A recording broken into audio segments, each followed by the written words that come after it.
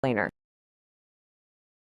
If you've ever wanted to bring a vibrant, living, breathing piece of the forest indoors without having to run the vacuum literally every single day to clean up dead leaves, well, you are exactly in the right place.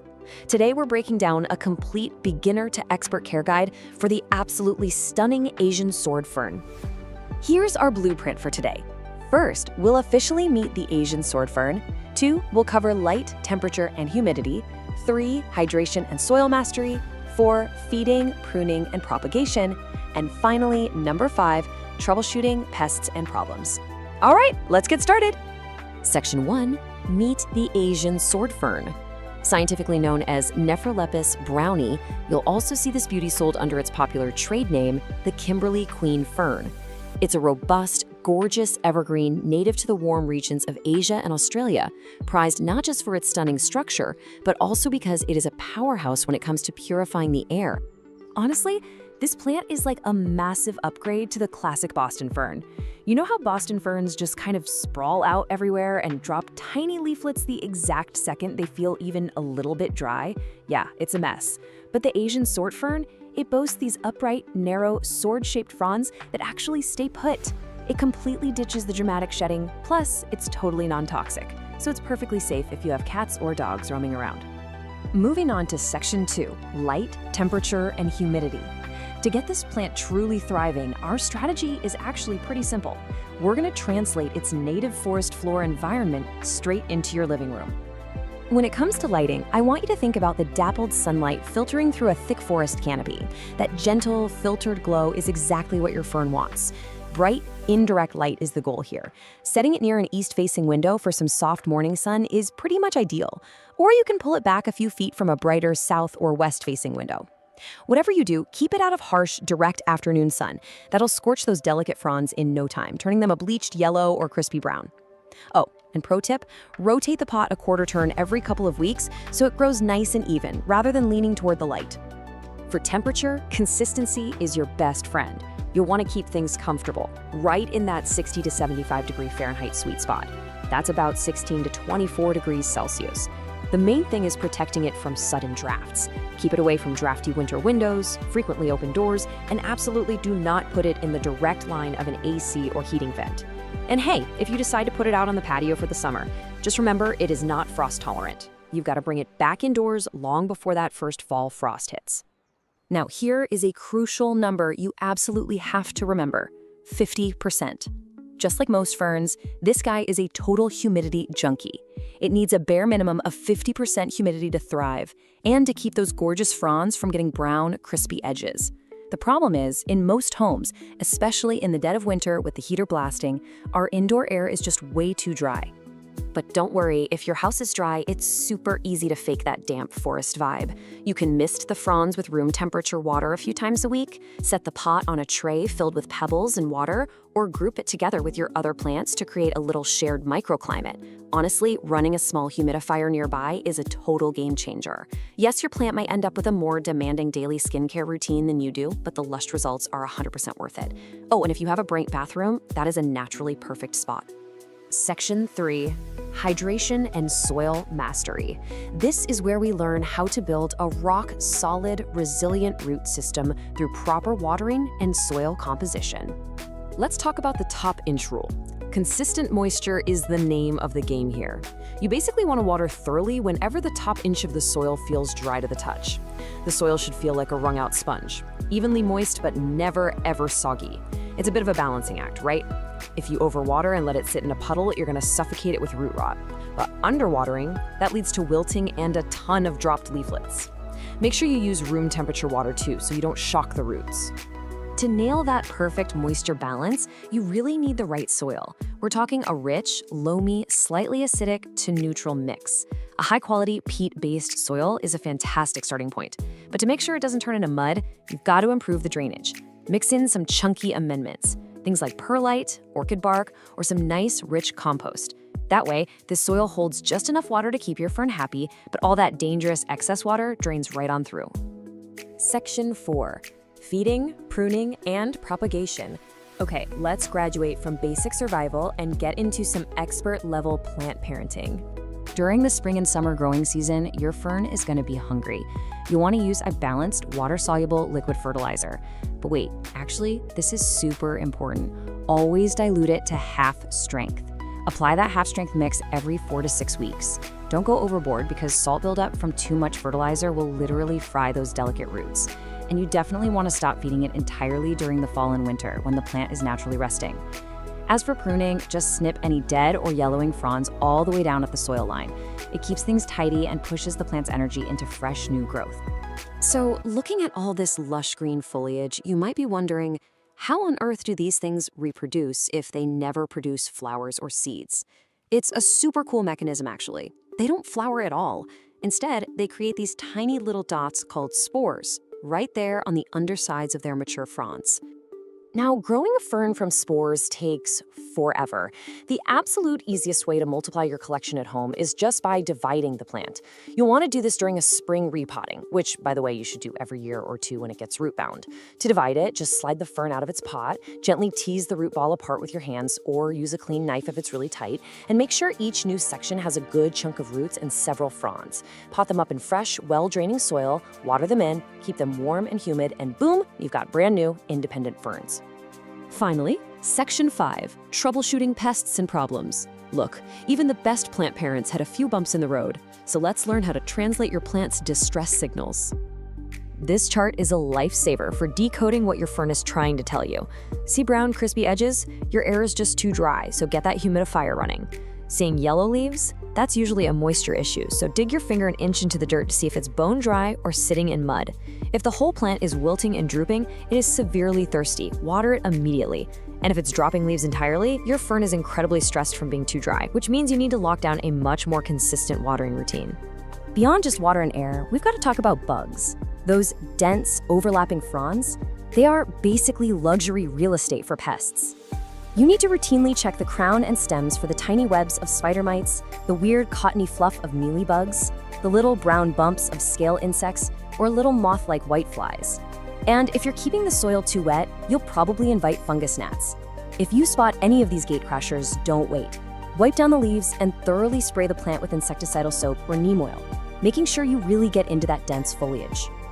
When you finally dial in that dappled light, the perfect moisture, and that magic 50% humidity, you're not just decorating a room anymore. You are literally sustaining a complex, living micro-ecosystem. The Asian soar fern is an absolute masterpiece that just asks for a little specialized attention in return for a massive aesthetic payoff. If you can successfully cultivate this vibrant piece of the forest floor right inside your living room, what other incredible natural environments are you ready to conquer next? Welcome to This Explainer. Today, we're unlocking one of the most rewarding and completely budget-friendly secrets in the whole plant world. We're going to give you the ultimate guide to multiplying your indoor jungle, right from your kitchen windowsill for absolutely free. If you've ever looked at a beloved plant and thought, man, I wish I had 5 of these, well, you are in exactly the right place. Okay, let's dive into our roadmap for today. We'll be covering 1. Propagation basics and tools. 2. Stem cuttings and water and soil. 3. Plant division for clumping. 4. Propagating succulents from leaves. And we'll wrap it up with 5. Advanced magic, air layering. Starting with Section 1, Propagation Basics and Tools. Let's get our gear ready. Before you even think about snipping your favorite plant, let's get our toolkit sorted out. And the great news is, you don't need a fancy laboratory for this. Just grab your sharpest scissors, pruning shears, or even a craft knife. Now, listen closely, because this is a big one. You've got to sterilize your tool with rubbing alcohol before making any cuts. It is absolutely non-negotiable if you want to avoid spreading disease between your plants. You'll also need some vessels, like glass jars for water propagation or small nursery pots with drainage for soil, along with your growing medium and some optional rooting hormone powder or gel to give those new cuttings a nice little jump start. Now, this brings us to the absolute golden rule of propagation. We need to talk about the node. A node is basically a small bump or ring on a plant's stem. Why do we care so much about this? Because this is literally the command center where leaves, branches, and most importantly, roots grow from. If you take a cutting without this little bump included, that stem is just going to sit in a jar of water forever and never ever grow roots. So always find the node. Moving right along to Section 2, Stem cuttings in water and soil. Let's kick things off with water propagation. This method is incredibly popular because, honestly, it's totally mesmerizing. This technique is your go-to for fast-growing vining plants. We're talking your pothos, philodendrons, monsteras, hoyas, and wandering dudes. The best part? You get a front-row seat to watch the roots develop day by day right through the glass. It's like a tiny, daily science fair project on your shelf. The process itself is a breeze. Step 1, cut a healthy stem, making sure you leave a leaf or two, and, of course, that all-important node we just talked about. Step 2 is super important. Strip off any lower leaves. If those sit below the waterline, they'll just rot and gross up your fresh water. Step 3, pop the cutting in the water, making sure the node is completely submerged. And finally, stick it in bright, indirect light, and remember to swap out that water every few days to keep things fresh and oxygenated. But hey, water isn't the magic bullet for everything. While your vining plants love a good soak, plants that rot easily, like snake plants, ZZ plants, begonias, and rubber plants, really need to go straight into soil. Bypassing the water actually gives them stronger, more robust roots right out of the gate, so they don't have to suffer through the shock of transitioning from a water environment to a dirt environment later on. So how do we pull off soil propagation? Take your healthy stem or leaf cutting, and here's where that optional rooting hormone comes into play for step 2. Dipping the cut end into that powder gives your plant a massive biological boost. Once it's dusted, plant it about an inch deep into moist, well-draining soil. The real trick here for step 4 is balance. You want to keep that soil lightly moist, definitely not soggy, and let it chill in a warm, bright spot while those roots go to work underground. All right, section 3, plant division for clumping. Let's look at probably the most straightforward method of all. If the idea of cutting your plants makes you a little nervous, you're going to absolutely love plant division. This isn't really a science experiment. It's basically just splitting one massive clumping plant into several smaller, ready-made plants. This is perfect for things that naturally grow in dense clusters right from the base. Think calatheas, ferns, peace lilies, or popping those little pups off spider plants. This one is super tactile. First, just gently wiggle the entire mother plant out of its pot. It might look like a totally tangled mess, but don't panic. For step 2, get your hands in there and physically massage the root ball to loosen the dirt. As you do, you'll start to feel where the plant naturally wants to separate into sections. Step 3, safely pull those natural clumps apart. You can use your hands or a clean, sterilized knife if they are being really stubborn. Just make sure each new clump takes a healthy chunk of roots with it. Finally, pot each new division in its own container with fresh soil, and boom, you instantly have brand new, fully formed plants. Now for section 4. Propagating succulents from leaves. Let's explore some truly magical regeneration powers. Succulents are basically the ultimate survivalists of the plant world. If you've got fleshy ones like Echeveria, sedum, or jade plants, you don't even need a whole stem. You can literally grow a perfect tiny new plant from just a single naturally fallen leaf. It is wild. Now this takes a little patience, but it's so fun to watch. First, if a leaf hasn't fallen on its own, gently twist a healthy one right off the main stem. Step 2 is critical. Leave that leaf alone in a shady spot for 2 to 3 days so the torn end can dry out and form a protective callus. Now look closely at step 4. After you lay that callus leaf flat on top of dry, succulent soil, you absolutely do not water it. Seriously, don't do it. Watering it now will just make it rot. Just give it bright, indirect light and wait. In a few weeks, tiny pink roots in a baby plant will magically pop out from the end of the leaf looking for moisture. Okay, but what do you do when your indoor tree has gotten way too tall, lost all its lower leaves, and it's just looking, well, awkwardly leggy in the corner of your living room? Standard stem cuttings just aren't gonna cut it here. That brings us to section 5, advanced magic, air layering. Air layering sounds a little intimidating, I know, but it is brilliant. This method is specifically designed for woody or thick-stemmed plants like your fiddle-leaf figs, rubber plants, and those giant, heavy monsteras. It actually lets you create a brand new root system for the top part of the plant before you ever chop it down. Let's walk through how to pull off this clever trick. First, pick the spot on that tall stem where you want your new plant's base to be. Make a careful, upward slanting cut about 1/3 of the way through the stem. Step 2. Take a handful of moist sphagnum moss and wrap it completely around that wound. Then, wrap the moss tightly in plastic wrap and secure it. You are essentially tricking the plant into growing a whole new root system inside that plastic-wrapped moss ball, all while it is still perfectly attached to and supported by the mother plant. After a few months, when you see roots filling up the plastic, you just execute step 5. Chop the stem off right below your new root ball and pot up your awesome new shorter plant. Propagation truly is the magic of turning one plant into 2, 3, or even 10. It completely shifts how you see your collection, turning you from a consumer into a creator. So grab those sterilized scissors and ask yourself, which beautiful plant are you going to multiply for free today? And once you master this, you've really got to wonder what other incredible survival secrets are just sitting there, hidden right inside your plant's DNA. Welcome to this explainer. Today we're tackling a plant that is equally famous for its absolute beauty and, let's be honest, its notorious fragility. We're going to completely demystify the burro's tail succulent. Whether you're carefully bringing home your very first tiny plant or you're trying to perfect the massive cascade of an older one, consider this your ultimate beginner to expert guide. Picture this. You just spot your plant, you're driving it home, you gently bump the pot, and suddenly you're panicking because half of those beautiful plump leaves just tumbled right onto the floor. Listen, you're not alone. It's the #1 source of frustration for new owners. It honestly makes you feel like you're failing before you've even started.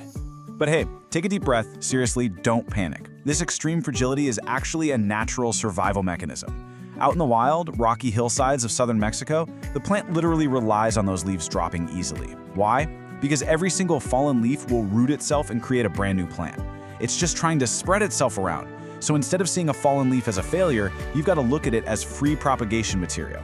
To get you from beginner to expert, here's our masterclass agenda. 1. Creating the perfect environment. 2. Watering and soil essentials. 3. Pruning and infinite propagation. 4. Troubleshooting pests and problems. And 5. Pro tips for ultimate success. Let's get into it. And the reward for getting this right? It's literally massive. When you nail the care and leave this plant completely undisturbed, a mature burro's tail can trail 3 to 4 feet from a hanging basket. It's absolutely breathtaking. And since they can live for well over a decade, it really becomes this stunning, living curtain in your home.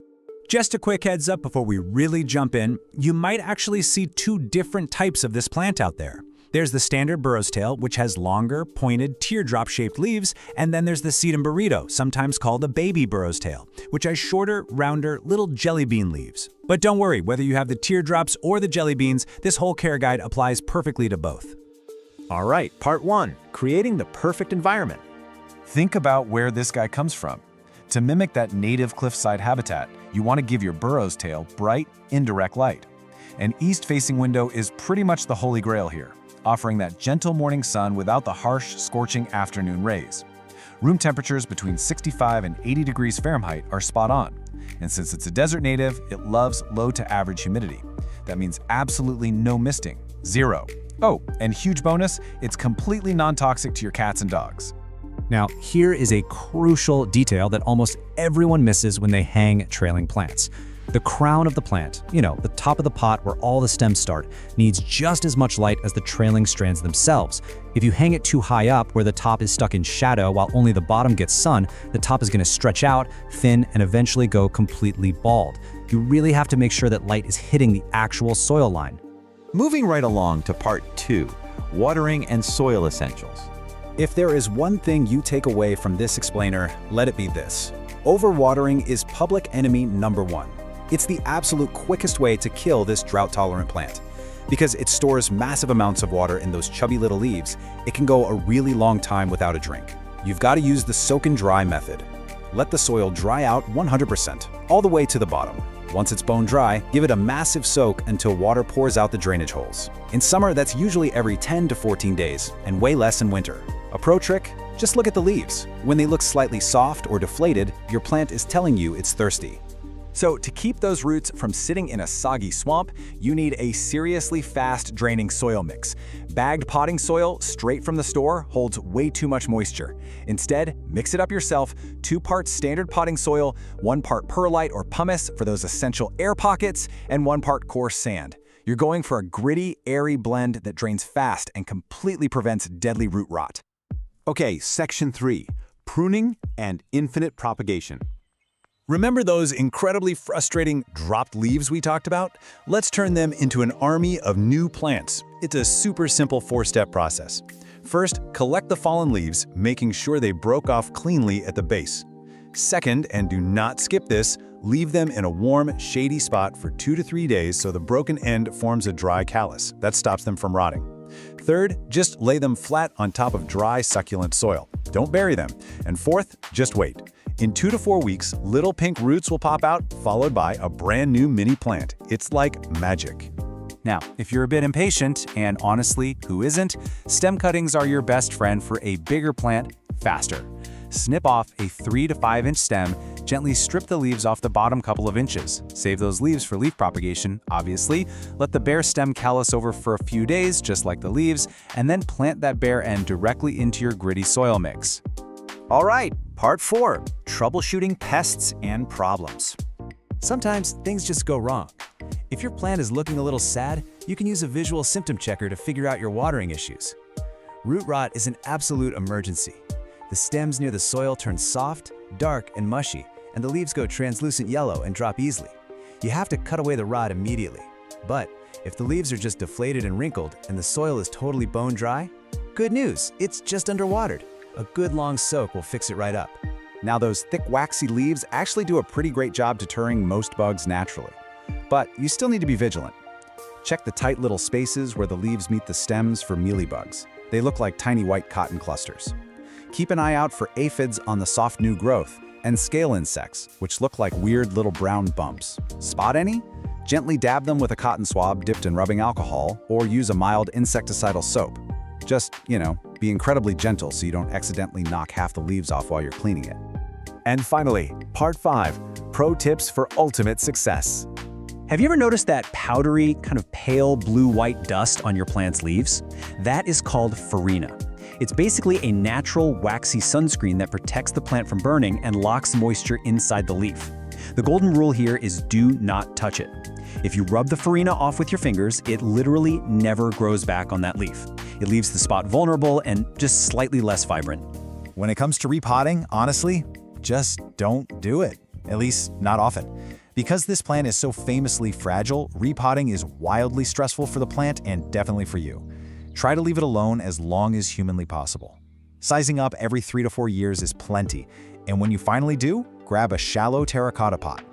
Terracotta is porous, so it helps the soil dry evenly, and the shallow shape stops wet, soggy soil from pooling underneath the plant's shallow root system. And here is my absolute favorite golden rule. It's a total game changer for preventing traumatic leaf drop. You need to change how you hydrate. Exclusively bottom water your burrow's tail. Top watering means pouring water over those fragile strands and bumping the pot, which almost guarantees you're going to lose leaves. Instead, set that terracotta pot in a sink or a basin with a few inches of water. Let it soak up moisture from the bottom for 15 to 20 minutes. Perfectly watered roots, and you never even touch the delicate hanging strands. So, you've got the complete manual now. You know how to dial in the bright light, mix up the grittiest soil, and master that soak and dry watering routine. Now, take a look around your space. Where is the absolute perfect spot to hang this stunning living curtain so that it literally never has to be moved again? Find that spot, set it up, step back, and get ready to enjoy an incredible cascade for years to come. Welcome to another explainer. Today, we're focusing on a houseplant that isn't just, a basic piece of greenery. It's practically a living, breathing work of art. We're talking about the incredible Philodendron Brazil. If you're looking for that lush, tropical jungle vibe, but you want something with a bit more artistic flair than your standard green foliage, you are in exactly the right place. This plant is a fantastic, highly communicative artist's canvas. And by the end of this explainer, you're going to know exactly how to master its care, no matter your current experience level. Okay, let's dive into this. Here is our roadmap for today. First, we'll meet the Brazil. Second, mastering light and water. Third, perfecting soil and environment. Fourth, pruning and propagation. And finally, troubleshooting and pro tips. Section 1. Meet the Brazil, the communicative canvas. So this isn't just your run-of-the-mill vine. It actually has a pretty fascinating backstory and a highly communicative personality that makes it the absolute perfect companion for developing your own plant intuition. To really get this plant, we have to travel back to 1991. The philodendron Brazil wasn't whipped up in some high-tech lab. It was actually discovered as a totally natural mutation in a greenhouse in Holambra, Brazil. And because it's a mutation, every single leaf that unfurls is a completely unique canvas. You get these incredible, unpredictable splashes of lime, cream, and deep emerald green. It literally looks like someone took a paintbrush to a standard heartleaf philodendron. But, that beautiful paintbrush effects actually comes with a biological catch. It's called variegation. Variegation is just a genetic mutation where areas of the leaf lack chlorophyll, which is the green stuff that makes food for the plant. So those stunning lime and yellow stripes, they're essentially energy freeloaders. They look absolutely incredible, but they don't pull their weight when it comes to photosynthesizing. And this establishes exactly why the Brazil has such specific lighting needs compared to a solid green plant. Section 2. Mastering light and water, the non-negotiables. If you want to keep your plant thriving and keep those freeloader variegated stripes looking super bright, getting your light right is completely non-negotiable. To compensate for those non-producing colorful areas, your Brazil needs bright, indirect light. Specifically, you're going to want to aim for 10,000 to 20,000 lux. And hey, you can actually measure this using a free light meter app right on your smartphone. The sweet spot is placing your plant within about 3 to 5 feet of an east or west facing window. A little gentle morning sun is fantastic, but you really must avoid hot, direct afternoon rays, or those beautiful yellow parts, which lack protective pigments, will scorch right up and turn papery. All right, let's talk watering, because this builds right into keeping the roots healthy. We're looking at the soak and dry method versus frequent sipping. Like most aroids, the Brazil is super susceptible to root rot if it just sits in wet soil all the time. You should only water when the top 50 to 75% of the soil is dry to the touch. But when you do water it, don't just give it a little sip. You need to soak it completely until water flows right out of the drainage holes. This flushing action actually mimics a tropical downpour. It ensures every single root gets a drink, and it washes out any built-up salts from tap water and fertilizers. And guys, this brilliantly illustrates exactly why I call the Brazil a communicative plant. If you aren't quite sure if it's time to water, just look for the philodendron curl. When this plant is thirsty, it literally tells you by drooping and curling its leaves inward into a little concave shape. This is simply a loss of turgor pressure, meaning the internal water pressure in the plant cells has dropped. Just give it a deep soak and I promise you it will perk right back up within hours. It's an amazing built-in visual cue. Section 3. Perfecting soil and environment, the optimal setup. Now, what's really interesting about moving this plant from just surviving to truly thriving is what goes on beneath the surface. The Brazil is a tropical hemiepiphyte, which means in the wild it actually grows up the sides of trees and in loose leaf litter, definitely not in dense ground dirt. Its roots need oxygen just as much as they need water, so dense potting soil will just suffocate it. So we construct a DIY chunky aroid mix. You want 40% potting soil for baseline moisture, 30% orchid bark to create these nice large air pockets, 20% perlite for aeration, and 10% worm castings for super gentle feed. This precise, fast-draining recipe practically eliminates the risk of root rot by delivering crucial oxygen right to the root system. With great soil comes great growth, and let me tell you, the Brazil is a really vigorous grower. It's capable of shooting out 2 to 3 feet of new vines per year. To fuel all that action, utilize what we call the weekly feeding method. Instead of hitting the plant with a massive, heavy dose of fertilizer once a month, you just mix a balanced liquid fertilizer at 1/4 strength and use it every single time you water during the active growing seasons of spring and summer. It gives the plant this steady, consistent stream of nutrients without any risk of chemical burn. As it grows, you actually get a choice to make about its form. See, in the wild, this plant climbs trees. When we keep it in a hanging basket at home and just let the vines dangle, the plant stays in its juvenile form, giving you those smaller 3 to 4 inch heart-shaped leaves. But if you provide it with vertical support, like a moss pole, it undergoes a total metamorphosis. The stems get woody and the leaves can mature to a massive 12 inches wide. So it's entirely up to your personal aesthetic preference. Section 4, pruning and propagation, expert level. So, are you ready to graduate to expert status? Before we start multiplying your collection, we absolutely have to address an alarming question that plagues so many owners.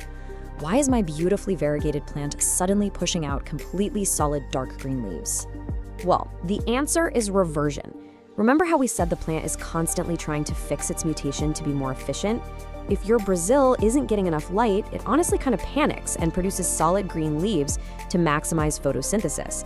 So the absolute strict rule here is this: if you see solid green vines, your plant is screaming for more light. You must immediately prune that solid green vine all the way back to the last variegated leaf and then move the pot to a brighter location. If you don't do this, that really vigorous green growth will just take over and outcompete the variegated parts permanently. But hey, when you do prune, definitely do not throw those cuttings away. The Brazil is ridiculously easy to clone through water propagation. First, just find a vine with a little brown bump on it. That's an aerial root node. Cut a segment, leaving just one leaf and one node. Then submerge only the node in a glass of water, making sure to keep the leaf dry so it doesn't rot. In about 10 to 14 days, roots are going to appear. Once they're a couple of inches long, you can plant them right back into the top of the mother pot to make the whole thing incredibly full and bushy. Now, if cutting your plant makes you a little nervous, try the expert-level bobby pin method. You literally don't even need scissors. Just loop a really long vine back up to the top of the soil. Find a node and use a standard bobby pin or a paper clip to pin it firmly against the moist dirt. It will root directly into the pot while it's still safely attached to the mother plant. Once it's rooted in there, you can snip the connecting vine or just leave it for a beautifully dense, layered look. Section 5. Troubleshooting and pro tips. Look, even the best plant parents run into a few bugs eventually, or want the inside scoop on styling. If you see bugs, please don't panic. Here are the 3 usual suspects and your exact actionable fixes. Fungus gnats, they absolutely love wet soil. Dry out your potting mix and treat it with mosquito bits. What about little white cottony fluff in the leaf crevices? Those are mealybugs. Just dip a Q-tip in 70% isopropyl alcohol and dab them right off. And finally, thrips. These are tiny yellow or black slivers that cause silver damage patches. They're pretty much the worst enemy. Quarantine the plant immediately and treat thoroughly with a spinosad spray. Want a genius hack to avoid stuff like fungus gnats entirely by never overwatering again? Enter the chopstick check. It's so simple. Just insert a raw wooden takeout chopstick deep into the soil and leave it there for about 10 minutes. Pull it out. If the wood is dark and damp, do not water. It takes the guesswork completely out of the equation, and bonus, you don't even get your fingers muddy. Okay, a super quick botanical pro tip for you. People mix up the Brazil and the standard pothos all the time. The absolute easiest way to tell them apart is to look for a cataphyll. A cataphyll is just the protective botanical sheath that surrounds a brand new leaf. As the philodendron leaf unfurls, this little sheath dries up and falls off.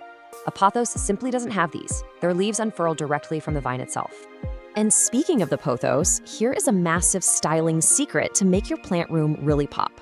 Try placing your philodendron Brazil right next to a neon pothos.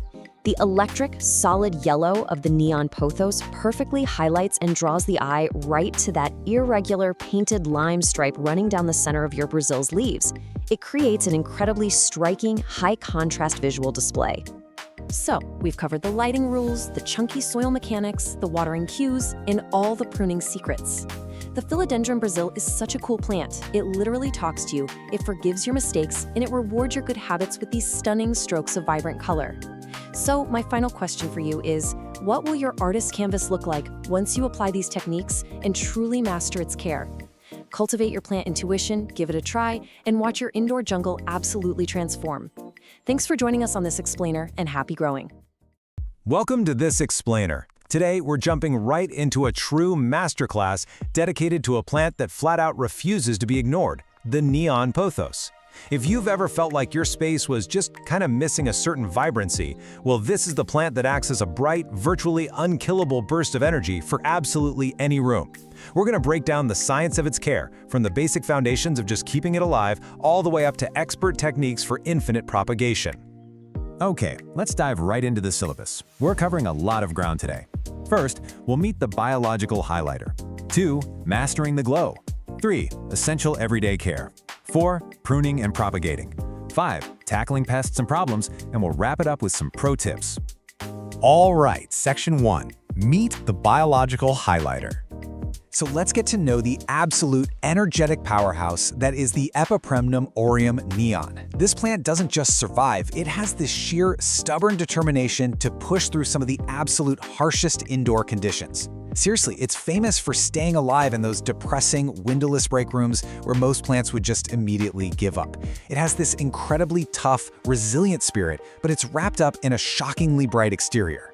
I absolutely love this description. A lamp that runs on water. Because honestly, with its electric shock of chartreuse yellow, placing this plant in a dark corner gives you an instant burst of brightness without even needing an electrical outlet. It's an incredible tool for interior design. It offers this dramatic, eye-catching contrast against dark walls, think charcoal or navy, or when you plant it in deep dark pots where that yellow foliage can just truly pop. Moving right along to Section 2, Mastering the Neon Glow. Now, this is arguably the most critical aspect of caring for the neon pothos. We have to understand exactly how and why it keeps that signature, shocking color. Because if we get this wrong, the plant literally loses its entire unique appeal, and the science behind the glow is actually fascinating. You see, the neon color is technically an unstable chlorophyll mutation. The plant lacks the dense, dark green pigment that you'd find in a standard plant. So in high light, the plant gets plenty of energy, meaning it can afford to be kind of inefficient and keep its brilliant chartreuse color. But in low light, it panics. It goes straight into survival mode and starts producing sunblock, that dense, dark green chlorophyll, just to capture every single scarce photon it can find. Basically, if you don't give it enough bright, indirect light, your glowing neon plant is going to revert into a standard dark green pothos. Now, what's really interesting here is the identity crisis this plant constantly faces in nurseries. You will so often see the philodendron lemon lime mislabeled as a neon pothos, but they are entirely different plants. Thankfully, you can spot the difference really easily through touch and shape. The neon pothos has a waxy, glossy, and just slightly bumpy texture, with these asymmetrical spade-shaped leaves. The philodendron, on the other hand, is completely matte. It's velvety smooth with really broad, dramatic heart shapes. And you'll see these little sheaths on its new stems. Knowing this little trick totally saves you from accidentally buying a wrong plant. Okay, Section 3, Essential Everyday Care. This is where we shift our masterclass into the daily grind. And the great news is, the neon pothos has a dramatic but incredibly helpful communication style, especially when it comes to telling you exactly when it's time to pull out the watering can. Honestly, you should completely ignore a strict watering schedule. Just toss it out. Instead, rely on the dramatic droop and tactile sensory cues. Use what we call the squeeze test. If the leaf is firm, cool, and rigid, do not water it. But if it feels soft, pliable, and folds easily like a warm taco shell, it is definitely thirsty. And when you do water, drench the soil completely until it flows out the bottom. But never, ever let the pot sit in standing water. Of course, watering is literally only half the equation, right? Drainage is the other. Neon pothos roots need oxygen just as much as they need moisture. So to prevent suffocation and root rot, you absolutely need a chunky texture in your soil. A perfect DIY mix for this is 60% high-quality potting soil, 30% perlite or pumice for that vital aeration, and 10% orchid bark to kind of simulate the natural forest floor. And a quick but super important warning, never use heavy outdoor garden or topsoil indoors. It will instantly suffocate your plant, no exceptions. Let's talk climate and fuel. Hailing all the way from French Polynesia, this plant loves it warm. We're talking ideally between 70 and 90 degrees Fahrenheit. The ultimate danger zone for it is a cold draft dropping below 55 degrees. That will cause irreversible black spots in the leaves, which we definitely don't want. While it strongly prefers 50 to 70% humidity if you want those massive leaves, it easily tolerates dry indoor air at around 30%. As for fuel, you'll want to use a nitrogen-focused fertilizer in the spring and summer to really support those stunning yellow leaves. Remember, this plant isn't going to bloom indoors, so all its energy is going straight to the foliage. And whatever you do, always remember to stop feeding it in the winter so you avoid burning the roots. Next up, Section 4, Pruning and Infinite Propagation. This is where you graduate to the next stage of plant parenthood. We're going to look at how to tame a wild, sprawling vine, and even more excitingly, how to create endless clones. 10+ feet. That is the massive, fast-growing potential of these vines, especially when you give them a moss pole to climb. The act of climbing actually triggers hormones that make the leaves grow exponentially larger. But there's a catch. You have to watch out for the dreaded baldness problem. If you just leave it to hang and grow as a single leggy string, the vine will very often lose all its base leaves. That leaves you with a really sad, bald-looking stem near the soil. So how exactly do we fix that baldness while simultaneously multiplying our collection? Well, by pruning the vine just above a node, you're actually forcing the mother plant to branch out and become much bushier. Then you take that cutting you just made, trim off the bottom leaf, and literally just stick the node in water. Seriously, in just 7 to 10 days, roots are going to explode from that stem. It's an almost foolproof cloning method that lets you create 10 lush plants out of just one single vine. All right, Section 5, troubleshooting pests and problems. Look, even the toughest plants face challenges, right? And the bright, electric leaves of the neon pothos unfortunately act as a bit of a beacon for certain unwanted guests. But don't worry, we're your definitive plant coach here to help diagnose and treat these issues. Let's break down the sap-sucking enemies drawn to your plant. First, if you see white, fluffy cotton spots tucked right where the leaf meets the stem, you've got mealybugs. Treat those with a strong shower blast or insecticidal soap. Scale, on the other hand, looks like hard brown bumps on the stems. For those, granular systemic insecticides mixed right into the soil are your best bet. Finally, spider mites. They leave this really fine webbing and tiny specks on the undersides of leaves, especially when the air is dry. A routine spray of neem oil every 5 to 7 days will clear them right out. Beyond the creepy crawlies, the leaves themselves are actually communicating with you when your care routine is a bit off. If you start seeing crispy brown edges, it usually means your watering is too erratic, like you're letting it dry to the bone and then completely drowning it. Or your air is just way too dry. But you really need to beware of mushy yellow leaves. Now, a single old leaf turning yellow near the soil, that's just natural aging. But sudden, widespread, mushy yellowing all across the vine, that is a dire, flashing warning sign of overwatering and root rot. Finally, we've made it to Section 6, Pro Tips for Thriving. Okay, we've covered survival, we've covered maintenance, and we've covered problem solving. Now we enter the final expert level of this masterclass to truly elevate your routine and push your neon pothos to its absolute peak. Here are your rapid-fire expert tips. First up, if you happen to have a freshwater aquarium, use that dirty water during your tank changes to water your plant. It is packed with a massive biological nitrogen boost. Second, rotate your pot a quarter turn every single week. This prevents the vine from growing entirely lopsided toward the nearest light source. Third, dust your leaves monthly. Dust literally blocks light, and remember, this plant needs every single photon it can get. Finally, my favorite trick, if you have a bare vine, just loop it back onto the soil and pin the node down with a bobby pin. It will root directly into the soil, perfectly mimicking how the plant naturally spreads across the forest floor.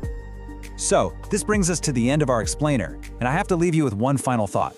Are you ready to let this biological highlighter transform your darkest corners into a thriving neon jungle? You now have the complete blueprint, from mixing the perfect chunky soil to reading that dramatic droop, forcing brilliant color through proper light management, and cloning your way to an endless indoor garden. Take these steps, apply the science, and just watch your space completely light up. Thanks so much for joining this explainer, and hey, happy growing! Okay, have you ever wanted a houseplant that's like practically immortal? One that actually thrives when you completely forget about it and then out of nowhere rewards you with these stunning chocolate-scented flowers? Well, welcome to this explainer. Today, we're diving into the complete care guide for the Hoya carnosa, better known as the wax plant. We are going to walk through the ultimate survival and reward guide for a true heirloom plant. If you can just master the simple art of neglecting this plant the right way, you'll have a botanical companion for decades. So here's our roadmap for today. First, we'll meet the immortal wax plant. Second, we're going over the essential Hoya care rules. Third, we'll learn the taco test for watering. Fourth, defeating common Hoya pests. Fifth, unlocking those porcelain blooms. And finally, propagating your heirloom plant. Let's get right into it. Section 1. Meet the immortal wax plant, a lifelong heirloom companion. Imagine a plant that's basically the perfect hybrid. It gives you the lush, trailing vibe of a pothos, but with the extreme drought tolerance of a jade plant. It's wild. To really grasp what we're dealing with here, look at this quote from plant expert Anastasia Bermeslow. She talks about having a Hoya propagated from a cutting taken all the way back in 1985. She calls them heirloom plants. So we're not talking about some trendy, delicate little thing that you buy and throw away when it dies a year later. This is a multi-decade investment. Honestly, it routinely outlives its owners. All right, Section 2, Essential Hoya Care Rules, Building the Foundation. To really succeed with a Hoya and build that foundation, we actually have to completely untrain ourselves from standard houseplant care. Seriously, standard potting soil and your normal watering schedule, that'll quickly kill this plant. Instead, we've got to look at how the Hoya carnosa lives in the wild. It's an epicite. What does that mean? Well, in the wild subtropical forests of East Asia and Australia, it doesn't even grow in the dirt. It actually grows clinging to tree trunks and branches, with its roots just exposed to the breeze. Because of this, Hoyas absolutely hate having wet feet. Their roots literally need to breathe, or they're gonna rot fast. And this brilliantly shows exactly how we mimic that wild tree bark environment right in a pot. Remember, standard soil is way too dense and it'll suffocate the plant. Check out this DIY chunky soil recipe instead. You're going to want 1 part potting soil for base moisture and nutrients, 1 part perlite or pumice for drainage, and 1 part orchid bark to create these large air gaps. Mixing these in equal parts creates massive air pockets, and that means even right after you water it, oxygen can still reach those super sensitive epiphytic roots. It's a real game changer. Moving on to section 3, the taco test for watering. Stop guessing, start testing. The golden rule for our complete care guide is this: water deeply but infrequently. Honestly, you should only water when the soil is 100% dry. But how do you actually know for sure? Our source gave us this absolutely brilliant tactile trick called the taco test, so you never have to guess again. Here's exactly how it works. Step 1, find a mature leaf near the base of the plant. Make sure you don't use those tiny new baby leaves. And step 2, just using your fingers, gently try to fold that leaf in half lengthwise. Yep, exactly like a taco shell. Now you just evaluate how it feels. If that leaf is stiff and hard, do not water it. The leaf is what we call turgid, meaning it's still packed full of water. If you give it a drink now, you are risking root rot. But if the leaf feels pliable, a bit wrinkly, and bends easily with almost no resistance, kind of feeling like leather, then it is time to water. For all you chronic overwaterers watching, and you know who you are, relying on this simple touch test will absolutely save your plant's life. Before we move on from the basics, we've got to talk about a super common mistake. Do not cut the tentacles. Your Hoya is going to periodically shoot out these long, completely bare, alien-looking vines. A lot of people think, oh, that's dead growth, and they just chop it off. But actually, scratch that, it's not dead at all. These are tendrils actively searching for a tree to climb. So just have some patience, gently wrap that vine around a trellis, and eventually the plant is going to fill that bare vine with gorgeous, lush leaves. Section 4. Defeating common Hoya pests. Protecting your investment. Look, with any plant, things can sometimes go wrong, but the source material gives us this incredible, rapid-fire troubleshooting guide to protect your heirloom plant. You really want to pay attention to the top of the list here. Mealybugs. These guys look like little bits of white, cottony fluff just hiding out in the leaf joints. Honestly, they are the Hoya's absolute arch nemesis, especially for crinkly varieties like the Hindu rope. To defeat them, just dip a Q-tip in 70% rubbing alcohol and dab them. It dissolves their waxy armor instantly. Bam, gone. Now, if you see fine webbing and dusty leaves, you're dealing with spider mites, which really love dry air. Just shower the plant off and raise the room's humidity right away. For aphids, which usually show up on new growth, a strong stream of water works best. And if you ever spot hard brown bumps on the stems, that's scale. Just scrape them off and treat the stems with neem oil. All right, section 5, unlocking the porcelain blooms, the ultimate reward. Okay, this right here is why we go through all the trouble. The flowers. The Hoya carnosa produces these incredible ball-shaped clusters of star-like flowers that literally look like they're carved out of wax or porcelain. Plus, they release this potent fragrance that smells like chocolate, vanilla, or honey. It is amazing. But to actually get there, we need to talk about a concept called sun stress. Now, you might hear plant collectors talk about this and think it sounds bad, but it's actually highly desirable. When a Hoya is placed in really bright light, it produces red or purple pigments called anthocyanins to protect its cells from UV rays. It's essentially a botanical suntan. So if your leaves have this beautiful red or bronze flush, it means your plant is absorbing maximum energy, and that's exactly what it needs to crank out those gorgeous flowers. So what's the secret? How do we actually guarantee flowers? Well, here is the exact bloom-boosting recipe for your complete care guide. First, you need bright, indirect light. An east-facing window is pretty much unbeatable for this. Second, keep the plant tight in its pot. Hoyas really prefer to be root-bound. If the pot is way too big, it's just going to spend years growing roots instead of flowers, so keep it snug in a breathable terracotta pot. Third, you want to let it experience a natural winter temperature drop, down to about 60 degrees Fahrenheit at night. This actually signals the plant to form reproductive buds.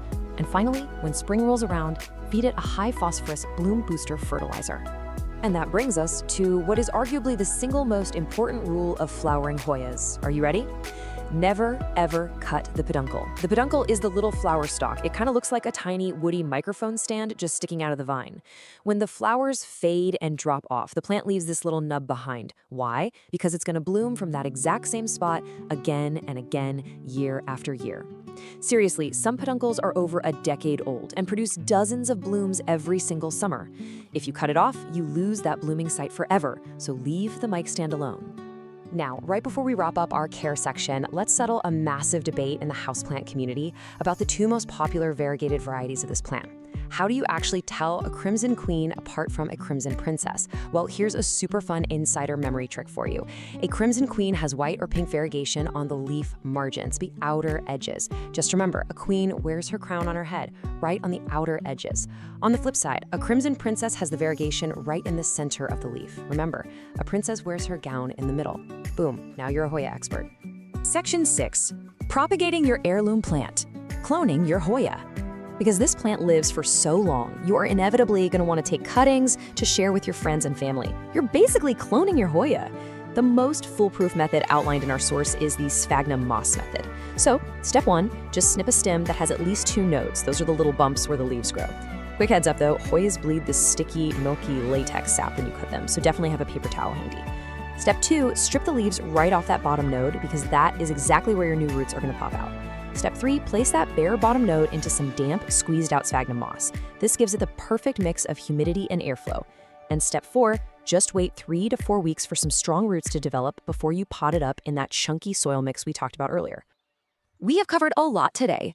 We've talked about the soil, the taco test, dealing with pests, and the secrets to getting those incredible porcelain flowers. Because the Hoya carnosa is just so drought tolerant and remarkably resilient, it truly becomes an investment piece for your home, which really leaves us with one final fascinating thought for you to consider as you kick off your Hoya journey. If you follow this complete care guide, there's a very good chance your plant will actually outlive you. So with a lifespan spanning multiple decades, who will inherit your Hoya? Welcome to This Explainer. Today, we're diving into a complete beginner to expert masterclass on caring for one of the absolute most resilient and beautiful houseplants out there, the aloe vera. Whether you are a total novice getting your very first plant or a seasoned collector, this guide is going to take you through absolutely everything you need to know to make your plant thrive.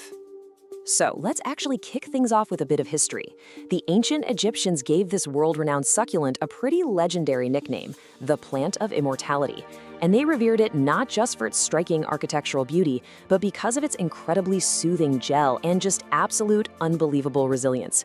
It is literally a living first aid kit. And today, we're going to learn exactly how to harness that resilience right in your own home. Here's our agenda for today's explainer. We'll cover the ultimate desert survivor, the core care triad, maintenance and feeding, multiplying your plant, troubleshooting common problems, and wrap up with some pro tips for success. All right, section 1, the ultimate desert survivor. Think of it as a resilient, living first aid kit. Okay, so the aloe vera is a perennial. That basically means it has a super long lifespan, easily over 10 years indoors if you treat it right. It grows actively in the spring and hits its peak stride in the summer. But here's the catch. As we head into fall and winter, it needs a strict rest period. I mean, its growth slows down dramatically. Because of that, you've got to significantly reduce your watering to mimic its natural dormancy. Getting this rhythm down, that's the secret to a really happy aloe. Moving right along to section 2, the core care triad. We're talking light, water, soil, and, well, humidity. So for that first pillar, light, your aloe needs at least 6 hours of bright, indirect to direct sun every single day. A south or west-facing window? Absolutely perfect. Now, if it doesn't get that light, you'll see a condition called etiolation. Basically, the plant stretches out trying to find more sun. Instead of plump, upright leaves, you get this leggy, weak, pale growth. It's not a great look. Remember, this plant will survive in a dark corner, but it absolutely won't thrive. Now for the second pillar, water. You really have to treat watering like a rare desert event. Since aloes store a ton of water right in their fleshy leaves, the absolute most common mistake is practically loving them to death with too much water. Instead, you're going to use the drench and dry method. Here's how it works. Pour water in until it flows freely out of the drainage holes. Let the pot drain completely, and then, and this is the absolute most important part, do not add a single drop of water again until the soil is 100% bone dry. In the heat of the summer, that's maybe every 2 to 3 weeks. In the winter, honestly, maybe just once a month. And you know, spotting the difference between overwatering and underwatering is a total game changer for diagnosing your plant. Overwatering, that's gonna look like mushy, browning, or yellowing leaves near the base, plus a really soft stem, and that is incredibly dangerous for the plant. Underwatering, on the flip side, leaves you with thin, wrinkled, deflated leaves that curl inward, usually with crispy tips. If you see those wrinkles, your plant is just thirsty. Give it a deep soak, and it'll plump right back up in a day or two. The golden rule here, when in doubt, just wait it out. Don't water it. Okay, the final pillar, soil. This totally goes hand in hand with our watering strategy. The absolute non-negotiable rule is that your aloe needs loose, gritty, fast-draining soil. A prepackaged cactus or succulent mix works great, or you can whip up your own using equal parts potting soil, perlite, and coarse sand. But please, never, ever use dense garden soil. And whatever you do, ensure your pot has drainage holes. Those roots absolutely cannot sit in a puddle. All right, let's talk humidity. You might be wondering how much extra misting this arid desert dweller needs to thrive. The answer? Exactly 0. 0 extra humidity. It actually wants dry air, so you can go ahead and put away the humidifiers and those pebble trays. Pumping up the humidity actually increases the risk of nasty fungal diseases. Just your normal, everyday household air is absolutely perfect. Which brings us to section 3, maintenance and feeding. Let's talk about fueling your desert plant. So aloes aren't exactly heavy feeders, right? But a little boost during their active growing season definitely helps. Using a balanced water-soluble fertilizer with a 10-10-10 NPK ratio is pretty much ideal. But here's the catch. Always dilute it to half strength so you don't accidentally burn the roots. And you really only need to apply it once or twice a year during the spring or summer and only on soil that's already moist. Never fertilize in the winter when the plant is sleeping. Now, as for pruning, you'll love this. The requirements are wonderfully minimal. You basically just need to trim away the naturally dried up brown bottom leaves to keep things looking tidy. Just grab a clean, sharp knife and cut as close to the main stem as possible. And hey, you can also prune by harvesting those mature outer leaves whenever you happen to need some of that incredibly soothing gel for a minor kitchen burn. All right, on to the really fun stuff in section 4, multiplying your plant. We're gonna create an endless supply. So check this out. A healthy, mature aloe vera actually produces its own miniature baby plants. They're called offsets or pups. These adorable little clones sprout right up next to the mother plant and literally share her root system before they're separated. Basically, if you treat your aloe right, it's gonna give you a practically endless supply of free plants to gift to your friends. How cool is that? Propagating these pups is super easy if you follow a few exact steps. First off, be patient. Wait until the pups are several inches tall, ideally around 1/3 of the mother's size. Once they're ready, carefully unpot the mother plant and gently untangle the pup, making sure it keeps some of its own roots attached. Now, this next part is the most vital step of the whole process. Let the pup's cut wound dry out and callus over for 1 to 2 days in a shady spot. If you skip this, it'll probably rot. Finally, pot it up in some dry cactus mix and, resist the urge, wait a full week before you give it any water so those new roots can get established. Even the toughest plants have bad days, which brings us to Section 5, Troubleshooting Common Problems, your quick pest and disease guide. Now, aloes are highly pest resistant, but you still want to keep an eye out for a few common invaders. See small, white, fuzzy spots deep in the leaf crevices? Those are mealybugs. Spot hard, brown bumps on the leaves? That's scale. For both of these guys, isolate your plant and dab each pest with a cotton swab dipped in 70% rubbing alcohol. And if you notice fine webbing and tiny arachnids, you've got spider mites, which love dry conditions. You can treat them by spraying the plant with insecticidal soap or neem oil. But honestly, pests are not your biggest worry. If you see mushy stems and yellow leaves, that is a massive red flag for root rot. It's literally the most fatal disease for an aloe, and it's caused entirely by overwatering. If you spot this, you've got to perform emergency surgery. Stop watering immediately, unpot the poor thing, and trim away all the black, mushy roots until you're left with only firm, yellowish white ones. Then replant it in completely fresh, dry soil and cross your fingers. Let's wrap things up with Section 6, Pro Tips for Success. These are the absolute best practices for a thriving aloe. All right, let's run through a quick, rapid-fire checklist of best practices. Always err on the side of keeping it dry. Like I said, it thrives on neglect. Use unglazed terracotta pots. They're porous and actually pull moisture out, helping that soil dry evenly. Make sure to rotate your pot a quarter turn every few weeks so it grows straight and doesn't lean toward the window. Keep it in its ideal temperature range between 55 and 85 degrees Fahrenheit, and definitely keep it away from cold, drafty windows in the winter. Don't rush pot propagation, wait until they're 1/3 of the mother's size. And finally, repot every 2 to 3 years, but only go up 1 or 2 inches in pot size to prevent excess soil from holding water like a sponge. And hey, here's a quick, super fun bonus fact. Did you know they can bloom? It's true.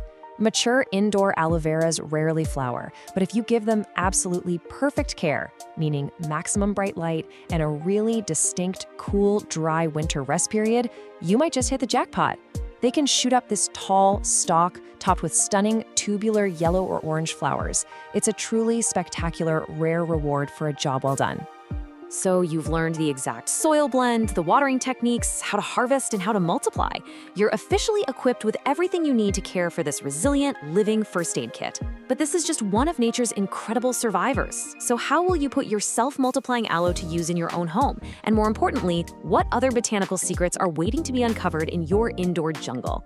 Stay curious, everyone, and happy growing. Welcome to this explainer.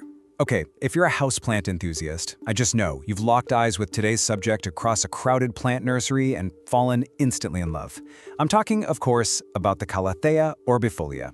It is an absolutely breathtaking tropical masterpiece, but let's be honest with ourselves, it definitely comes with a reputation for being a completely demanding diva.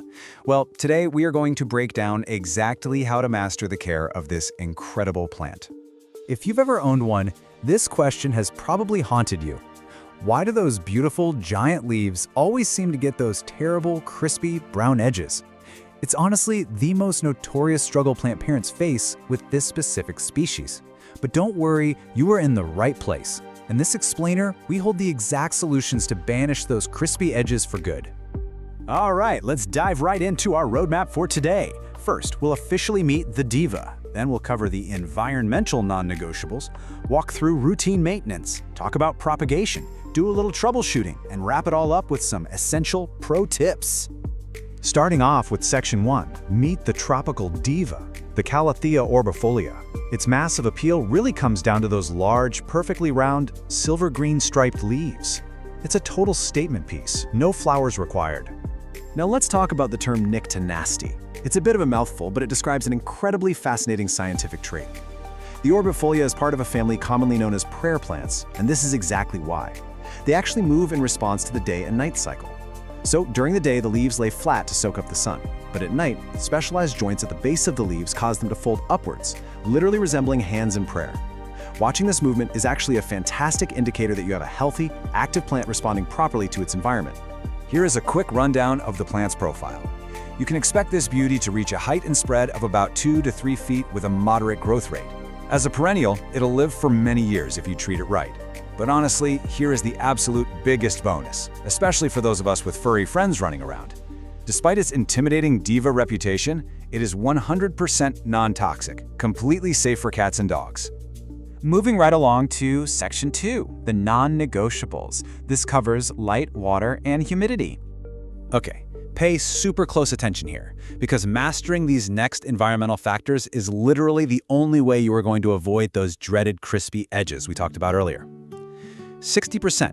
I want you to burn this number into your memory. 60% or higher is the golden rule for your humidity levels. Because this is a true tropical plant, moist air is just an absolute requirement to keep those delicate leaves pristine. Now, a lot of people try to achieve this by misting their plants, but honestly, misting is only a very temporary fix. To hit that golden rule consistently, a dedicated humidifier is by far your most reliable method. And this brilliantly illustrates our next point, water quality. Calatheas are famously sensitive to what is actually in their water, making tap water the #1 enemy of this plant. The everyday minerals, salts, chlorine, and fluoride found in tap water will slowly build up in the soil and directly cause those brown, crispy leaf edges. To keep this plant happy, you absolutely must use filtered water, distilled water, or rainwater. Then we have light. To understand what this plant wants, you kind of have to think about where it comes from. In its native Bolivian rainforest, the orbifolia grows way down on the floor, tucked under a really dense tree canopy. Because of that, direct, intense sunlight will literally scorch, burn, and fade those beautiful leaves. You want to replicate that natural canopy by providing bright, indirect light, something like an east-facing window, or maybe light filtered through a sheer curtain. Just be sure to avoid both direct sun and very low light, because low light is just going to cause weak, sad growth. Let's move into Section 3, routine maintenance. We're talking soil, feeding, and pruning. These are the daily and seasonal care routines required to keep your plant pushing out fresh, symmetrical growth. And, well, it all starts in the pot.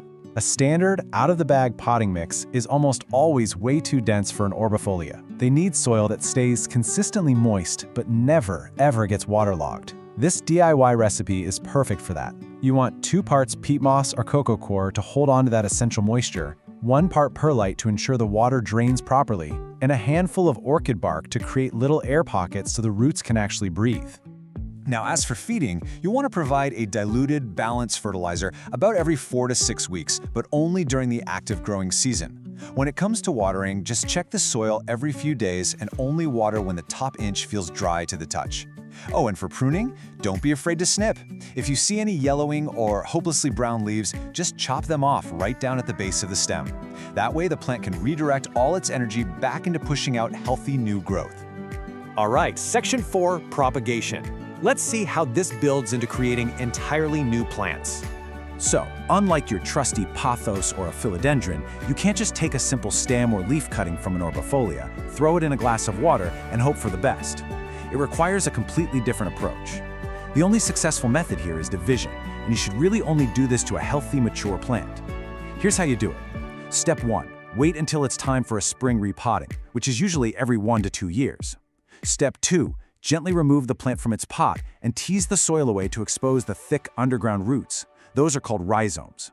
Step 3. Carefully separate those clumps, making absolutely sure that each new section has its own root system and at least 2 to 3 leaves. Finally, Step 4. Pot them up separately in that fresh, airy DIY soil mix we just talked about. Section 5. Troubleshooting. It's time for defeating the villains.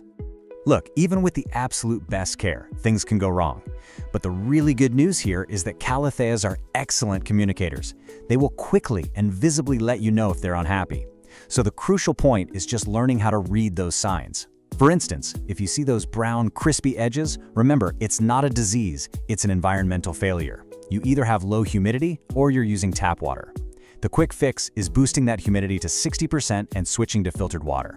Now, what about yellowing leaves? That's almost always overwatering. You are quite literally suffocating the roots. Just let the top inch of soil dry out. Finally, if the leaves are curling inwards like little tubes, the plant is desperately thirsty and trying to conserve whatever moisture it has left. You need to give it a thorough watering immediately. And then, unfortunately, we have the actual villains, the pests. You'll want to keep an eye out for mealybugs hiding in the plant's crevices and thrips, which tend to leave weird silvery patches. But I really have to warn you, spider mites are the ultimate villain for this specific plant. They cause this stippled, faded appearance on the leaves and leave behind really fine webbing. But here is the secret. Spider mites absolutely thrive when the air is dry. Because of this, maintaining that high, consistent 60% humidity is actually your absolute best defense against an infestation. And finally, Section 6, Pro Tips for Pristine Foliage. These are the expert-level habits that separate a plant that is merely surviving from one that is absolutely thriving and dominating your space. Let's rapid-fire summarize these golden rules. First, humidity is everything. Keep it at 60% or higher. Second, ditch the tap water entirely. Seriously, just stop using it. Third, those massive leaves will aggressively reach for the sun, so make sure you rotate the pot a quarter turn every single week to keep the plant growing nice and symmetrically. Fourth, wipe the dust off those giant leaves monthly with a damp cloth so they can actually breathe and absorb light. And finally, never use commercial leaf shine products. I know they might look nice and glossy for a day, but they will actually clog the stomata, which are the vital breathing pores on those beautiful leaves, effectively suffocating your plant. Well, we've decoded the environment, perfected the soil, and unlocked the secrets to keeping those giant, striped leaves pristine and healthy. You now have the exact blueprint to confidently care for this magnificent plant. So, I'll leave you with this final thought as you look around your own indoor jungle. Will you master the diva, or will the diva master you? Thanks so much for joining me on this explainer, and hey, happy planting! Welcome back, everyone, to another explainer. I'm seriously thrilled to have you here today. We are jumping right into a complete guide on an absolute powerhouse of tropical foliage, the coleus. Look, if you've been wanting to seriously level up your indoor plant game with some of the boldest, most saturated colors in the entire plant kingdom, well, you've hit the jackpot. Let's get right to it. So here's the real question, right? Do you want outrageous, eye-popping indoor color, but without all the fussy drama of coaxing a plant to bloom? I mean, think about it. Most houseplants demand a crazy amount of precise energy and perfect timing just to pop out a single flower. But the coleus? No way. It delivers these massive flower-level colors. We're talking deep burgundies, shocking magentas, rich coppers, purely through its leaves. It's literally brilliant, loud color on every single leaf all year round. Okay, let's dive into this. Here's our roadmap for today's explainer. First, we'll meet your colorful coleus. Then we'll cover the foundation, light and water. After that, soil, feeding, and environment. Next up, pruning and the whole bloom drama. And finally, troubleshooting and pro-level propagation. All right, Section 1. Meet your colorful coleus.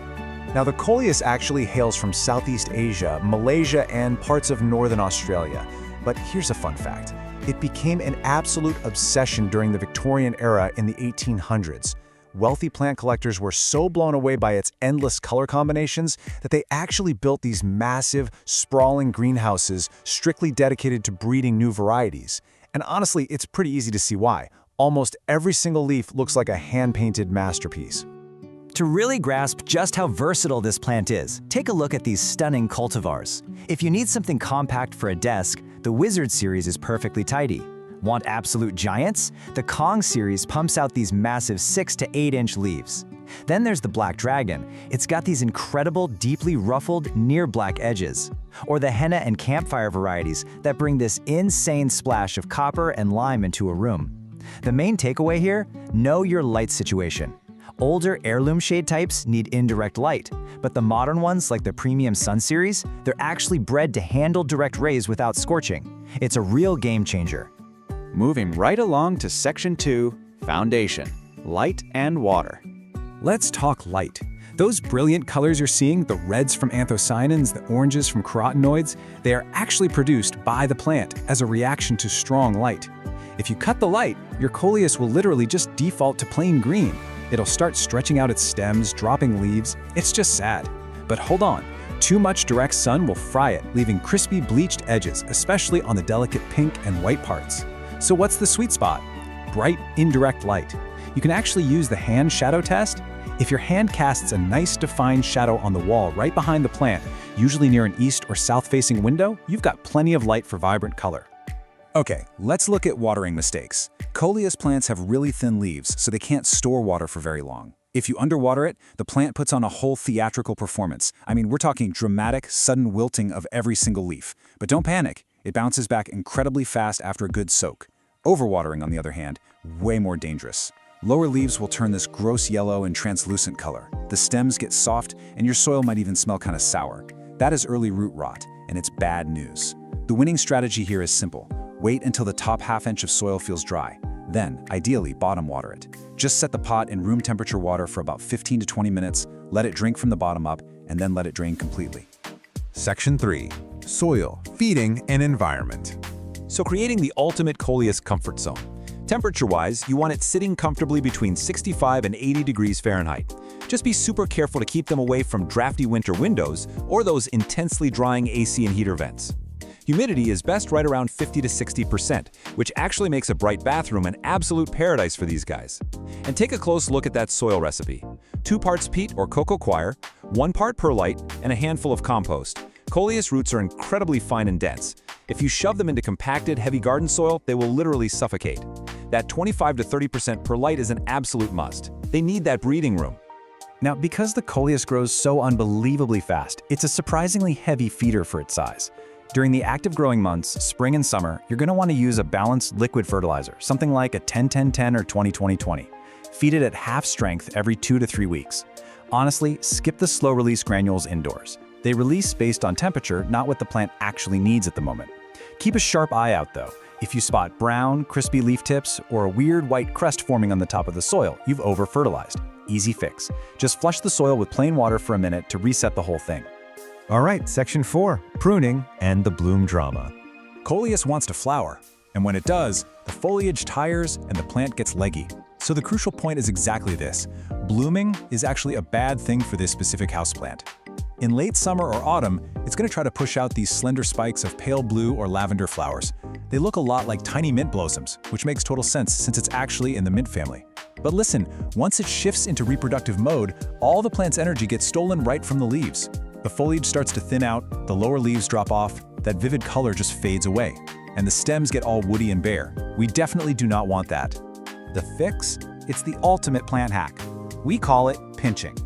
Pinching is literally just snapping off the top 1 to 2 inches of a stem right above a healthy leaf pair. You can use clean fingernails, sharp scissors, whatever works. Every single time you pinch a stem, you are forcing that stem to split into 2 brand new branches. It builds incredible density. And the best part? It takes barely 60 seconds every week or 2 during the growing season. This instantly stops that leggy growth, prevents flowering entirely, and keeps your plant looking remarkably full and vibrant. Finally, Section 5, Troubleshooting and Propagation. Let's do a rapid-fire troubleshooting session here. Because coleus leaves are so soft and juicy, they are total magnets for indoor pests. Weekly checks are absolutely vital. See fine webbing or tiny stippled yellow dots? That's spider mites. Hit them with some diluted insecticidal soap. White cottony puffs hiding in the leaf joints? Those are mealybugs. Just dab them with 70% isopropyl alcohol on a cotton swab. A weird dusting of white powder means powdery mildew. You can fix this by improving your airflow and making sure you water in the morning. And if you ever see mushy black stems, you're looking at root rot. You need to unpot it and trim the soft roots, but honestly, your best bet is to take backup cuttings from the healthy top immediately. And this brilliantly illustrates the real magic of the coleus: infinite water propagation. See, indoors, parent plants naturally tend to lose their vigor after about 2 years, but a single mature plant can produce dozens, literally dozens of free new plants. Just cut 4 to 6 inches off a healthy stem right below a node, strip off those lower sets of leaves, and submerge the bare nodes in a glass of room temperature water. Keep it sitting in bright, indirect light, swap out the water every 3 to 4 days, and boom, in just 7 to 14 days, you'll have 1 to 2 inch roots ready for potting soil. It is really that easy. All of this brings us to our final list of expert tips for true coleus mastery.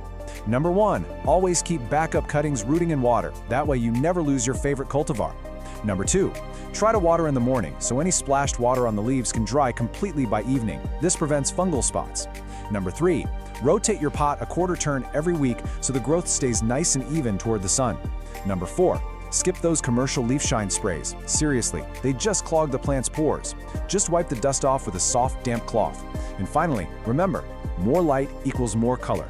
If you're stuck in a dim apartment, popping a basic grow light over your plant will work absolute wonders. So, we've covered the history, the light, the soil, that absolute must-do pinching hack, and the incredibly simple propagation method. You now have the exact blueprint to transform literally any bright room into a tropical, wildly colorful paradise without ever waiting around for a single finicky flower to bloom. So, I'll leave you with this final, exciting thought to chew on.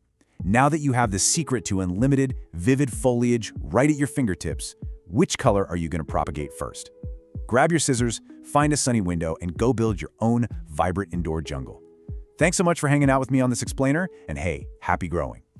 Welcome to This Explainer. Today, we're unpacking absolutely everything you need to know about growing and thriving with the fascinating artillery fern. Whether you're literally holding your very first houseplant right now, or you're a seasoned green thumb looking for a textural new challenge, we are going to dive into all the details you need to make this incredible plant totally flourish. Okay, let's kick things off with a massive botanical plot twist. Despite its name and that super delicate, lacy appearance, the artillery fern isn't a fern at all. Seriously, if you've ever struggled to keep high-maintenance ferns alive with, constant misting and needing utterly perfect conditions, you are going to absolutely love this revelation. It's actually a species known as Pilea microphylla, which is a flowering plant in the nettle family.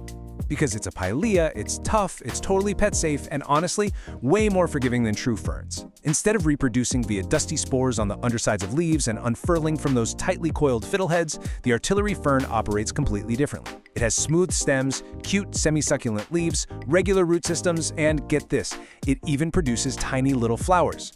Here's our roadmap for today's explainer. We'll meet the artillery fern, cover light and water basics, move into soil and humidity, learn pruning and propagation, tackle troubleshooting, and finally wrap up with some pro styling tips. Section 1. Meet the artillery fern, the botanical pollen cannon. You've got to hear exactly how it earned that aggressive name.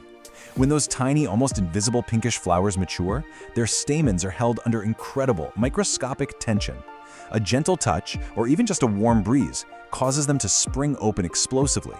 It literally fires a visible cloud of pollen into the air, You can trigger this explosive release just by tapping the stem on a warm day. It's completely harmless in your living room and honestly a fantastic party trick to show your plant friends. Section 2. Light and water basics. Minimums for survival.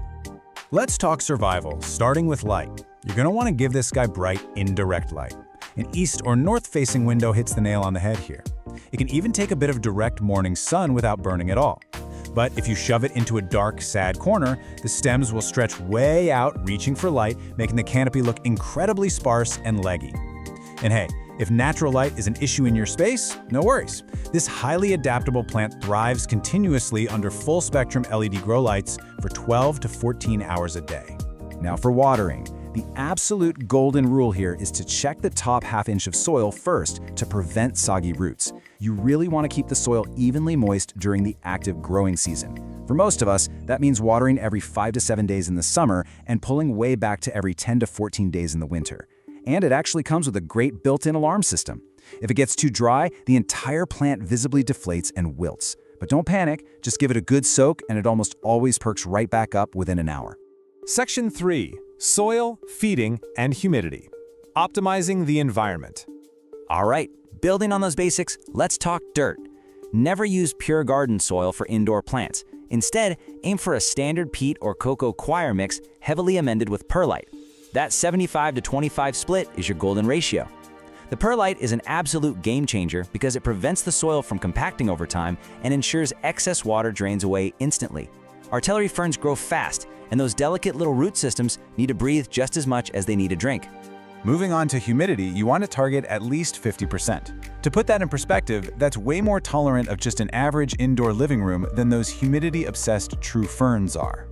While it won't just crisp up and instantly die if your air gets a little dry, hitting that 50% mark really keeps the foliage lush. If winter heating drops your humidity too low, you might notice some crispy brown leaf tips. Simply grouping it with other plants or moving it to a naturally humid, bright bathroom works wonders. As for food, these guys burn through soil nutrients fast because they grow so quickly during the spring and summer. So provide a balanced liquid fertilizer once a month, but make sure it's diluted to half strength so you don't burn that fine root system. And this is crucial. Pause feeding completely in the winter. If you don't, you'll end up with a nasty, crusty white buildup of unused fertilizer salts in your soil. Section 4. Pruning and propagation, multiplying your collection. Okay, let's get into active management. You absolutely have to tip prune this plant regularly. Because it's a fast grower, pruning is just a necessity. Otherwise, it eventually looks stringy and unkempt. Here is the magic trick. By regularly snipping just the top pair of leaves off a stem, making a clean cut right above a leaf node, you are practicing geometric branching. Every time you snip a tip, the plant is forced to grow 2 new branches right below it. One stem becomes 2, 2 become 4, and suddenly you have this beautifully dense, mounded display. And please don't throw those trimmings away. The artillery fern is arguably one of the easiest houseplants in the world to multiply. Just take a 3 to 4 inch cutting, strip the tiny leaves off the bottom couple of inches so they don't sit and rot, and pop the cut end right into a jar of room temperature water. Keep it in bright, indirect light, and boom, in just 7 to 14 days, you'll see a healthy root system emerge, ready for potting in soil. Brand new plants for free. Section 5. Troubleshooting common problems. Identifying and defeating pests. Even the easiest plants have bad days, right? So let's decode what your plant is telling you. Because the foliage is so dense and fine, pests can hide deep inside before you ever spot them. Get in the habit of gently parting the stems to look closely. If you see a dusty haze or superfine webbing, you've got spider mites, which love dry winter air. Just rinse the plant off and apply neem oil. White cottony masses, mealybugs, dab them with alcohol. And remember, yellowing lower leaves paired with wet soil is almost always a red flag for overwatering and root rot. Just follow the symptoms and you can reverse almost any issue. Section 6. Pro tips and styling. Displaying like a master.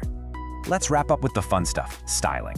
Because of its incredibly fine, lacy texture, this plant is an absolute showstopper, cascading out of a hanging basket. But a quick pro tip, that smaller soil volume up in the warmer air will dry out incredibly fast, so check it daily in the summer. For a truly effortless zero-maintenance display, use a glass terrarium. The enclosed glass creates perfectly high humidity, making the tiny leaves look like a miniature prehistoric jungle, perfect for fairy gardens. It also looks incredibly striking sitting next to broad, smooth-leaved plants like a dumb cane. The textural contrast makes both plants look so much more dramatic. So there you have it. You are officially equipped to thrive with the artillery fern. We've covered the ideal light, the precise watering rhythm, exactly how to prune for maximum bushiness, and how to spot trouble before it even starts. It's forgiving, it's fast-growing, and it is endlessly fascinating. The only question now is, when you finally bring one home, are you brave enough to tap the stem and trigger that famous pollen cannon yourself? Thanks for tuning in to this explainer, and happy growing! Welcome to another explainer. Today, we're focusing on a houseplant that isn't just, a basic piece of greenery. It's practically a living, breathing work of art. We're talking about the incredible Philodendron Brazil. If you're looking for that lush, tropical jungle vibe, but you want something with a bit more artistic flair than your standard green foliage, you are in exactly the right place. This plant is a fantastic, highly communicative artist's canvas. And by the end of this explainer, you're going to know exactly how to master its care, no matter your current experience level. Okay, let's dive into this. Here is our roadmap for today. First, we'll meet the Brazil. Second, mastering light and water. Third, perfecting soil and environment. Fourth, pruning and propagation. And finally, troubleshooting and pro tips. Section 1. Meet the Brazil, the communicative canvas. So this isn't just your run-of-the-mill vine. It actually has a pretty fascinating backstory and a highly communicative personality that makes it the absolute perfect companion for developing your own plant intuition. To really get this plant, we have to travel back to 1991. The Philodendron Brazil wasn't whipped up in some high-tech lab. It was actually discovered as a totally natural mutation in a greenhouse in Holambra, Brazil. And because it's a mutation, every single leaf that unfurls is a completely unique canvas. You get these incredible, unpredictable splashes of lime, cream, and deep emerald green. It literally looks like someone took a paintbrush to a standard heartleaf philodendron. But, that beautiful paintbrush effects actually comes with a biological catch. It's called variegation. Variegation is just a genetic mutation where areas of the leaf lack chlorophyll, which is the green stuff that makes food for the plant. So those stunning lime and yellow stripes, they're essentially energy freeloaders. They look absolutely incredible, but they don't pull their weight when it comes to photosynthesizing. And this establishes exactly why the Brazil has such specific lighting needs compared to a solid green plant. Section 2. Mastering light and water, the non-negotiables. If you want to keep your plant thriving and keep those freeloader variegated stripes looking super bright, getting your light right is completely non-negotiable.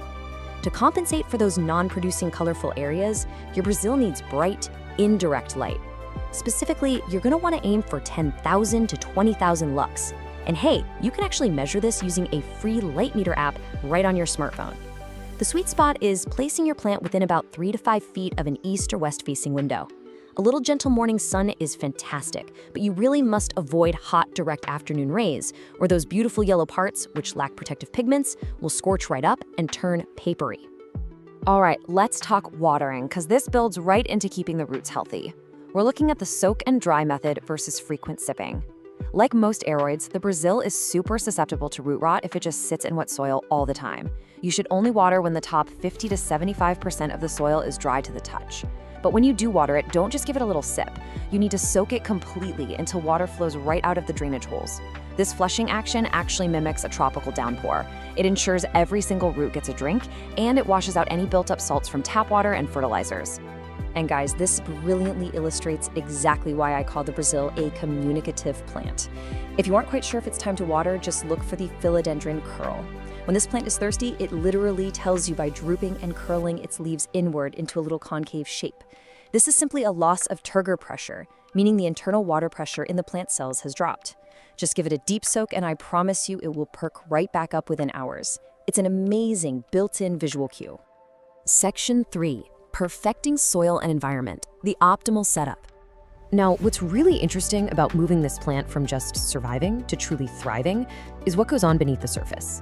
The Brazil is a tropical hemi-epiphyte, which means in the wild it actually grows up the sides of trees and in loose leaf litter, definitely not in dense ground dirt. Its roots need oxygen just as much as they need water, so dense potting soil will just suffocate it. So we construct a DIY chunky aroid mix. You want 40% potting soil for baseline moisture, 30% orchid bark to create these nice large air pockets, 20% perlite for aeration, and 10% worm castings for super gentle feed. This precise, fast-draining recipe practically eliminates the risk of root rot by delivering crucial oxygen right to the root system.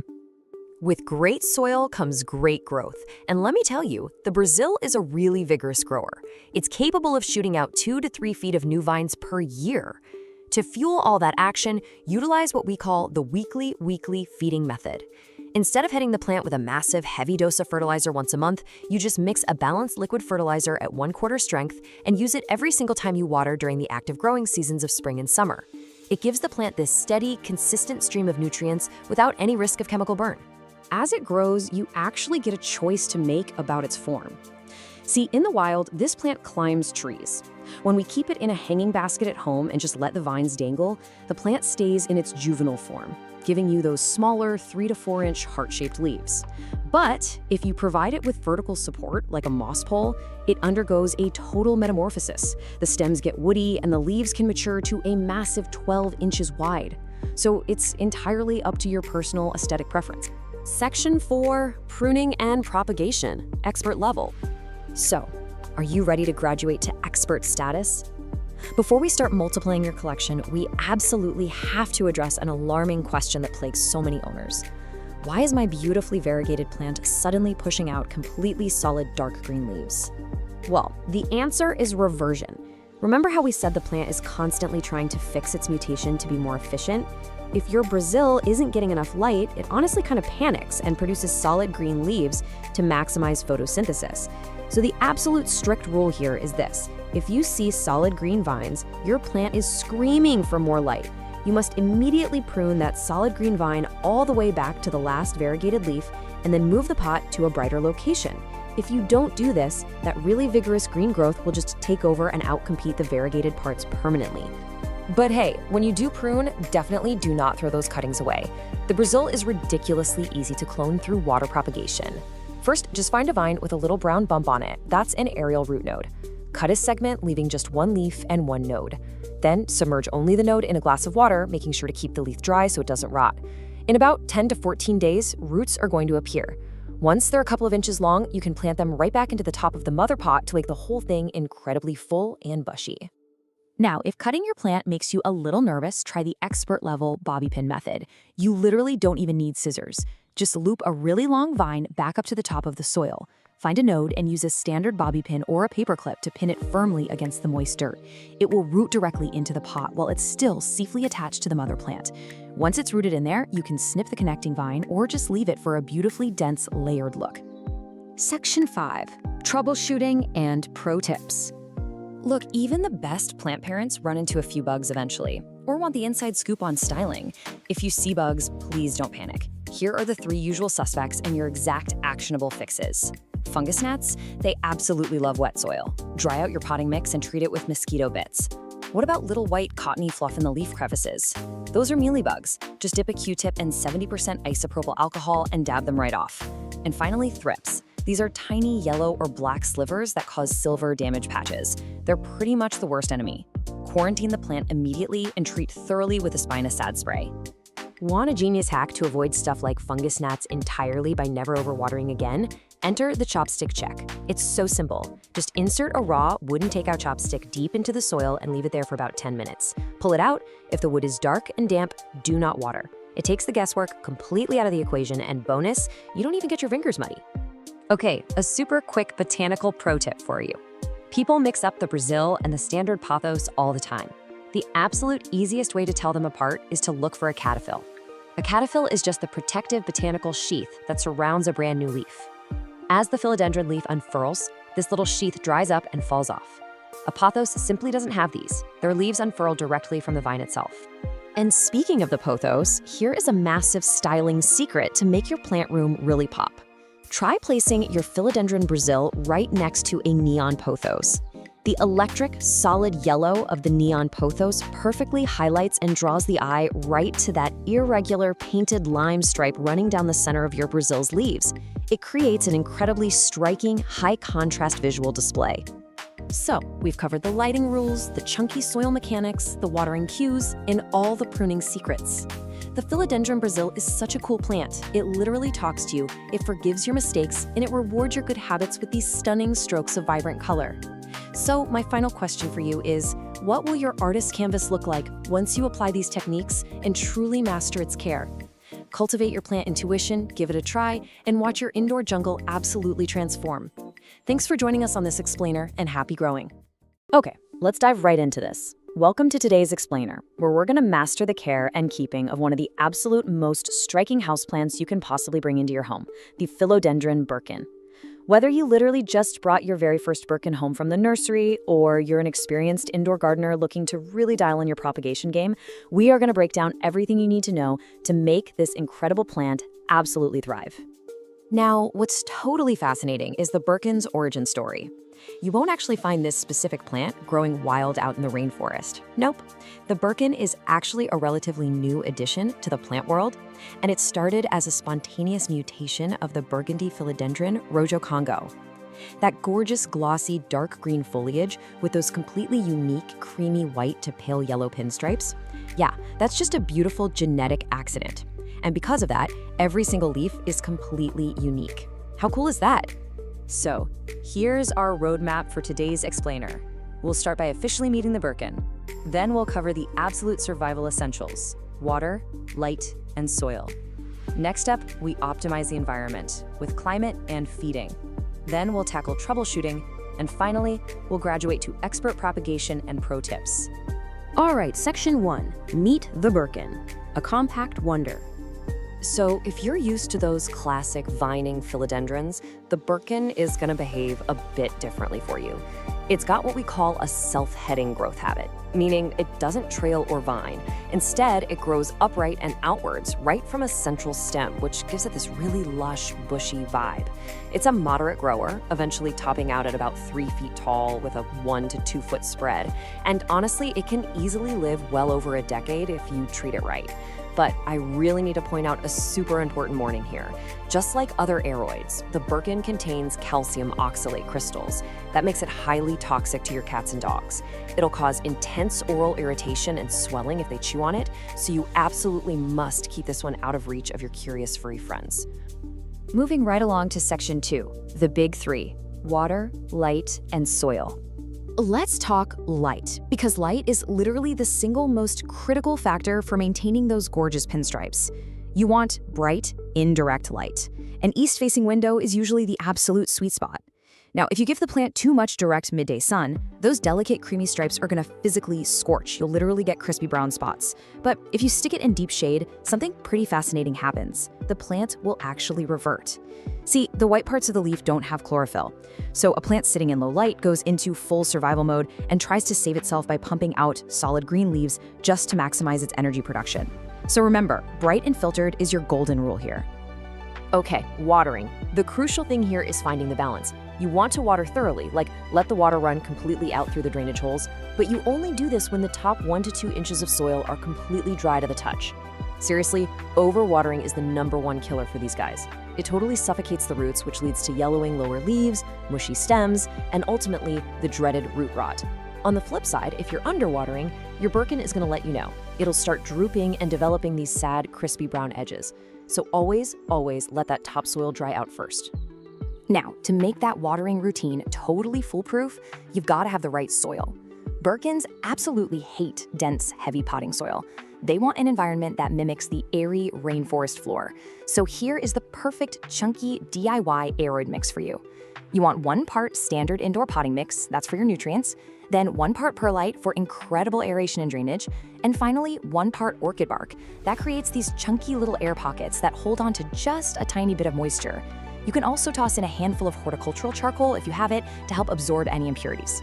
A mix like this is a real game changer because it ensures excess water escapes quickly and essential oxygen can easily circulate right around those roots. All right, section 3, climate, feeding, and maintenance, creating the perfect environment. Thanks to its tropical lineage, your birkin definitely wants to be warm and humid. The ideal temperature sweet spot is right between 65 and 80 degrees Fahrenheit. You really want to avoid placing it anywhere near drafty windows, AC vents, or space heaters. In fact, anything dropping below 55 degrees can actually shock the poor plant. As for humidity, your target is about 50 to 70%. Now sure, they can adapt to our average 40% indoor humidity, but hitting that higher target, that is how you get those massive, super glossy leaves. And hey, skip this simple misting with a spray bottle. It doesn't really last, and it can actually cause fungal issues. Instead, you want to boost the humidity consistently. Fire up a room humidifier, sit your pot on a pebble tray filled with water, or honestly, just group a bunch of your plants together to create a nice little humid microclimate. To fuel all that gorgeous growth, you've got to feed your Birkin. We recommend using a balanced liquid fertilizer, something with a 10-10-10 ratio. But listen up, here is a massive pro tip for you. Always dilute that fertilizer down to half the recommended strength. Houseplants are incredibly susceptible to chemical burns and salt buildup. You should really only be feeding the plant about once a month during its active growing season, so spring and summer. Then, just pause feeding entirely during the dormant fall and winter months. Oh, and one more golden rule to remember. Never apply fertilizer to bone-dry soil. Always water your plant a day or two beforehand to protect those sensitive roots from getting burned. Section 4. Troubleshooting. Pests and problems. Our plants are pretty good at communicating their issues to us if we just know what to look for. If you start seeing those leaves reverting back to solid green, your plant is practically begging for more light. Got yellowing lower leaves? Well, you are almost certainly overwatering. Let that topsoil dry out. If you're noticing brown, crispy edges, your air is likely way too dry, or you might even have mineral buildup from hard tap water. And finally, if the plant has this leggy growth with really long spaces between tiny little leaves, it's just stretching out looking for the sun. Just move it to a brighter spot and it'll sort itself out. Now, sometimes the problem isn't the environment at all, it's uninvited guests. You've got to keep a really close eye out for sap-sucking pests. Mealybugs, for instance, look like these little cottony masses, and they just love to hide deep in the tight crevices of new growth. Spider mites? They'll leave fine webbing under the leaves and give the plant this faded, stippled look. Thrips are a serious headache, leaving silvery patches and badly scarred, distorted new leaves. And hey, if you see tiny little flying insects hovering around the dirt, those are fungus gnats, which are almost always caused by keeping the soil a bit too wet. If you spot literally any of these, your immediate action plan is to isolate the Birkin away from all your other houseplants and treat the foliage thoroughly with insecticidal soap or neem oil. And finally, Section 5. Expert propagation and pro tips. Multiplying your Birkin. I'll tell you, propagating a Birkin is incredibly rewarding, and water propagation is for sure the easiest method to start with. But the absolutely crucial point here is step 1. You must identify a healthy stem that has at least one node. A node is just that slight, swollen little bump on the stem where the leaves emerge. Without a node, roots will simply never grow. Period. Once you've got your node, take some sterile shears and make your cut about an inch below it. Then, just submerge that node into a jar of room temperature water, making sure to keep the actual leaves completely dry. Just change that water out every 3 to 5 days to replenish the oxygen and stop any weird bacteria from growing. And in just 2 to 4 weeks, bam, you'll see a healthy, brand new white root system starting to form. Now, when it comes to finally repotting either those brand new cuttings or your fully mature plant, I want you to remember this specific number, 1 to 2 inches. Philodendrons actually really prefer to be slightly root-bound. Because of this, you only need to repot them maybe every 1 to 2 years. And when you finally do, choose a new pot that is only 1 to 2 inches wider in diameter than the old one. If you put it in a massive pot, all that excess soil will just hold on to way too much water, and you're risking that dreaded root rot all over again. Okay, let's finish strong with some rapid-fire pro tips you can literally use today. First step, give your pot a quarter turn every single time you water it. This makes sure all sides get equal sunlight so you end up with a perfectly symmetrical plant.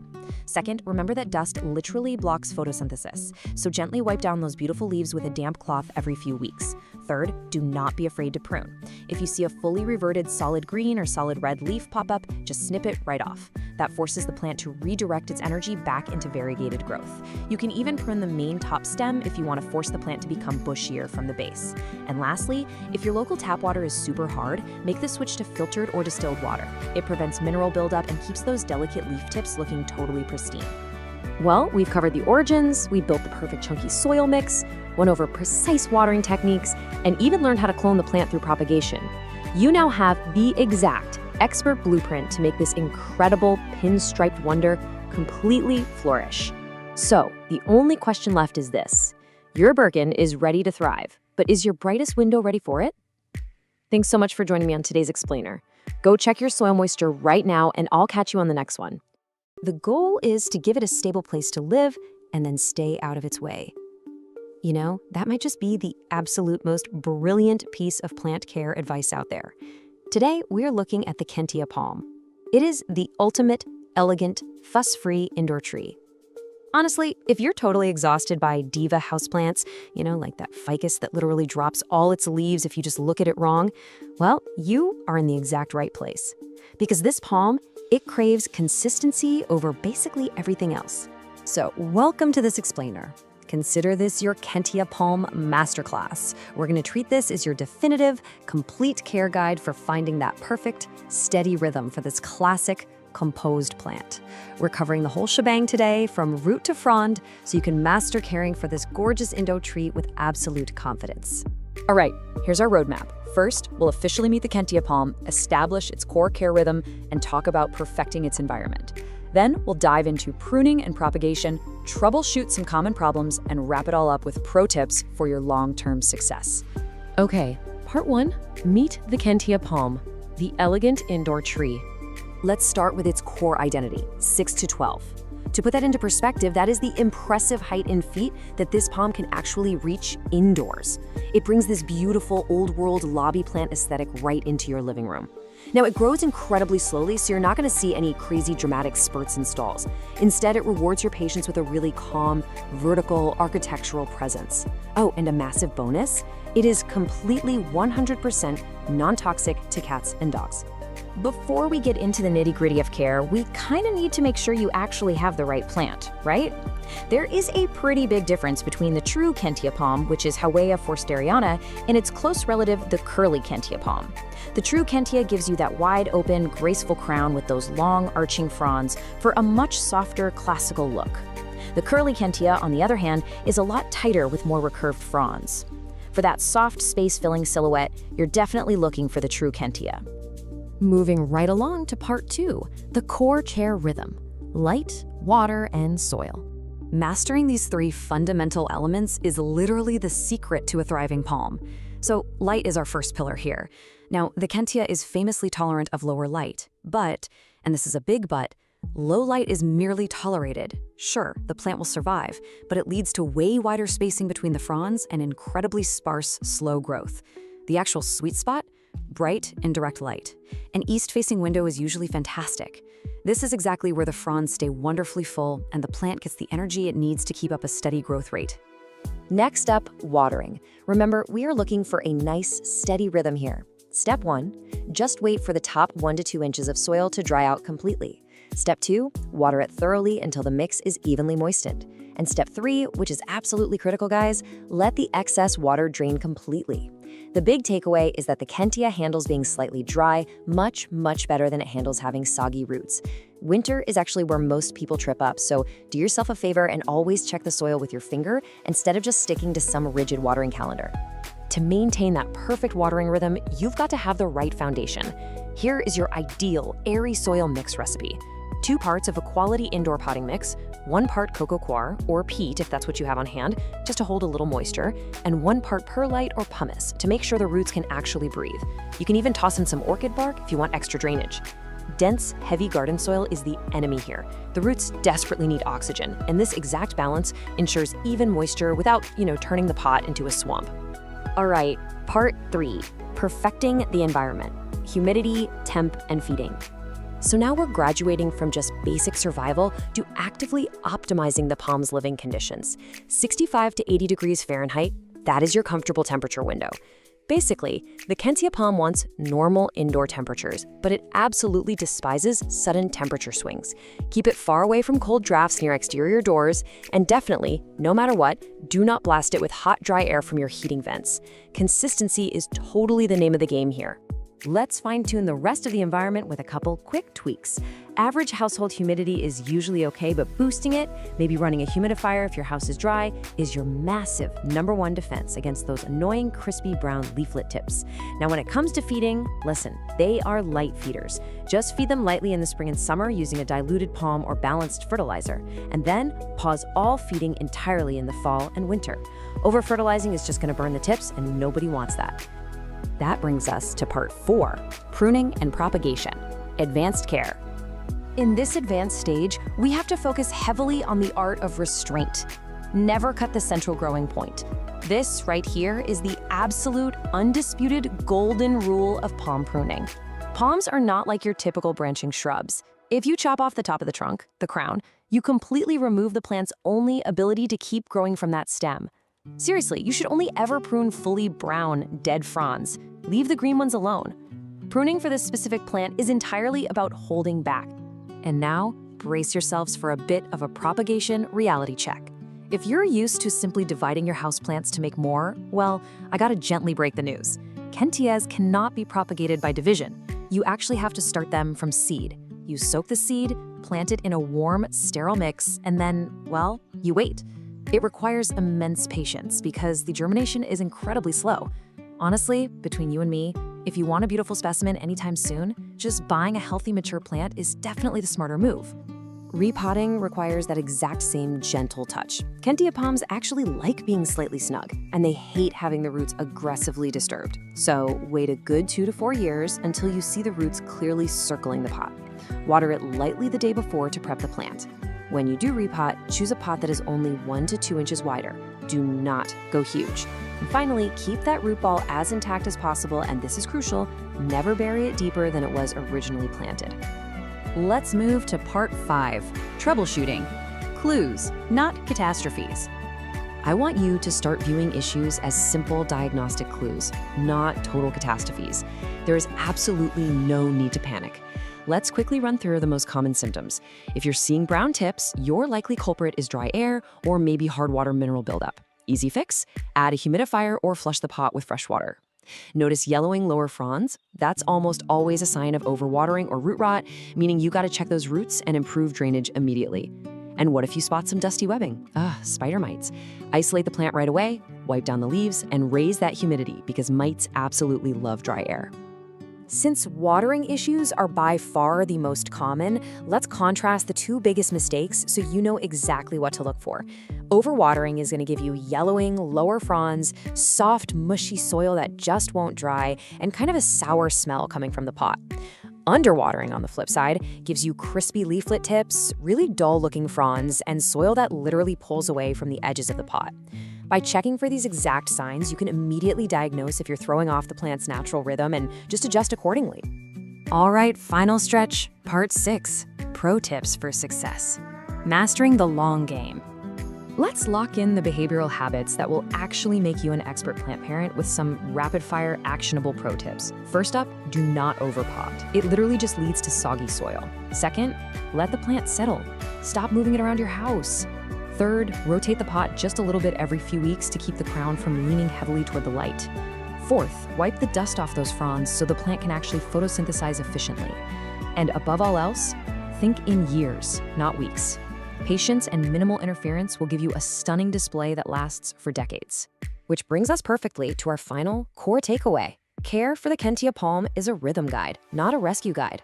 Honestly, mastering the steady basics, just providing the right light, a consistent watering pattern, and letting those roots breathe is truly all this elegant indoor tree ever requires from you. So that leaves us with one final question for you. Are you ready to find your Kentia palm's rhythm? Armed with everything we've covered in this explainer, you now have the exact blueprint to bring this calm, architectural presence right into your home and just watch it thrive beautifully for years to come. Thanks so much for joining me on this deep dive today, and hey, happy growing! All right, let's dive right into this explainer. If you're looking for the ultimate forgiving houseplant to finally cure that dreaded black thumb, you are in exactly the right place. Today we're doing a deep dive on the amazing Echeveria. Listen, if you've ever, accidentally killed 3 plants in a row and just started to believe you're completely cursed with a black thumb, let me stop you right there. It honestly happens to the absolute best of us. But today, we're looking at one very specific succulent that is pretty much your perfect path to plant redemption. Say hello to Echeveria elegans, or as most people call it, the Mexican snowball. This is this beautifully rugged, palm-sized rosette succulent that has these amazing chalky blue-white leaves. And why is it so incredibly tough? Well, just look at its native habitat. It comes from the harsh, shaded limestone cliffs of central Mexico, sitting way up in the mountains, like 5,500 to 9,000 feet up. So this plant is literally built from the ground up to survive some really tough conditions, which means, for us, it will absolutely thrive on a little indoor neglect. So here's our roadmap for this explainer. First, we'll hit the holy trinity of survival, then environment and upkeep. After that, blooms and babies, followed by a quick troubleshooting section, and we'll wrap it all up with some pro tips and a conclusion. All right, section 1, the holy trinity of survival: light, water, and soil. Light is, without a doubt, the single biggest decision you are going to make for this plant. If you look on the left, you'll see a perfectly healthy rosette. See how tight it is? It's got that chalky blue-white color with just a faint pink blush right on the edges. That is exactly what happens when it gets its ideal 4 to 6 hours of direct sun. Now look on the right. That is what happens in low light. It completely loses its shape and just stretches upward into this sad, leggy green pole with widely spaced leaves, basically because it's desperately reaching for the sun. To keep that beautiful tight cup shape, you really want to put this guy in a south or west-facing window. Now, this is wild, but overwatering actually kills way more echeverias indoors than literally every other care mistake combined. You have to practice tough love here. A thirsty plant, it just gets slightly wrinkled bottom leaves and maybe a softer rosette. And honestly, it bounces right back within a single day of a deep soak. No big deal. But an overwater plant, well, the leaves turn this gross translucent yellow, they go completely mushy, and they'll peel off with basically zero resistance.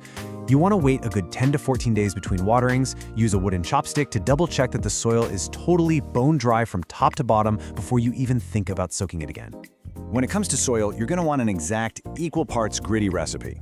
We're talking 1/3 standard succulent mix, 1/3 coarse pumice or perlite, and 1/3 coarse sand or fine gravel.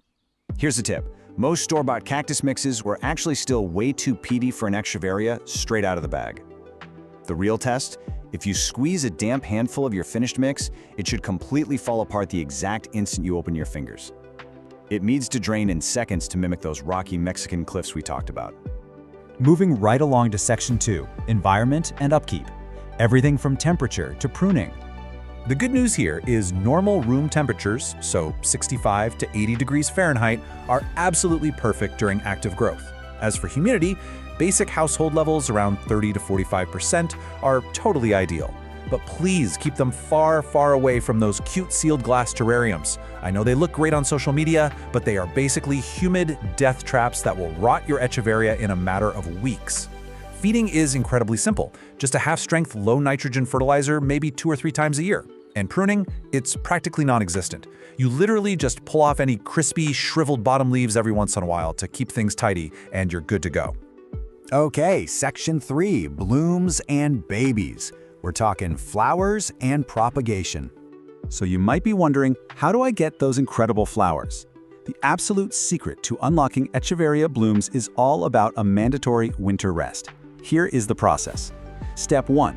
During winter, you have to give the mature plant about 8 to 10 weeks of a cool, almost bone-dry rest.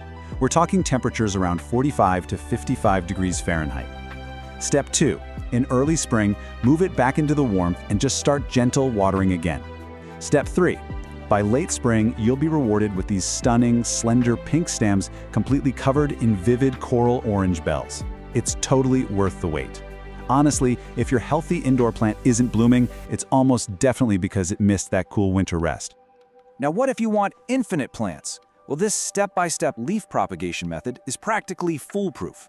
First up, gently twist a plump, healthy lower leaf side to side until it pops off cleanly. Second, you let that leaf just sit in a warm, shaded spot for 3 to 5 days. This lets the wound completely callus over. Third, lay it totally flat on top of some dry, gritty mix. Important note here, do not bury it, just lay it on top. Finally, just wait. Mist the soil lightly, but only once you start seeing tiny pink roots appear. Remember, every single healthy fallen leaf is like a 80% chance at a completely free baby plant. It's awesome. All right, section 4, troubleshooting. These are just some easily fixable plant hurdles. Nobody likes pests, but the treatments for the most common ones are incredibly straightforward. If you spot mealybugs, they basically look like tiny white cotton tufts hiding deep down in the tight center folds of the rosette. Just dab them with a cotton swab dipped in 70% rubbing alcohol. Super easy. If you see green clusters of aphids popping up on your new flower stems, a sharp blast of water will knock them right off. And what about the fine webbing from spider mites that you might get during hot, dry summers? A really quick rinse and a pass with some insecticidal soap clears them right up. Simple, effective, and totally manageable. We absolutely do have to talk about the silent killer though, root rot.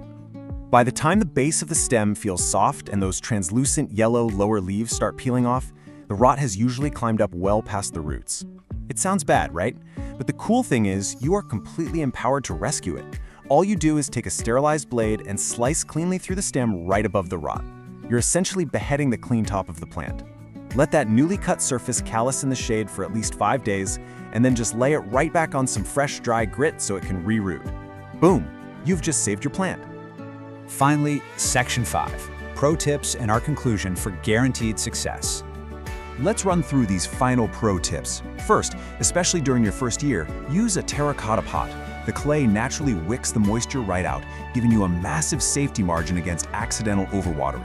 Second, try top dressing the soil with pale gravel. Not only does it look fantastic, but it actually reflects sunlight back up under the rosette. Third, always quarantine any new succulents you buy for a month. You really don't want sneaky root bugs invading your whole collection. But listen, the most important tip of all, never, ever wipe the chalky white bloom off the leaves. That coating is called farina, and it acts as the plant's permanent natural sunscreen and water repellent. Once you rub it off, it will literally never grow back on that leaf, so hands off. If you take away absolutely nothing else, the core philosophy of Echeveria care is this: lean, dry, always. If you're standing there holding the watering can and you are not 100% sure whether to water, just wait 3 more days. That right there is your golden rule. So just look at everything we've covered today. With the proper sunlight, perfectly gritty soil, and a whole lot of tough love with that watering can, you are fully equipped for this. So, what do you say? Are you ready to grow your own indoor desert? I really hope this explainer has given you the knowledge and, honestly, the newfound confidence to head down to your local plant nursery and give the Mexican snowball a try. Thanks so much for learning with me today, and hey, enjoy your new greenery. If you're a houseplant parent, you know the absolute heartbreak of walking up to your prized Monstera or Califea only to find the leaves discolored, damaged, and looking like all the life has just been sucked right out of them. It's devastating, right?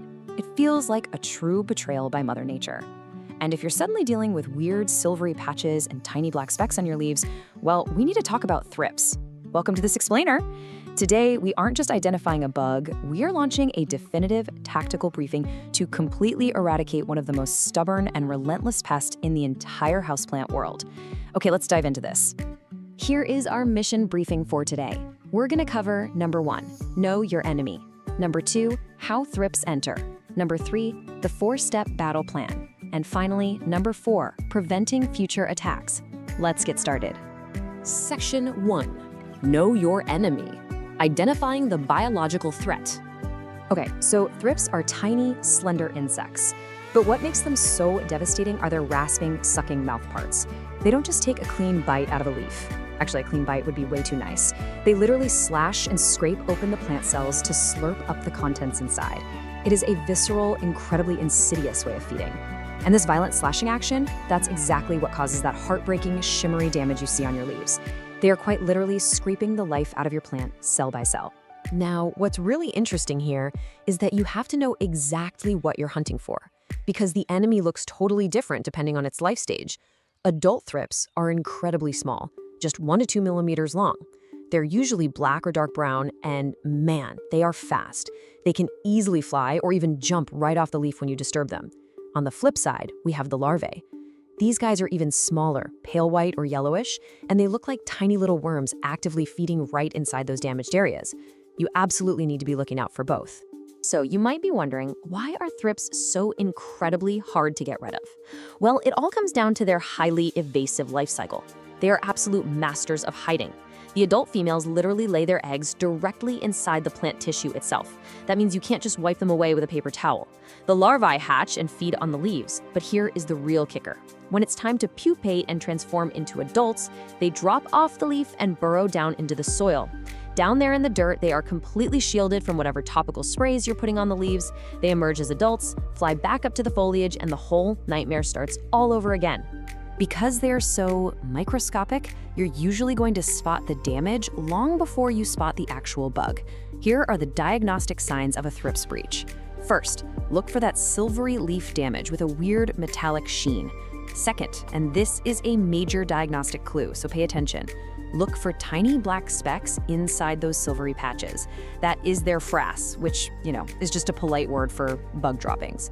You might also spot the visible, fast-moving insects themselves if you look closely enough. And finally, check your plant's new growth. If the new leaves are emerging deformed, twisted, or heavily scarred, thrips are very likely feasting on those tender areas. Section 2. How thrips enter. Breaching the defenses. So how are they getting in? There are 4 main infiltration routes, but I really want to stress the first one: infested new nursery plants.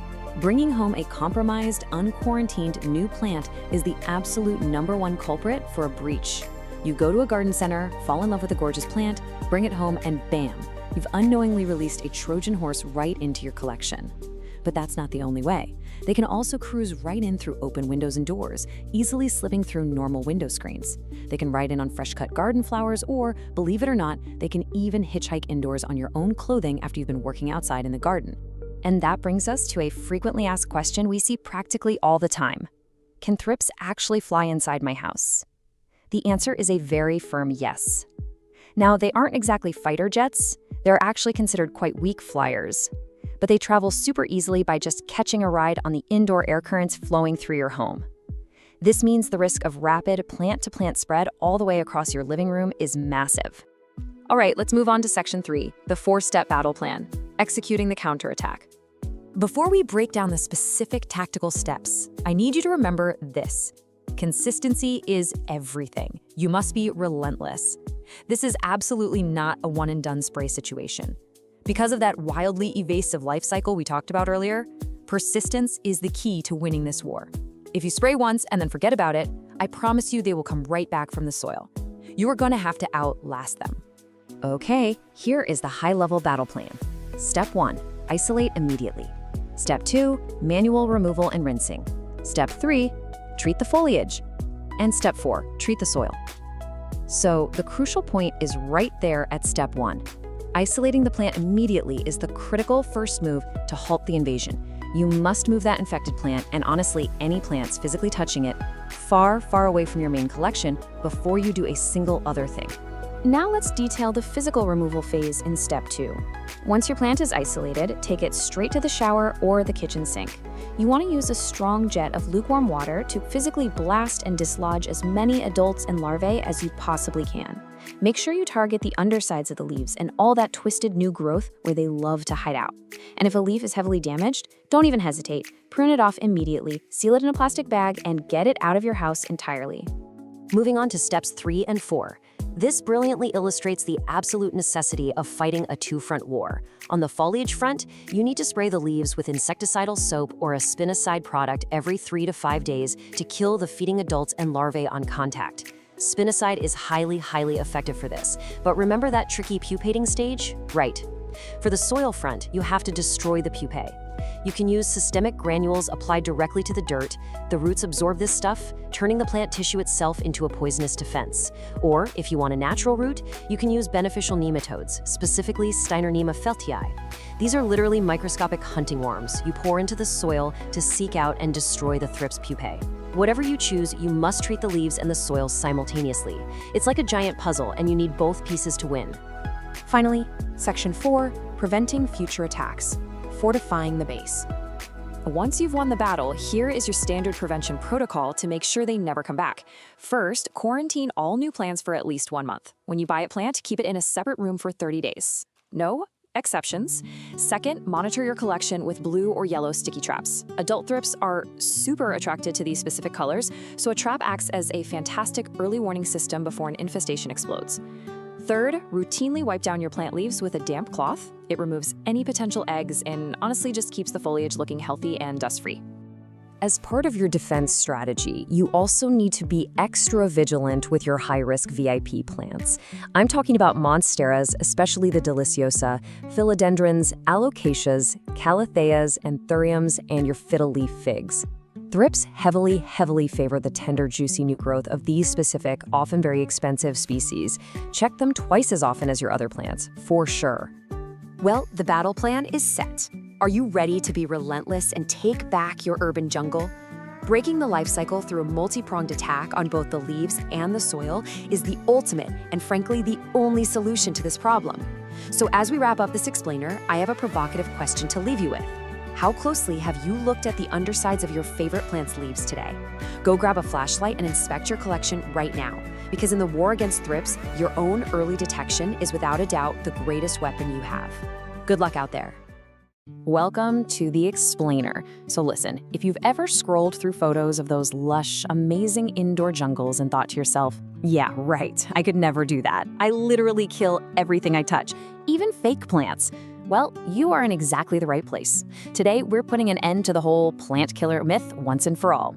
We are going to walk through 10 of the absolute easiest, most forgiving, and frankly, almost indestructible houseplants you could possibly bring into your home. So whether you're a total beginner or, just someone looking for a little greenery that doesn't demand your constant attention, this explainer is your ultimate playbook for becoming a successful plant parent. Right off the bat, we have to ask, why do so many first houseplants die? It's a tale as old as time, right? You go to the store, you pick out this gorgeous, trendy plant, bring it home, and maybe a few weeks later, it's just this sad, crispy, brown mess. But here's the reality check. The problem usually isn't you. It's the plant you started with. So many people completely unintentionally set themselves up for failure just by choosing plants with super complex needs, completely unaware of the massive learning curve required to actually keep them alive. And this brilliantly illustrates exactly what we're talking about.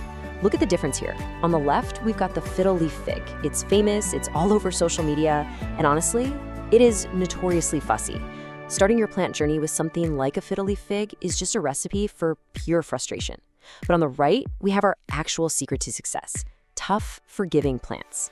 The single most important decision you will make on your plant journey is your very first plant. If you pick a resilient one, you practically guarantee yourself a win. And that success is exactly what's going to motivate you to keep going. So here is our playbook for today's explainer. First, the secret to plant success. Then, the 5-star indestructibles. Next up, plants that communicate clearly. After that, quirky but tough survivors. And finally, choosing your first companion. Okay, section 1, the secret to plant success. Okay, let's dive into this with section 2, the 5-star indestructibles. This first group we're looking at is strictly for plants that absolutely thrive on neglect. We are giving them a flawless 5 out of 5 for toughness.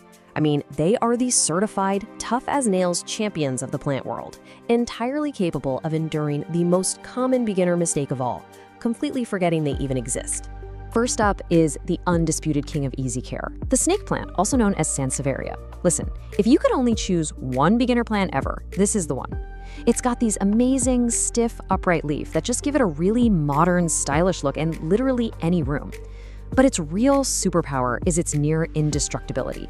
It tolerates low light, and it is insanely drought tolerant. You water it actually, scratch that. You only water it when the soil is 100% dry. You can forget about it for weeks at a time, and it'll just sit there, happily purifying your air and looking fabulous. Now, you might be wondering, how in the world do these plants survive such extreme neglect? Well, many of them utilize an amazing botanical feature called a rhizome. A rhizome is basically a thick, underground stem that stores massive amounts of water and nutrients. Think of it kind of like a camel's hump, but for a plant. It's an emergency water tank built right in, allowing the plant to easily coast through severe droughts when you inevitably miss watering day. Two perfect examples of this incredible rhizome resilience are the ZZ plant and the cast iron plant. The ZZ plant has these gorgeous, wide, glossy leaves. It is so pristine and so low maintenance that people honestly mistake it for a fake plant all the time. Then we have the cast iron plant. I mean, the name really says it all, right? This was actually a huge favorite in Victorian homes because it could withstand the terrible air quality and dim corners where absolutely nothing else had a chance of growing. For both of these low-right champions, their only real demand is that you just let their soil dry out almost entirely before you even think about giving them a drink. Let's move to and see how this builds into section 3, plants that communicate clearly.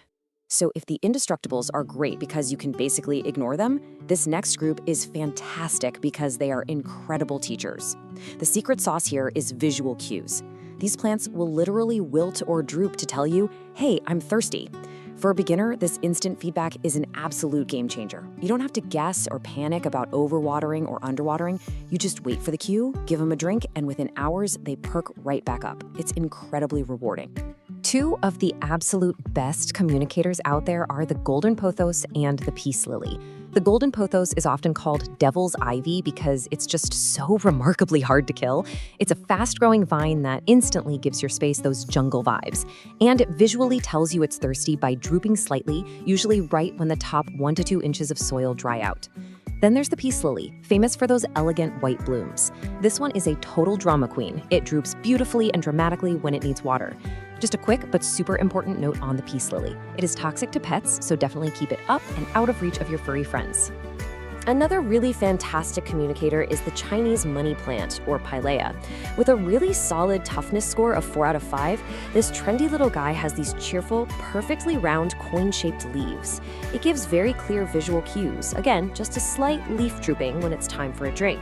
But for sure, the coolest thing about the pilea is that it's known as the pass-it-on plant. It rapidly pushes up lots of tiny baby offshoots in the soil that you can easily pop out and share with your friends. Oh, and bonus, it's totally non-toxic to pets. So the crucial point is really understanding these two different care strategies side by side. On the left, we've got the indestructibles, your snake and ZZ plants. They absolutely demand that you wait until their soil is 100% bone dry. On the right, the communicators, like the pothos and peace lily, want water as soon as their leaves droop or just the top couple inches of soil are dry. Once you recognize this difference, you have basically unlocked the secret to plant parenting. Moving right along to Section 4, quirky but tough survivors. This third tier is specifically for those of you who want a plant with a highly unique, fun appearance, but you still need it to pack a massively resilient punch. And to fully appreciate our next quirky plant, we need to introduce you to another hidden botanical superpower, the caudex. A caudex is a swollen, bulbous trunk base that certain plants use to hoard massive amounts of water. It's a genius adaptation that lets them just coast through incredibly long dry periods without breaking a sweat. And the ponytail palm is the ultimate showcase of the caudex. Now, despite the name, it's not a palm at all. It's actually in the agave family. That big, swollen trunk means you can literally jet off on vacation and not worry about this plant for a second. It loves a sunny spot and absolutely thrives on being ignored. Next to it is the zebra plant, or Howarthia. If you are intimidated by the steep learning curve of most fussy succulents, you have to start here. It gives you that really cool, spiky look, but it doesn't demand intense, baking, direct sun. It does wonderfully on a bright windowsill. For both of these quirky survivors, again, water them only when the soil is completely, totally dry. Rounding out our quirky list, we have two classics, the spider plant and the parlor palm. The spider plant is this cheerful, grassy companion that produces endless, adorable, dangling babies or spiderettes. It is literally the plant that keeps on giving, and it's completely non-toxic. The parlor palm, on the other hand, is perfect for anyone dreaming of bringing an indoor tropical oasis to life. It stays relatively small, and unlike a lot of its really fussy palm cousins, it is incredibly adaptable to lower light and just normal everyday home humidity. For both of these guys, a good rule of thumb is to water just when the top inch of soil feels dry. And finally, Section 5, choosing your first companion. We've covered a ton of ground in this explainer. And now, what's really interesting about this slide is how easily you can match one of these plant categories directly to your specific lifestyle. Look, if you know you are a forgetful owner or you just have very low light in your space, the indestructibles are hands down your best bet. Just wait for that soil to be 100% dry.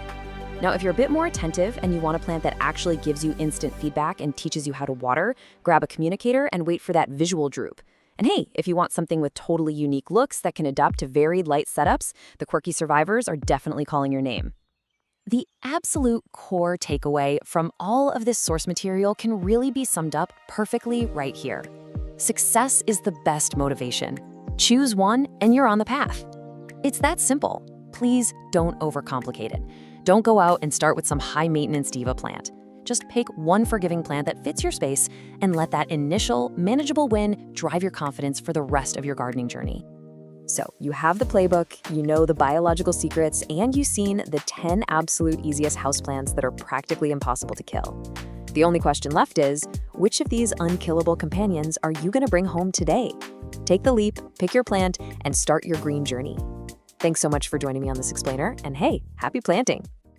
Welcome to the Explainer. Today, we're walking straight into a high-stakes plant ER situation. Look, if you've spent any time caring for indoor greenery, you know that keeping your plants thriving is usually a super peaceful, rewarding hobby. But occasionally, there's a condition that pops up requiring immediate, decisive action. We're talking about the silent killer of the houseplant world, root rot.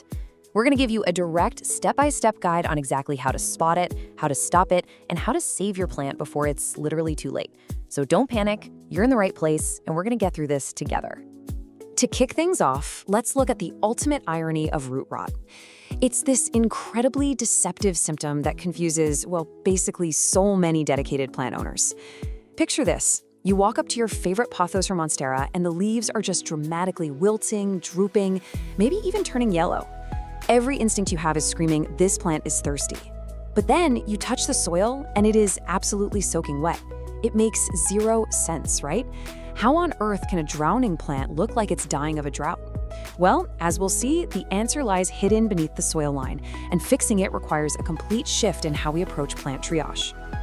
Okay, let's dive into this. Here is our plant ER triage plan. 1. Diagnosing the silent killer. 2. Drowning below the surface. 3. Inspecting the damage. 4. The emergency operation. And 5. Preventing future rot. Starting right off with step 1, diagnosing the silent killer and reading the deception. The truly tricky thing about root rot is that the visible problem is happening above ground, but the actual disaster is unfolding below. You really can't just rely on a single symptom. So think of this quick diagnostic chart as your best friend right now. Let's walk through it. If you're seeing wilting or drooping leaves and the soil is completely soggy or constantly wet, yeah, it's highly likely you have root rot. If you're noticing yellowing, soft dropping lower leaves combined with wet soil and maybe a really foul smell, that is almost certainly root rot. What about stunted growth, where it hasn't pushed out a new leaf in months and the soil simply never dries out? Root rot. But here is the absolute major one to look out for. If you see black, mushy spots on the stem right at the soil line and the soil is wet and compacted, you are dealing with advanced root rot. That is an absolute emergency requiring immediate intervention. That brings us to part 2, drowning below the surface, and what is actually happening down there.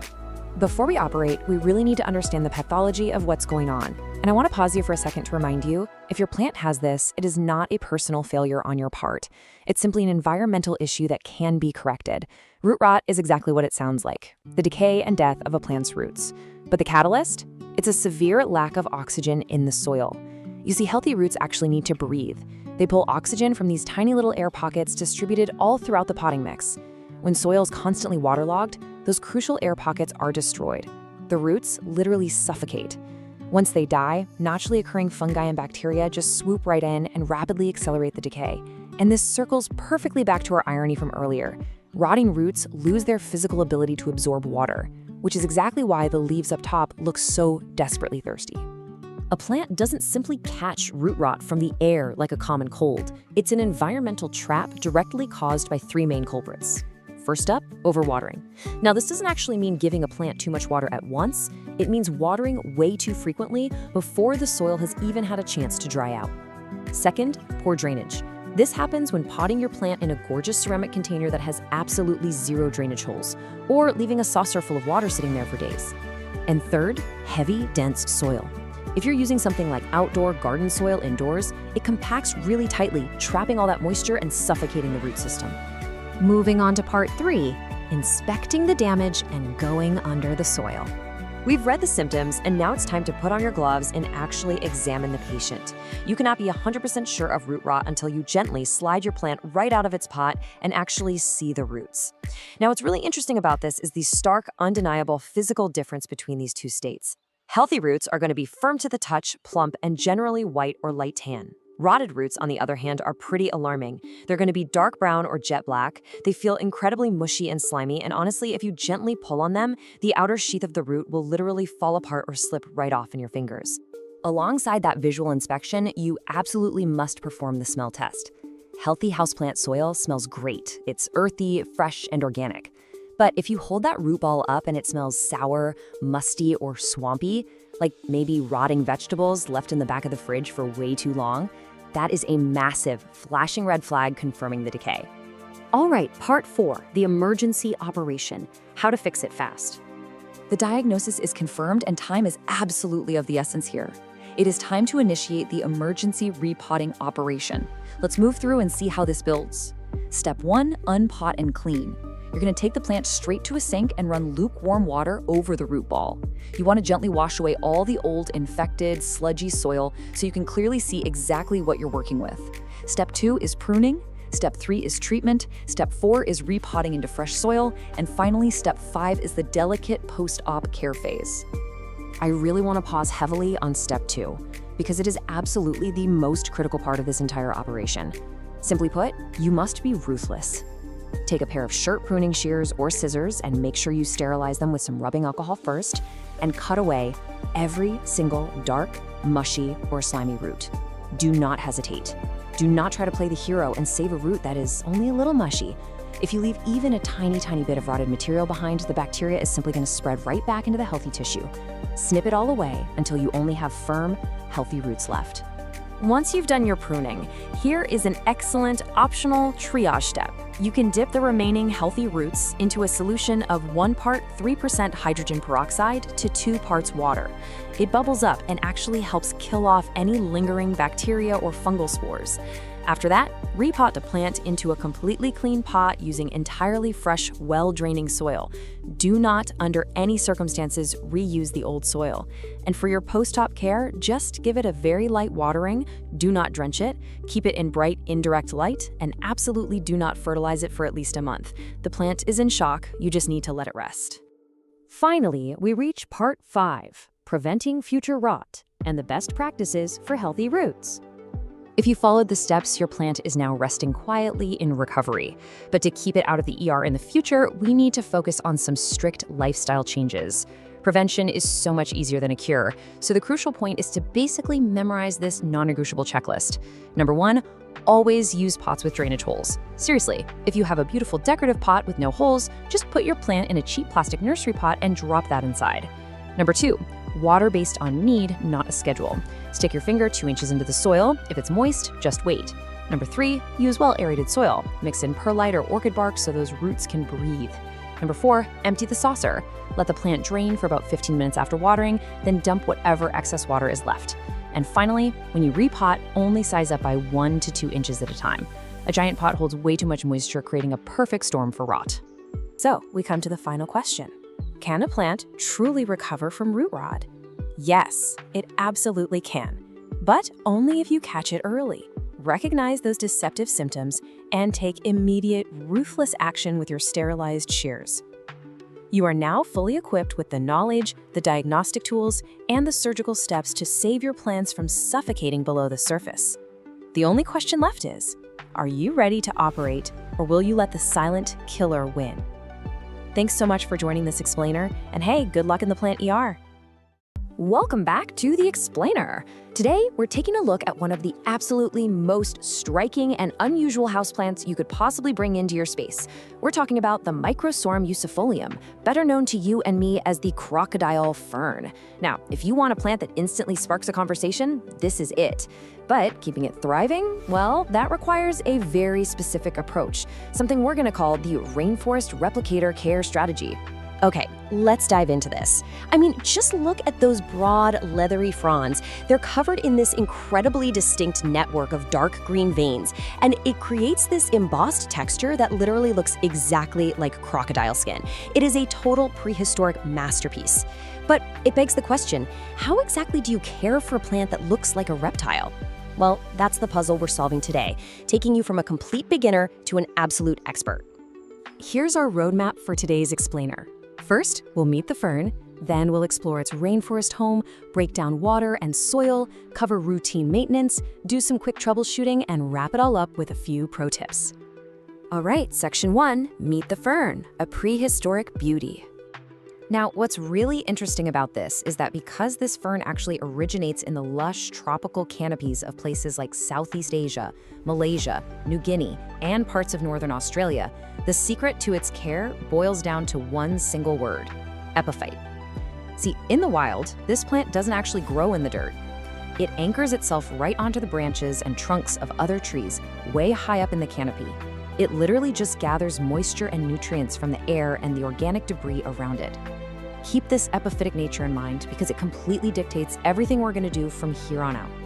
Moving right along to Section 2, Rainforest Home Recreating the Canopy. Since your living room probably isn't a literal Southeast Asian jungle, our goal here is to fake it. We want to simulate that environment as closely as we can. So let's talk about light. Up in that tree canopy, the fern gets dappled, filtered sunlight.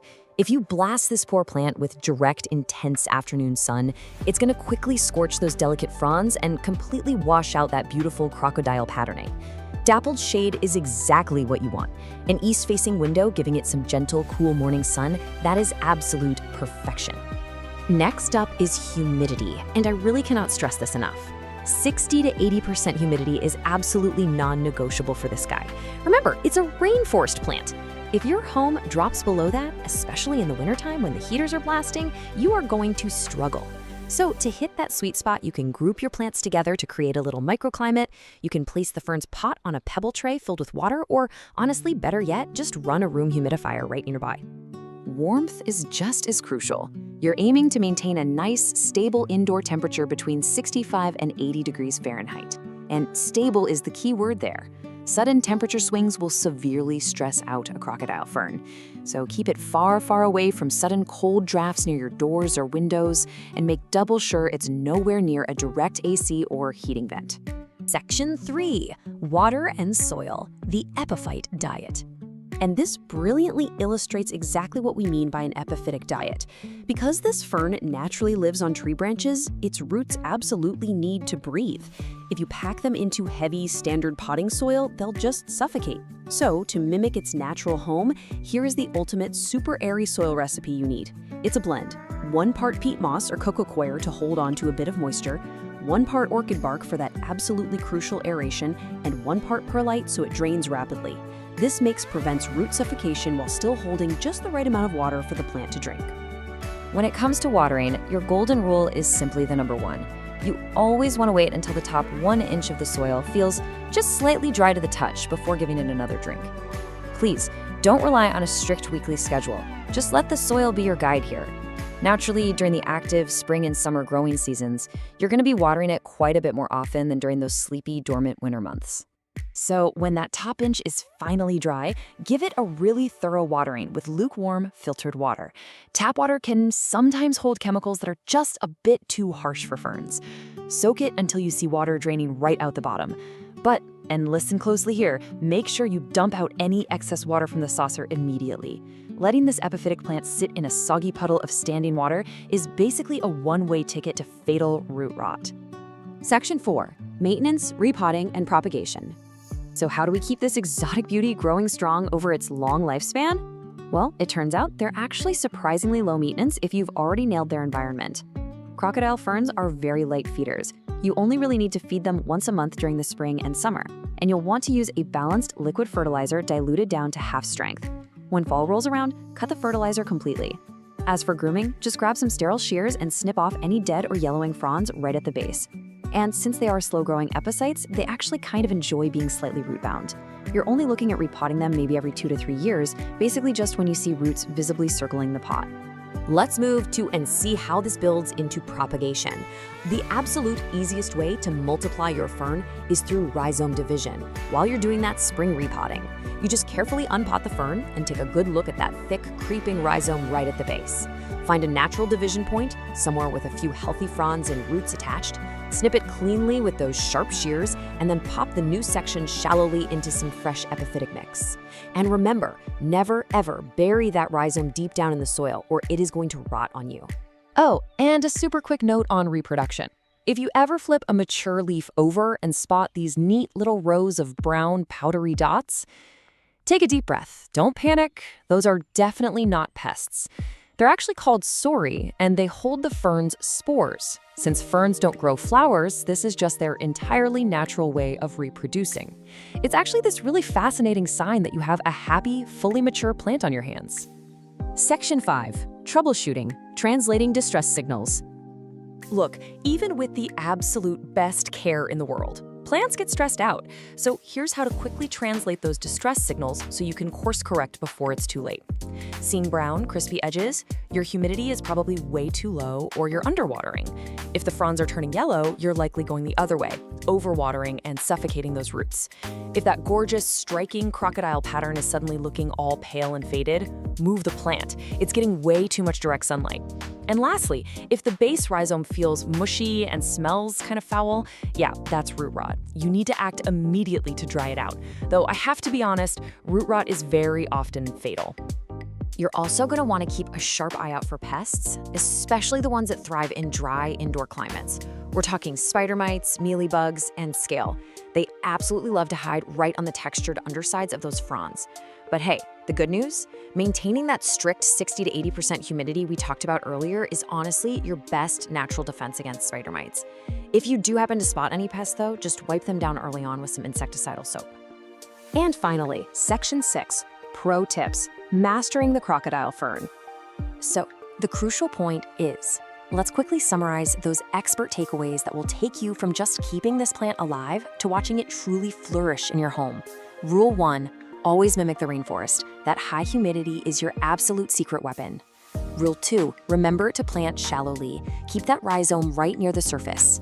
Rule 3, keep the soil airy. Please toss out that dense standard potting soil. And here is a truly fantastic bonus fact for all the animal lovers out there. The crocodile fern is 100% non-toxic to both cats and dogs, which makes it a totally safe, worry-free addition to your indoor jungle. Which really leaves us with one final question for you. Is your home ready for a prehistoric rainforest touch? Yes, it takes a little bit of extra effort to dial in the humidity and get the soil just right, but the reward of those incredible, textured, reptilian fronds arching right across your living room, it's absolutely unmatched. Take these structured steps, apply the rainforest replicator strategy, and go grow your very own exotic masterpiece. Honestly, it makes you wonder what other prehistoric secrets might be hiding right now at your local nursery. Thanks so much for joining me on this explainer, and we will see you on the next one. Hey everyone, and welcome to This Explainer. Today, we are focusing on a plant that is honestly just as beautiful as it is notoriously dramatic. I'm talking about the nerve plant, officially known as Fittonia albovinus. If you've ever wanted to add a really striking, brilliantly patterned plant to your indoor jungle, but you've been a little intimidated by its diva reputation, you are in exactly the right place. We're going to completely decode everything this plant needs so you can grow it with absolute confidence.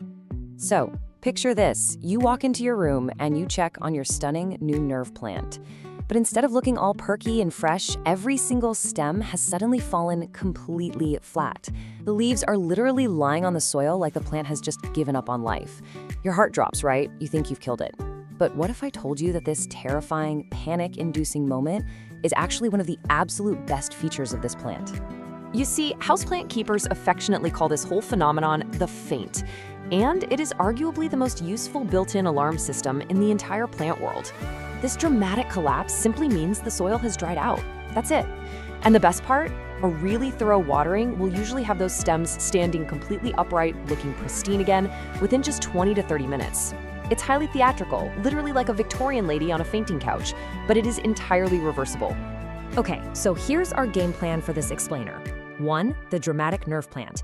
2, light, water, and soil. 3, temperature and high humidity. 4, feeding and pruning maintenance. 5, easy stem propagation. And 6, troubleshooting and pro tips. Let's get into it. Starting with Section 1, the dramatic nerve plant.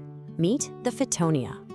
Originally coming from the shaded floor of the Peruvian rainforest, the Fittonia is universally loved for its deeply veined leaves. They look like these tiny, intricate, colorful mosaics etched right onto dark green foliage.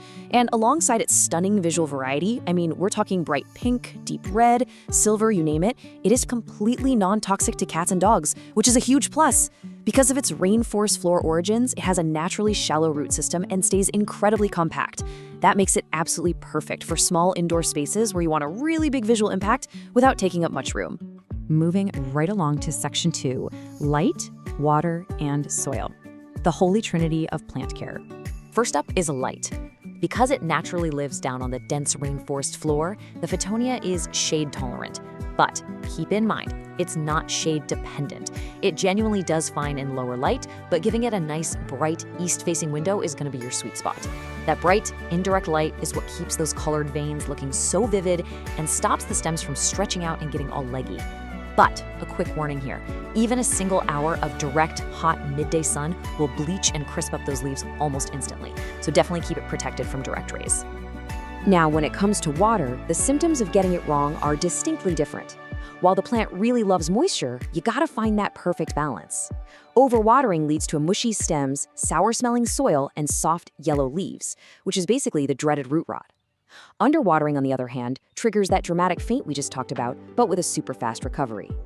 To avoid both of these extremes, always use the knuckle test. Just stick your finger into the soil down to the first knuckle. If the surface feels dry, it's time to water. Do not wait for the soil to dry out completely.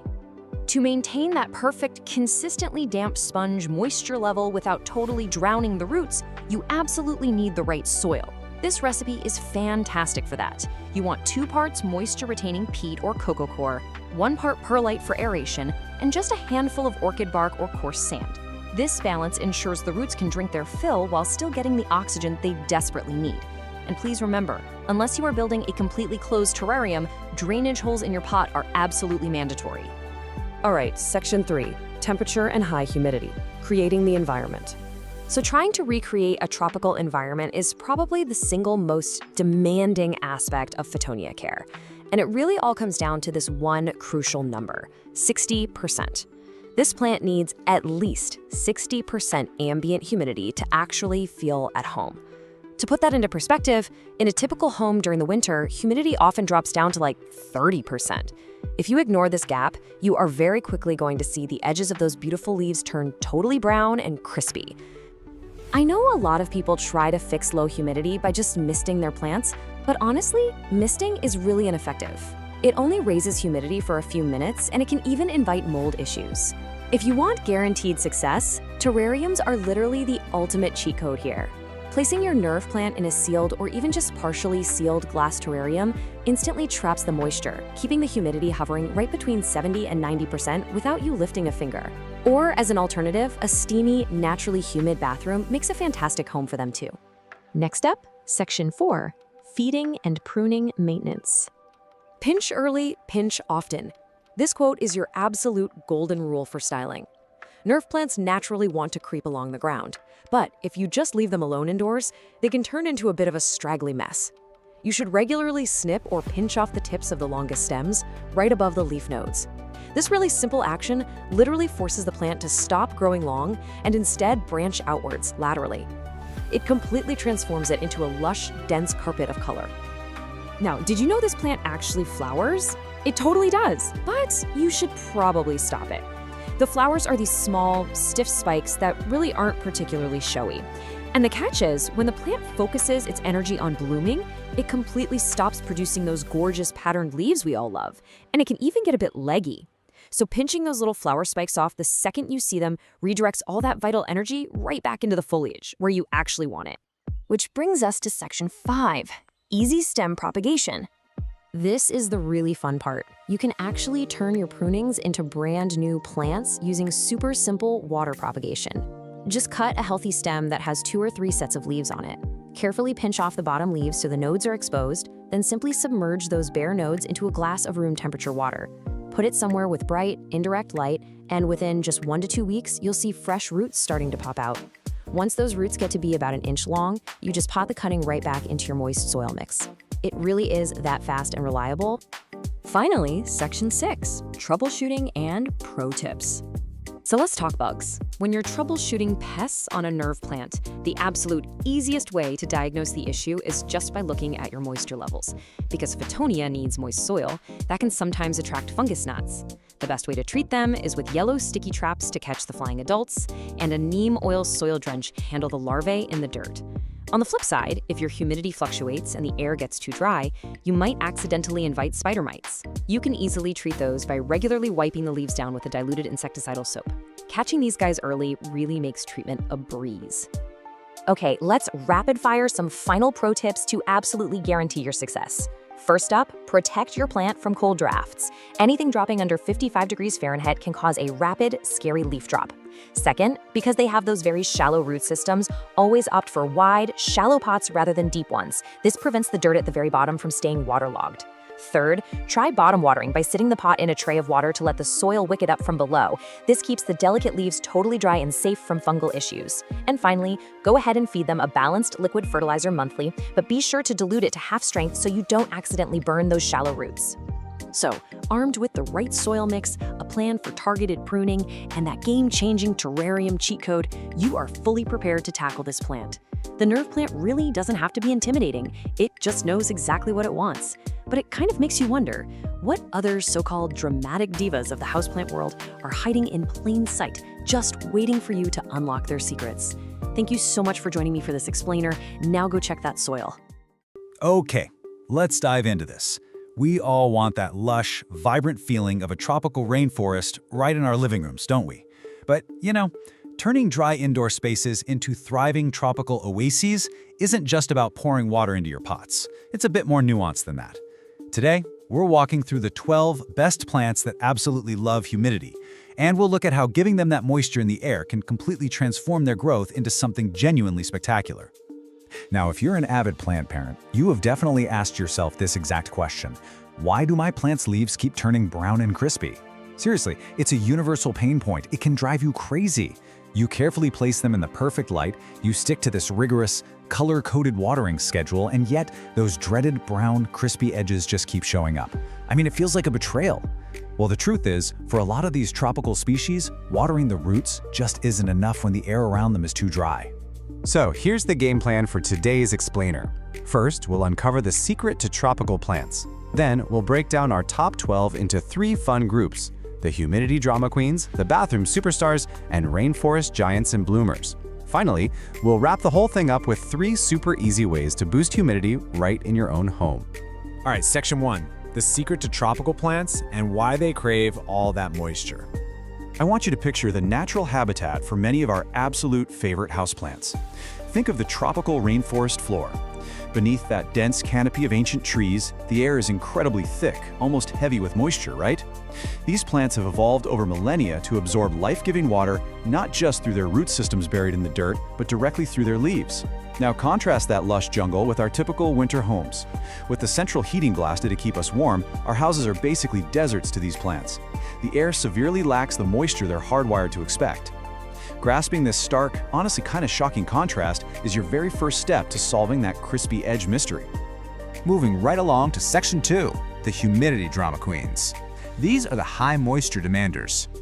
Let's meet our first 3 plants. First up, the Calathea. This is the undisputed drama queen of the houseplant world, hands down. Take the Calathea orbifolia with those elegant, sweeping silver stripes. Without high, consistent humidity, those pristine leaves will practically crisp up if you just look at them wrong. Next is the Marinta, affectionately known as the prayer plant. They genuinely need about 50 to 60% humidity to keep their delicate leaves soft enough to do their fascinating nocturnal praying movements, where they literally fold up for the night. And then we have the architectural alocasia. Keeping alocasias bathed in 60 to 80% humidity isn't just about keeping them pretty, it's actually their absolute best natural defense against devastating spider mites. So, the crucial point to remember here is this. Alocasias intensely love moisture, but they absolutely hate what we call wet feet. It's a really delicate dance. You want the air surrounding that broad foliage to be wet and heavy, mimicking the rainforest, but the soil down at the roots must be well-draining, and you have to let it dry out slightly between waterings. If you don't maintain this critical balance, you're directly inviting root rot, and trust me, root rot will take down a beautiful, expensive plant even faster than dry desert air will. Section 3 brings us to the bathroom superstars, the ones that thrive in the steam. If any plant was quite literally made to live in a bathroom, it's the classic Boston fern.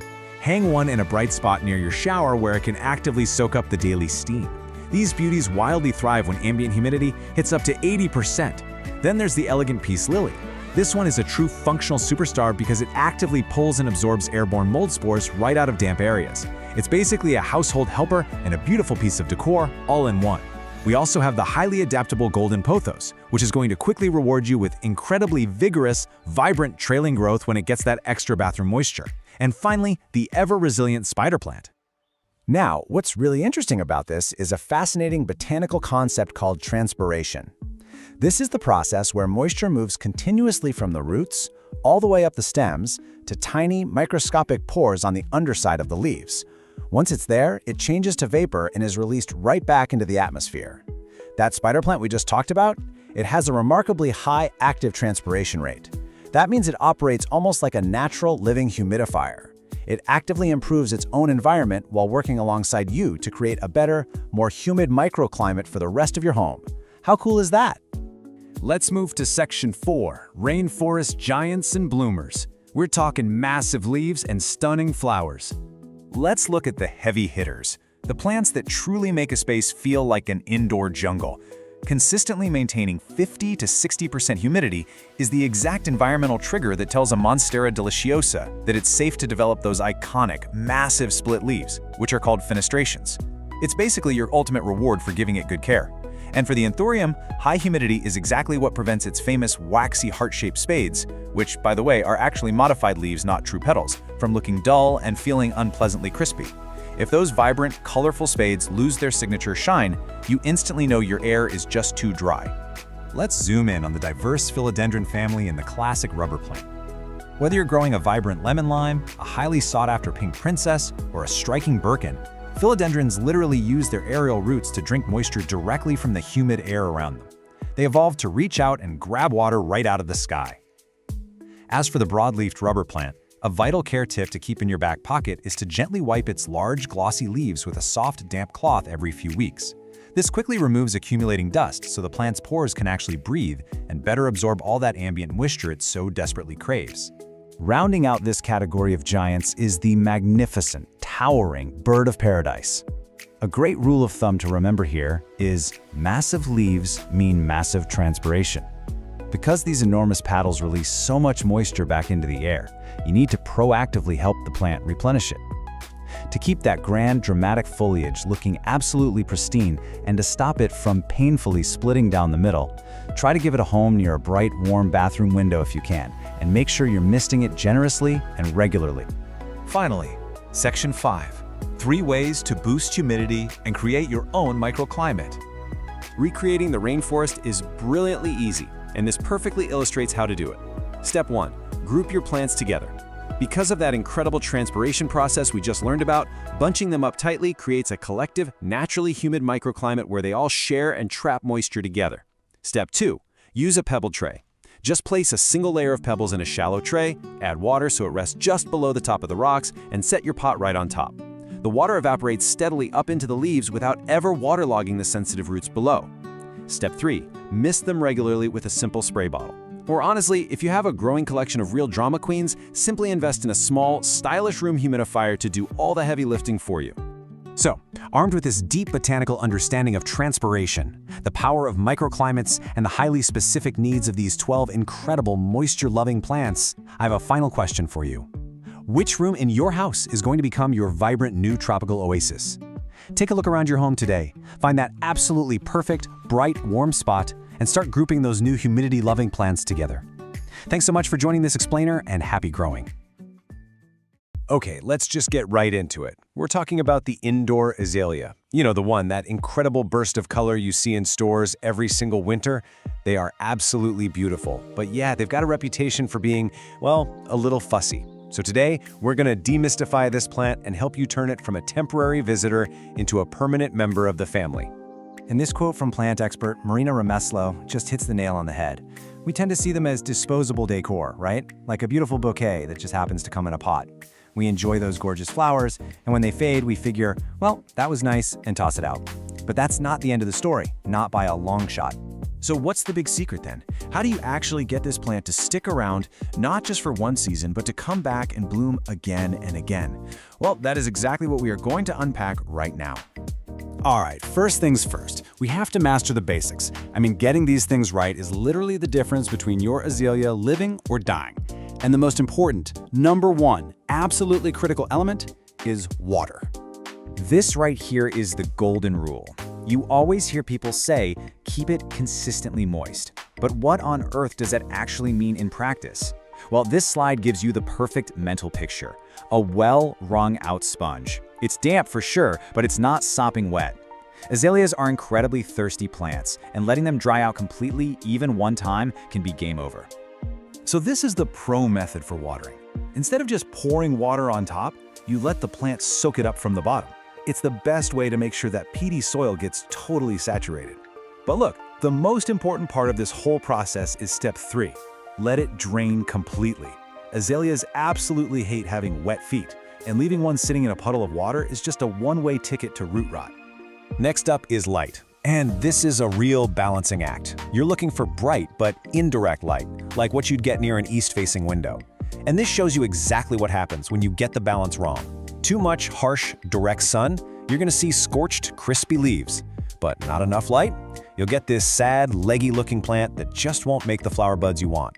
And the last of our core essentials, the soil.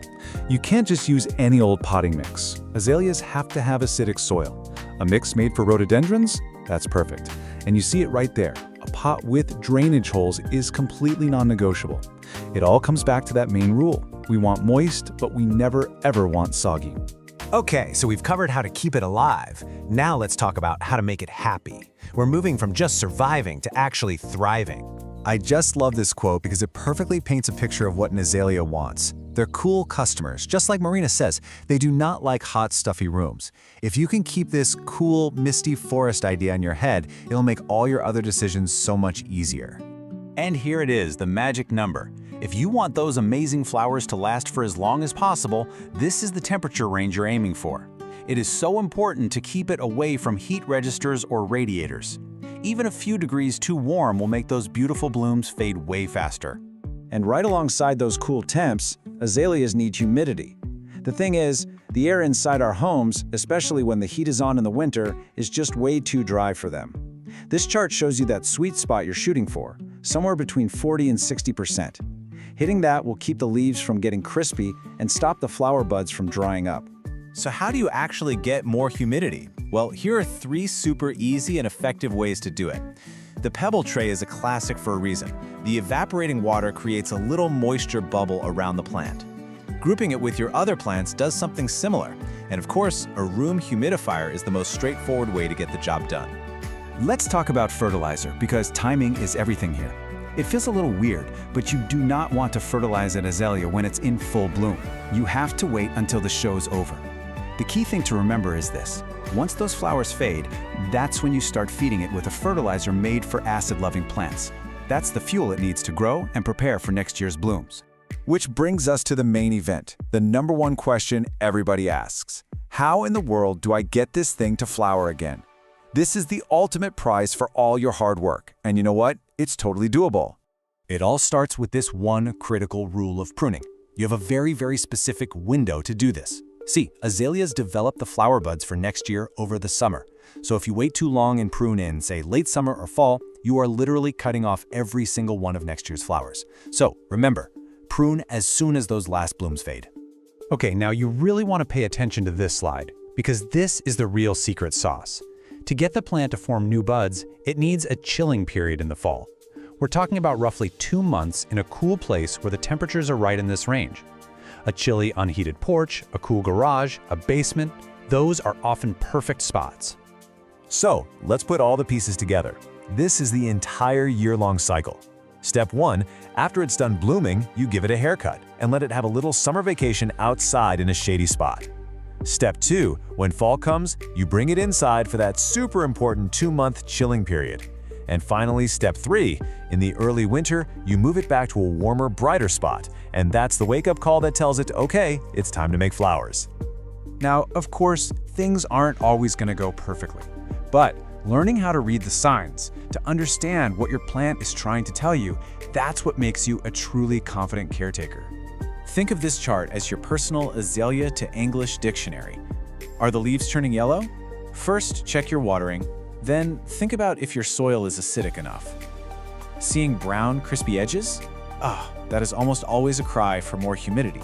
And if it just plain refuses to bloom, well, now you know the #1 suspect is that it didn't get a proper chilling period. And what about bugs and pests? I've actually got some great news on that front. The most common pests, like spider mites, love the exact opposite of what your azalea loves. They want it hot and dry.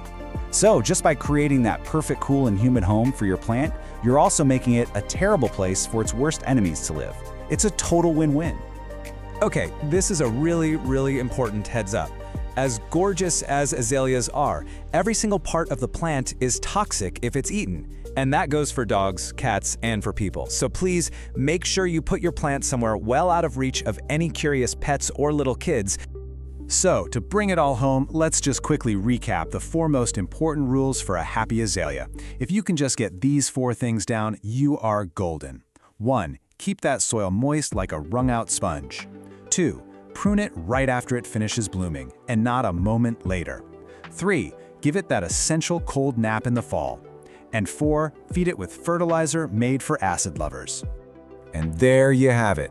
By just understanding what this plant truly needs, you've taken something that most people think of as temporary and turned it into a fantastic, long-term companion that's going to bring color into your home year after year. So the only question left is, now that you know you can do this, what will you help thrive next? Welcome to this explainer. Okay, picture this. It's the middle of July. Your AC is completely struggling to keep up, and the afternoon sun is just absolutely baking your living room. The heat feels relentless, right? Well, today, we're going to dive straight into how you can keep your indoor jungle not just surviving, but actually thriving, even when those temperatures soar. So, are your plants surviving the summer heat? Let's just validate a really common struggle right up front. As the thermostat climbs, so many of our favorite typical houseplants just wilt, crisp up, and generally look miserable in that intense sun. Listen, you are definitely not alone if you've helplessly watched an expensive, fussy tropical fern slowly turn into crispy brown confetti during a brutal July heatwave. But here is the best news. You absolutely do not have to give up on your indoor jungle. We just need a little mental shift here. We aren't trying to keep delicate plants on life support until autumn anymore. Instead, we're selecting resilient species that actively unlock their best growth when our homes feel like an oven. If you've got sun-drenched windows, we've got the perfect botanical lineup for you today to build a true sun-worshipping oasis. Section 1. Tough and low maintenance. The indestructible African natives. We're going to kick things off with 2 beginner plants that hail from the arid regions of Africa and are just virtually bulletproof. These 2 incredibly popular plants evolved entirely different but highly effective drought-tolerant strategies to survive sweltering conditions. The snake plant went vertical. It orients its thick, waxy leaves straight up to minimize direct overhead sun exposure, essentially using those leaves as built-in water reservoirs. The ZZ plant, on the flip side, hides its hydration strategy completely underground. It uses these thick, potato-like rhizomes beneath the soil to lock in moisture safely away from the baking sun.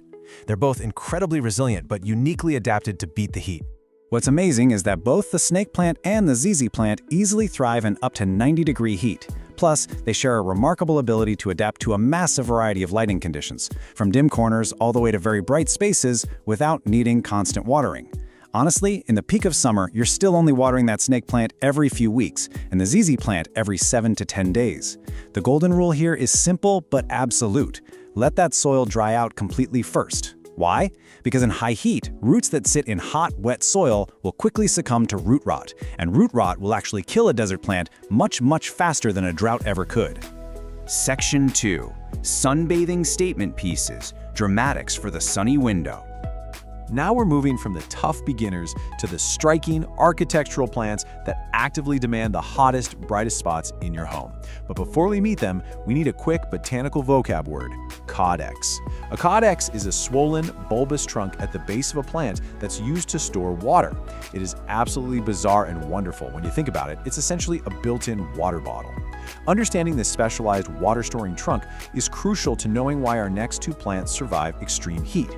It acts exactly like a camel's hump, slowly releasing moisture when the surrounding soil goes completely bone dry. Enter the desert rose and the ponytail palm. These guys are perfect for that punishing hot south-facing window. The desert rose literally loves up to 100-degree heat and needs at least 6 hours of direct sun to pump out its stunning, vibrant flowers. And the ponytail palm? Fun fact, it's actually a succulent from Mexico, not a true palm at all, and it easily handles temperatures well above 80 degrees. You'll want to water both of them generously in the summer, but again, let them dry out entirely. Oh, and a critical word of caution for your home, the beautiful desert rose harbors highly toxic sap, so you absolutely must keep it out of reach of your pets and kids. And we definitely can't forget the sago palm. This plant is literally a living fossil. It's an incredibly adaptable ancient cycad from Japan that's been around since the time of the dinosaurs. I mean, if this botanical survivor could make it through the Jurassic period, it can for sure survive your sunny living room in July.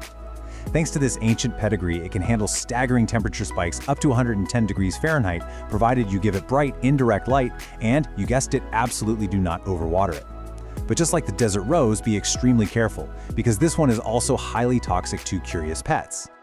Section 3. Classic succulents and vines. Sun lovers for shelves and sills. Let's explore our final plant group, fleshy classics and trailing beauties that look completely fantastic draped over your shelves and sitting on your windowsills. These plants brilliantly illustrate the diverse ways succulents adapt to the heat. Take the tree-like jade plant native to South Africa. It can tolerate a staggering 100 degrees by using its fleshy, glossy leaves to store water. You'll definitely want to put this one in a well-draining terracotta pot. Terracotta is essential because it's porous and breeze, which prevents the roots from essentially boiling in wet, hot soil. Now contrast that with the string of pearls from Southwest Africa. It prefers a slightly milder 70 to 80 degrees and perfectly drapes its modified water-storing beads out of an east-facing window to catch that gentle morning sun while minimizing evaporation. Section 4. Essential hot weather care. Survival rules for the heat wave. All right, knowing which plants to buy is only half the battle. Now we've got to equip you with some universal defensive strategies to keep any plant alive during a severe summer heat wave.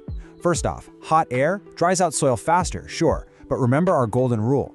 Desert plants still hate wet feet. Always check the soil before you water, and try to water in the morning to beat the afternoon evaporation. Use sheer curtains if your window acts like a giant magnifying glass, and keep the air moving with an indirect fan. But here is the absolute most critical point. Hold off on all fertilizer. When a plant is in a heat wave, it goes straight into survival mode.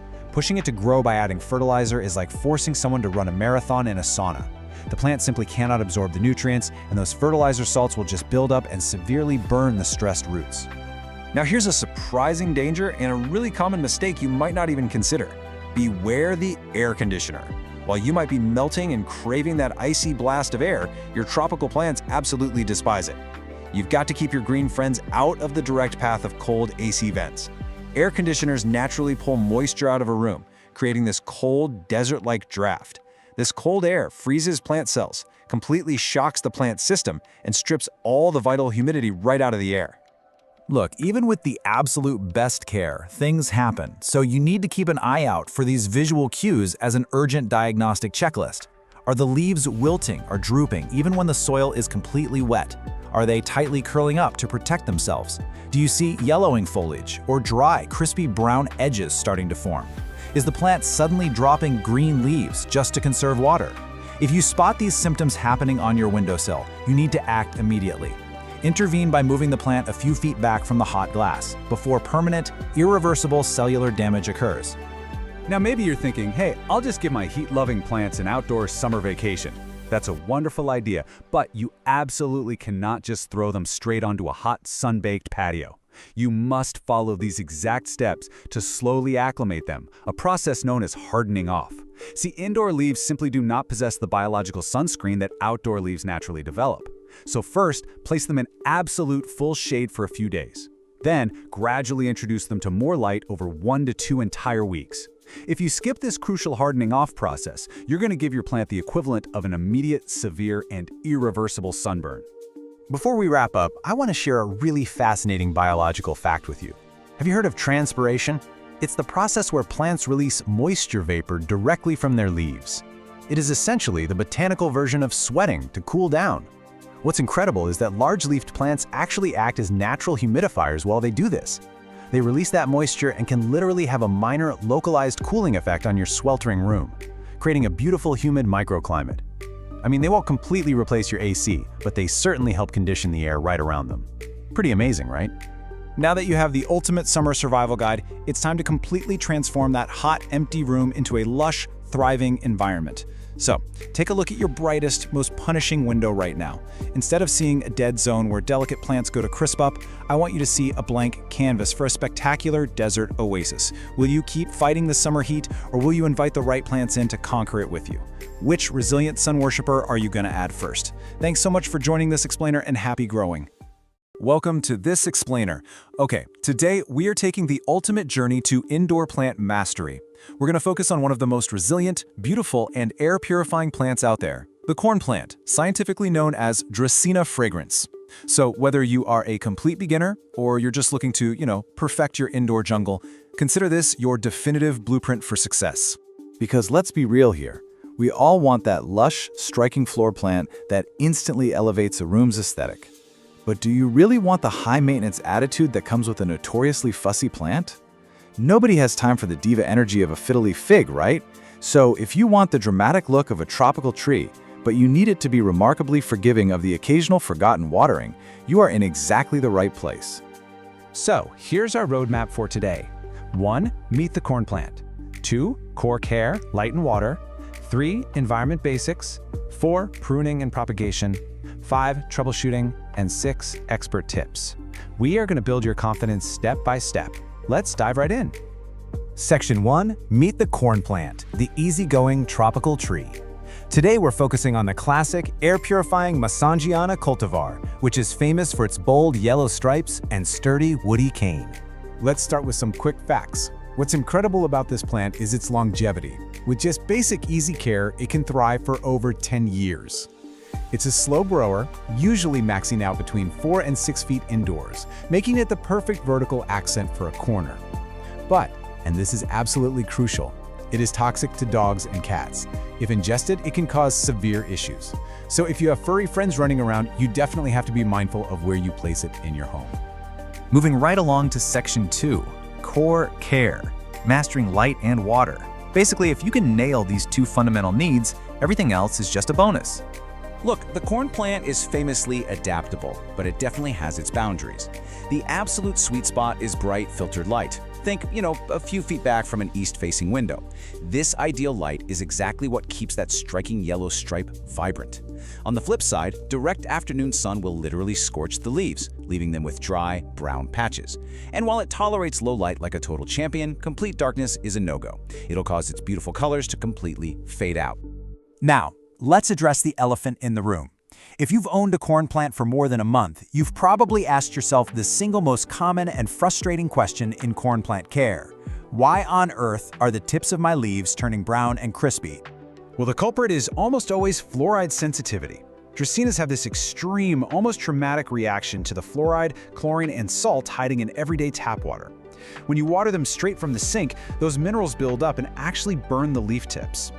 To prevent this dreaded browning, a real game changer is to switch up your watering routine and strictly use filtered, distilled, or rainwater. And that brings us to our golden watering rule. Water thoroughly, but only when the top 1 to 2 inches of soil feel completely dry to the touch. Because this plant is naturally drought tolerant, you can expect to water it maybe every 1 to 2 weeks during its active spring and summer growing season.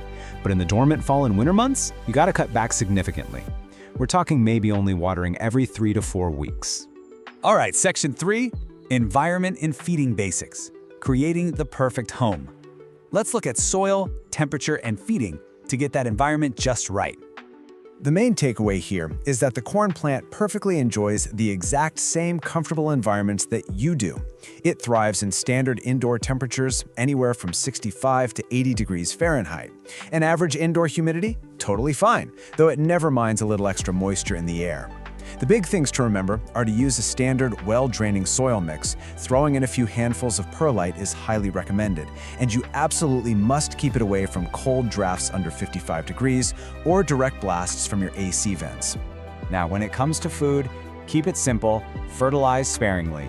This guy is a very light feeder. You only need to feed it 1 or 2 times during the entire spring and summer, and always dilute your balanced liquid fertilizer to half strength. Seriously, do not overfeed this plant. Excess fertilizer will quickly burn those beautiful leaf tips right off.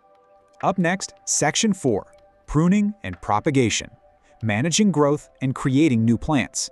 Once you have the basics down, it is time to graduate to intermediate skills. First rule, don't fear the pruner. I know this can feel incredibly intimidating, but if your plant is getting lanky and hitting the ceiling, you just have to be brave. Take some clean pruning shears or a saw and chop straight through that woody cane to control the height. It is entirely safe. In fact, chopping off the top portion actually encourages new, bushier leaf buds to pop right out of the cane just below where you made your cut. And what do you do with that piece you just chopped off? Well, you propagate it. It's like getting a brand new plant for free. Just make sure your cane cutting is at least 6 inches long. Place the bottom end in a jar of water, just remember to change that water weekly, or stick it directly into moist soil. Keep it in bright, indirect light, and boom, in a few weeks, you'll see a healthy new root system starting to form. Okay, Section 5, Troubleshooting. Diagnosing common plant issues. Let's arm you with the knowledge to instantly figure out what your plant is trying to tell you. Here's a super handy diagnostic cheat sheet. See yellowing leaves? You're probably overwatering. If the leaves are suddenly just dropping off entirely, your plant is in shock, likely from a cold draft. Now, a mushy cane base is the absolute worst-case scenario. That signals root rot from severe overwatering. And if you spot white or brown dry patches right in the middle of the leaves, that's sunburn, which means you need to pull it back from direct light immediately. We also got to talk about pests. Corn plants are fairly resistant, for sure, but they can occasionally attract spider mites, mealybugs, and scale. You want to inspect the little crevices where the leaves meet the cane. If you see fine webbing or little white cottony bumps, simply wipe them away with a cotton swab dipped in some rubbing alcohol. For anything bigger, an insecticidal soap or neem oil will do the trick perfectly. Finally, Section 6, Expert Tips, Pro Secrets for a Thriving Plant. To wrap up this explainer, I've got a couple of overarching secrets that truly make all the difference. Here is a brilliant pro tip. Dust those large leaves monthly with a damp cloth. Those big, broad leaves naturally collect dust in our homes. And cleaning the foliage isn't just about making it look nice and shiny, it physically removes a layer of debris that actually blocks sunlight, which hinders the plant's ability to photosynthesize and breathe. And get this, here is one of the coolest hidden features of the Dracaena fragrans: rare blooms. While it's exceedingly rare indoors, giving perfect care to a highly mature plant might eventually reward you with a spray of incredibly fragrant white flowers. In many cultures, a blooming corn plant is actually considered a major sign of impending good fortune. So if you take away absolutely nothing else from this entire explainer today, I want you to remember this golden rule. When in doubt, don't water. Really, that's the secret. This plant's native habitat makes it built to survive droughts. Underwatering is always safer than overwatering. If the soil feels even a little bit moist, just wait a few more days. You now have the complete blueprint for success. Armed with the right water, the right light, and the courage to prune when you need to, you can totally enjoy the stunning beauty of a thriving corn plant in your home for years to come. So now that you know the secrets to keeping one of these alive and thriving for a decade or more, which room in your house is going to become your new indoor jungle? Welcome to This Explainer. If you're tuning in, you probably have a beloved holiday plant sitting on a windowsill right now. But let me guess, maybe it's looking a little limp. Maybe it's wilting, or perhaps it has stubbornly refused to produce those spectacular waterfall-like blooms for years. Well, you are in exactly the right place. Today, we're taking you from absolute beginner to expert with a complete masterclass on the Christmas cactus. So, I want you to ask yourself, why exactly is your Christmas cactus struggling? You're probably thinking, hey, it's a cactus, right? It should be practically indestructible. Well, I need you to completely rethink what you know about this plant. If you've been treating it like one of those spiky green guys sitting out in the scorching desert sun, that is exactly why your plant is unhappy. We're going to establish a major paradigm shift today. Okay, let's dive into this. When you picture a classic desert cactus, you think of hot, dry, sandy soil and, very rare watering. But the Christmas cactus is actually a jungle cactus. It craves humidity, moist but well-draining soil, dappled light, and regular watering. Its ancestors don't grow in the sand. They actually grow in the misty, humid cloud forests of Brazil. Here is our masterclass syllabus for today. We'll be covering 1. A jungle cactus in disguise. 2. Mastering core care basics. 3. The secret to winter blooms. 4. Pruning and propagation methods. 5. Troubleshooting pests and problems. And 6. Pro tips for success. Section 1. A jungle cactus in disguise. Establishing the true origins of this plant is honestly the key to everything. In the wild, the Christmas cactus is what botanists call an epiphyte. This means it literally grows on another plant, like high up in the crotches of tree branches. They draw their moisture and nutrients from the air, the rain, and all the decomposing leaf litter trapped around the roots.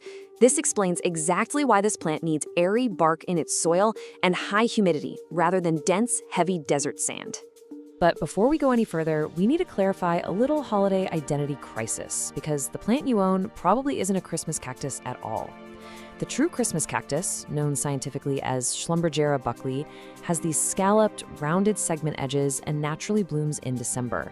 But the Thanksgiving cactus, Schlumbergera truncata, has pointed, claw-like edges and naturally blooms in November. Most store-bought varieties you see with those sharp claws are actually Thanksgiving cacti in disguise. But don't worry, their daily care is virtually identical. Section 2. Mastering Core Care Basics. Now that we know what we're working with, we have to master the daily, non-negotiable building blocks required if you want that incredible floral display later on. First up, they need bright, indirect light. An east-facing window catching that gentle morning sun is absolutely perfect. You want to keep them out of the direct, scorching afternoon sun, which will literally burn their segments. For watering, you're aiming for the Goldilocks zone. Never bone dry, never soggy. Just water it thoroughly when the top inch of soil feels dry to the touch. And during their active growing season in spring and summer, go ahead and feed them a diluted liquid fertilizer every 2 to 4 weeks. Now, because it's an epiphyte, standard heavy potting soil is just going to suffocate the roots. And a typical desert cactus mix drains way too fast. The absolute sweet spot is a mix of 50% peat or cocoa coir for moisture retention, 25% perlite for drainage, and 25% orchid bark. That orchid bark is the secret ingredient here. It perfectly mimics the loose bark and debris of the rainforest canopy.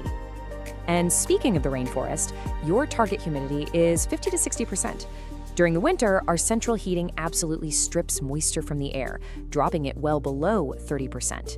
To combat that bone-dry winter air, you can set your pot on a pebble tray filled with water, or even just place the plant in a bright bathroom where it can soak up the steam from your daily shower. Section 3. The secret to winter blooms. Okay, this is where we separate the casual houseplant owners from the absolute masters. Getting a Christmas cactus to bloom doesn't just happen by accident. It's a mechanical process that must start in early to mid-October. It requires 3 specific signals. Step 1 is the dark treatment. Step 2 is a drop to cool nighttime temperatures, somewhere between 50 and 65 degrees Fahrenheit. And step 3 is reducing your watering to roughly every 2 to 3 weeks and stopping fertilization completely. This mild stress is what signals to the plant, hey, winter's coming, it's time to make flowers. Now, there is a magic number required to make this work, and that number is 12 to 14. That is the exact number of hours of complete, uninterrupted darkness your plant requires each and every night for 6 to 8 weeks to successfully force bud formation. I mean, complete darkness. No street light shining through the window, no hallway light seeping under a door crack. Even a brief flash of a room light can totally reset the plant's internal clock. Seriously, put it in a dark closet every evening if you have to. And once you've successfully completed that dark treatment and you finally see those tiny buds forming on the tips of the segments, rule number 1, do not move the plant. I really cannot emphasize this enough. Changing the light direction or causing a sudden temperature fluctuation is the number 1 reason buds suddenly drop off right before they open. Just leave it right where it is. Section 4, Pruning and Propagation Methods. Once that magnificent bloom show is over, we enter the post-bloom phase.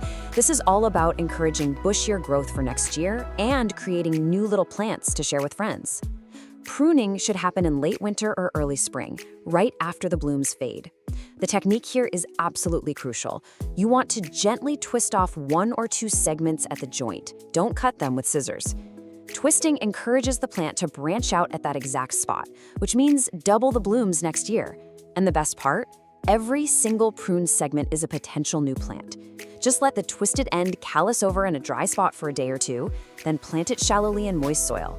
It's such an incredibly easy and rewarding way to create heirloom gifts. Section 5. Troubleshooting pests and problems.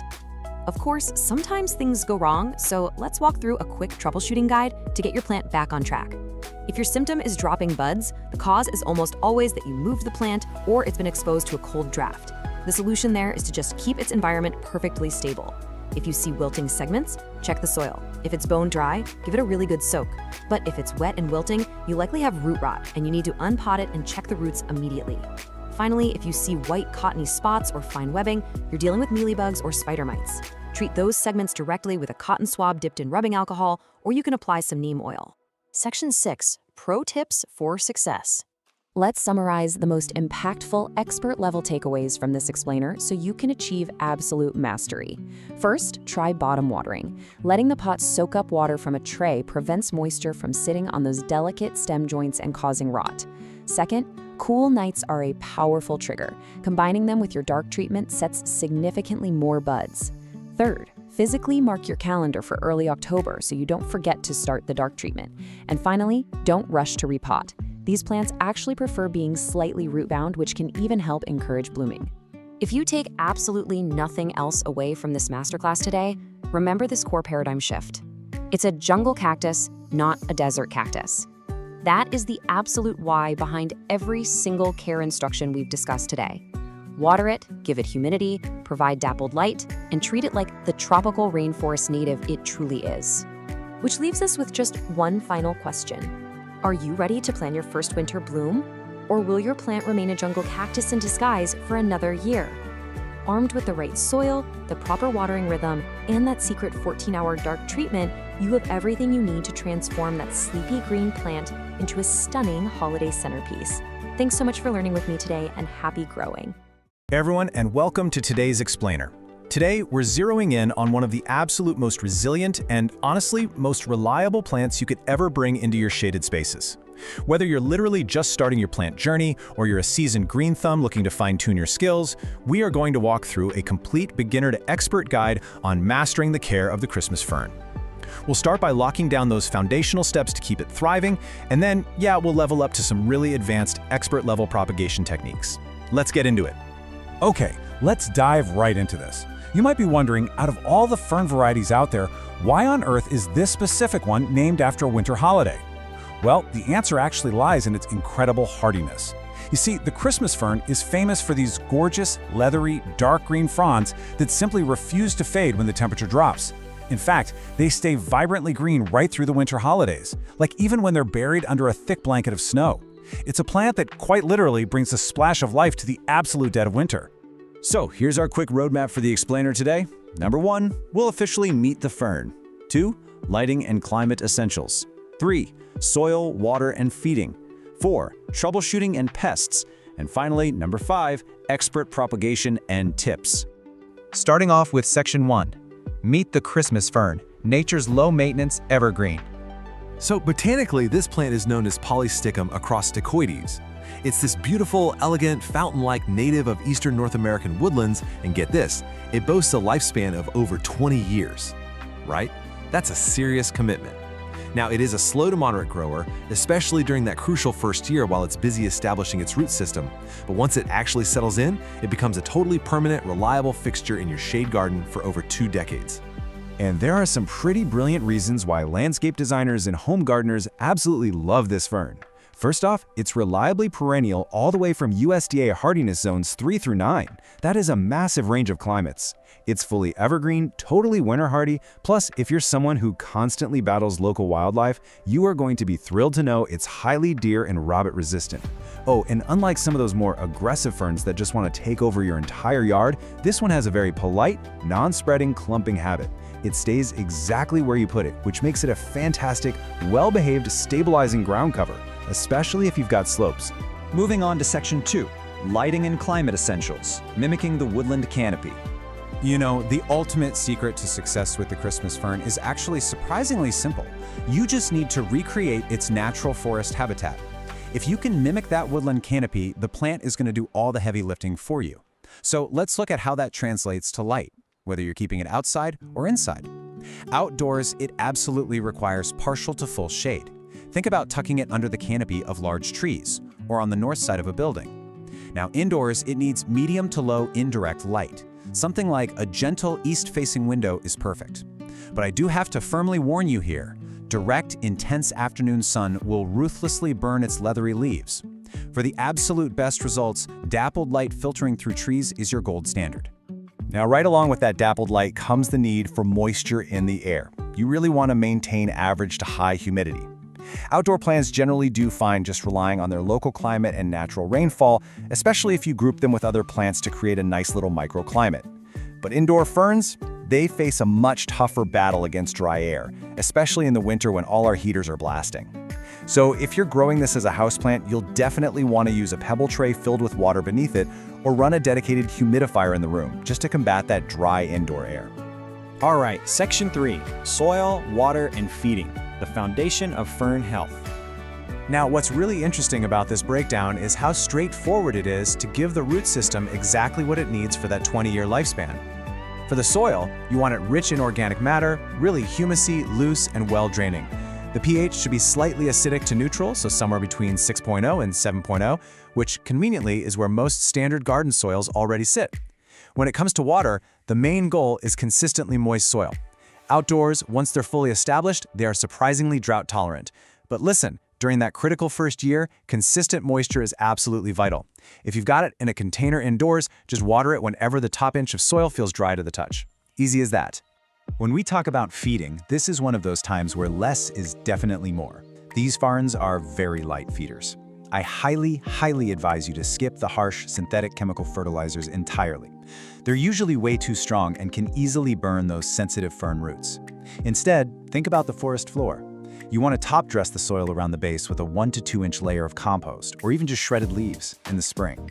And in the fall, just let the natural fallen leaf litter remain right there around the base. It acts as the perfect protective mulch and slowly feeds the plant as it naturally decomposes. Which brings us to Section 4, Troubleshooting and Pests, Overcoming the Hurdles. Okay, so to keep your fern in top shape, we need to talk about common roadblocks. The absolute most critical botanical threat to your Christmas fern is something called crown rot. This is unfortunately a fatal condition where the plant's crown, which is that central growing point right at the base, becomes mushy and just decays. So why does this happen? Usually it's caused by soil that's just too heavy and waterlogged, or very commonly because the fern was planted way too deeply into the ground. Your soil must drain well to prevent the plant from getting what we gardeners call wet feet. And always make sure the crown sits perfectly level with the soil surface. Now, if your fern isn't looking its best, this quick comparison should help you diagnose the issue right away. If you're overwatering and heading dangerously toward root rot, you're typically going to see widespread yellowing on the new fronds and a mushy base. On the flip side of that, if you're underwatering or maybe exposing the fern to way too much direct sun, you're going to see crispy brown edges or these bleached sun-scorched patches. So just compare these distinct symptoms directly. That way you'll immediately know if your fern is drowning or burning, and you can tweak your care routine fast. As for pests, let me reassure you right now, the Christmas fern is highly pest resistant. But, it's always wise to keep an eye out. Indoors, you might occasionally spot some fungus gnats hovering around the moist soil, or maybe some scale or tiny whiteflies. Honestly, some yellow sticky traps and a mild insecticidal soap will take care of those no problem. Outdoors, especially in very damp, heavily shaded areas, your biggest nuisance is probably going to be slugs and snails chewing holes in the fronds, or maybe the occasional caterpillar. But really, overall, serious infestations are super rare. And finally, Section 5, Expert Propagation and Tips, Mastering the Masterclass. So, as we elevate your skills to full botanical mastery today, a really common question we get from beginners is, does a Christmas fern bloom? Well, the answer is no. Just like all ferns, it doesn't produce any flowers, and it doesn't produce seeds at all. So how on earth does it reproduce? Well, it relies on an incredibly fascinating, ancient alternative method. It reproduces through spores. These are generated in specialized structures called sori. If you actually flip over and look at the back of the taller, upright fronds in late summer, you're going to see these small dark dots lined up in perfect, neat rows. Those are the sori. Now, propagating from these spores is definitely an expert-level, year-long challenge. It involves cutting a frond, letting the microscopic dust fall onto a piece of white paper, carefully sewing that dust on a sterile medium, covering it up to trap humidity, and then waiting weeks or even months just for this moss-like film called a prothallus to form. And from there, tiny fronds eventually emerge. It is an incredibly rewarding project if you've got the patience of an expert. But if you want a much faster method, propagation by division is far easier and honestly a lot more practical for most of us. So the crucial point is following these steps. First, early in the spring, select a mature, well-established clump. something at least 3 to 4 years old. Second, take a spade and carefully lift the entire root ball right out of the ground. Third, you're going to slice and divide that crown, making absolutely sure every new section has a healthy set of roots and a few little developing fiddleheads. And finally, replant those divisions immediately at their original depth and give them a really good watering. Okay, let's rapid fire some pro landscaping tips, just to round out your new expertise. Number 1, I know it's tempting, but resist the urge to tidy up your garden in the fall. Do not cut back the old fading fronds. They actually naturally lie flat and insulate that delicate crown from freezing winter temperatures. You only want to trim them away in early spring. Number 2, use companion planting. The dark, leathery texture of this fern looks absolutely stunning next to the softer foliage of hostas or coral bells. Or try planting a cinnamon fern right behind it for this amazing layered woodland effect. And lastly, how do you identify it for sure? Get up close and look at the leaflets. Every single small leaflet has this distinctive lobe at the base that points straight up, perfectly shaped like a tiny Christmas stocking or a sleigh. And I think that just brilliantly illustrates the total charm and utility of this incredible plant. It's tough, it's beautiful, and it's a true survivor. So I'll leave you with this final thought. How will you use this resilient 20-year evergreen in your own shaded spaces? Are you going to use it to stabilize a difficult slope? Maybe plant it alongside some colorful hostas? Or perhaps you're going to test your new expert skills by propagating it from spores. The choice is completely yours, and now you've got the expert knowledge to make it happen. Thank you so much for joining me on this explainer, and happy planting. Welcome to this complete explainer. You know, if you're a focused learner looking to truly master the art of indoor horticulture, you've landed in the exact right place today. We are tackling a houseplant that is famous for being incredibly beautiful, but let's be honest, it's also notorious for being a little bit of a diva. Yep, we're talking about the Maranta leuconura, better known as the prayer plant. Now, while it absolutely demands a specific environment to thrive, cracking its code is a super rewarding journey. It's going to take you from a total novice to a true plant enthusiast. By the end of this session, you'll know exactly how to keep this stunning tropical plant vibrant, lush, and happy. All right, here's our quick roadmap for today. Number 1, meet your prayer plant. 2, the 4 pillars of care. 3, maintenance, feeding, and pruning. 4, troubleshooting common plant problems. And 5, propagating new plants. Let's dive right in. Section 1. Meet your prayer plant. Native to the tropical rainforests of Brazil, this completely pet-safe plant is basically a living, moving work of art. It performs this fascinating daily ritual called nectanasty. So during the day, the leaves lie totally flat to soak up the sun. But as the evening rolls in, there's a specialized joint at the base of the leaf. It's called a pulvinus, and it changes its internal water pressure. It acts just like a hinge to lift the leaves upward, folding them together like hands in prayer. It's this daily bit of magic that really reminds you just how alive your houseplants actually are.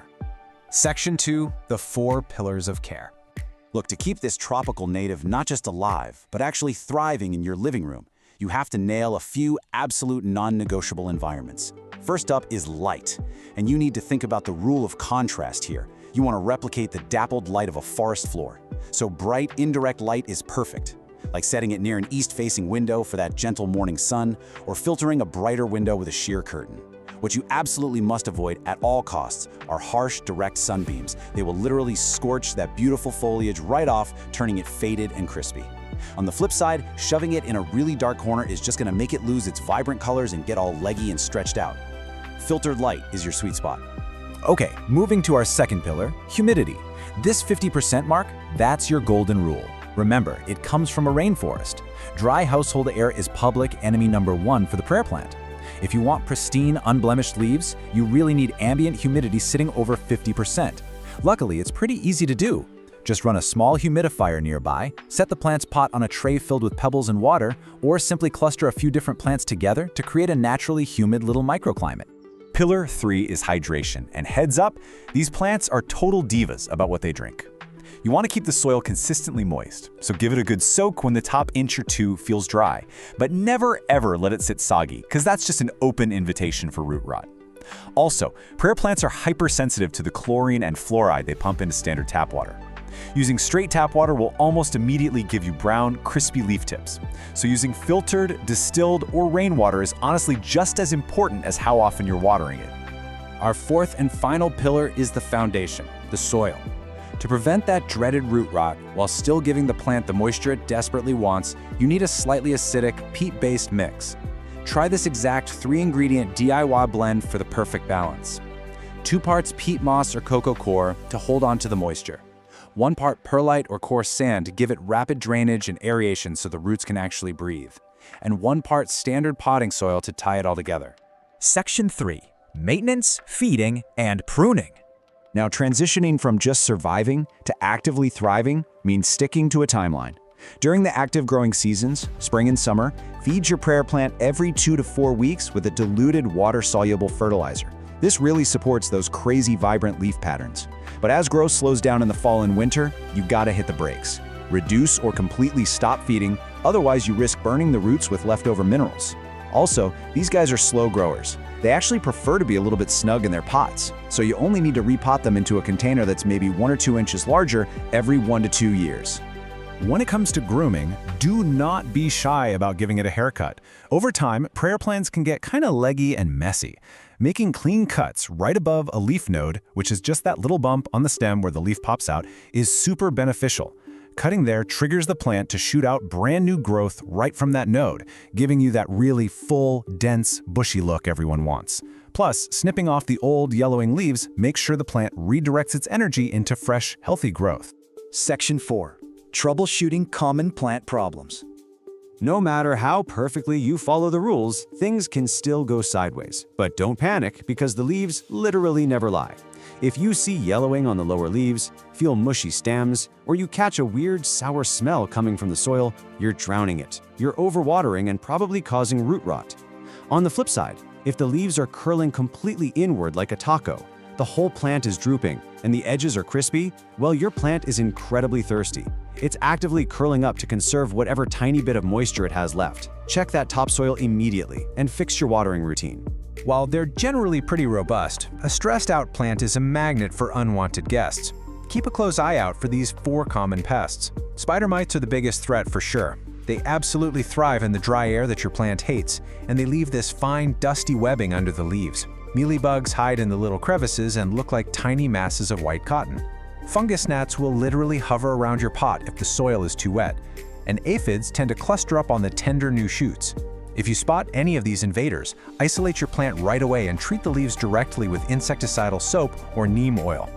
But out of everything we've talked about, the absolute #1 complaint plant owners have is finding brown, crispy edges on otherwise perfectly healthy leaves. Let's make this crystal clear. This is almost always a strict warning sign that your ambient humidity is too low, or you have a buildup of fluoride and chlorine from your tap water. Seriously, if you fix your humidity and upgrade to filtered water, you will systematically solve the vast majority of all prayer plant distress signals.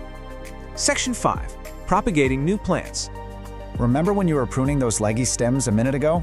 Well, you were actually gathering the perfect material to multiply your plant collection for free. Water propagation is a nearly foolproof method if you follow these 4 simple steps. The biggest key here is cutting about 1 inch below a leaf node, because that node is exactly where the new roots are going to sprout from. Submerge just the node in room temperature water, keep the leaves dry so they don't rot, and stick the jar in bright indirect light. Change the water every few days, and in a couple of weeks, you'll see roots. Once they're about 2 inches long, just plop them into your DIY soil mix. Now, if you'd rather not mess with stem cuttings, or if you just have a massive mature plant, propagation by division is the way to go. The absolute best time to do this is during your routine spring repotting. When you take the plant out of its pot, just gently tease apart the natural clumps of the root rhizomes with your fingers. You just have to make absolutely sure that each new section you pull away has its own healthy cluster of stems, leaves, and its own root system attached before you put it in a new pot. Let's do a really quick recap of the pro tips to totally solidify your status as a Maranta master. Remember, humidity is everything. Standard tap water is the enemy.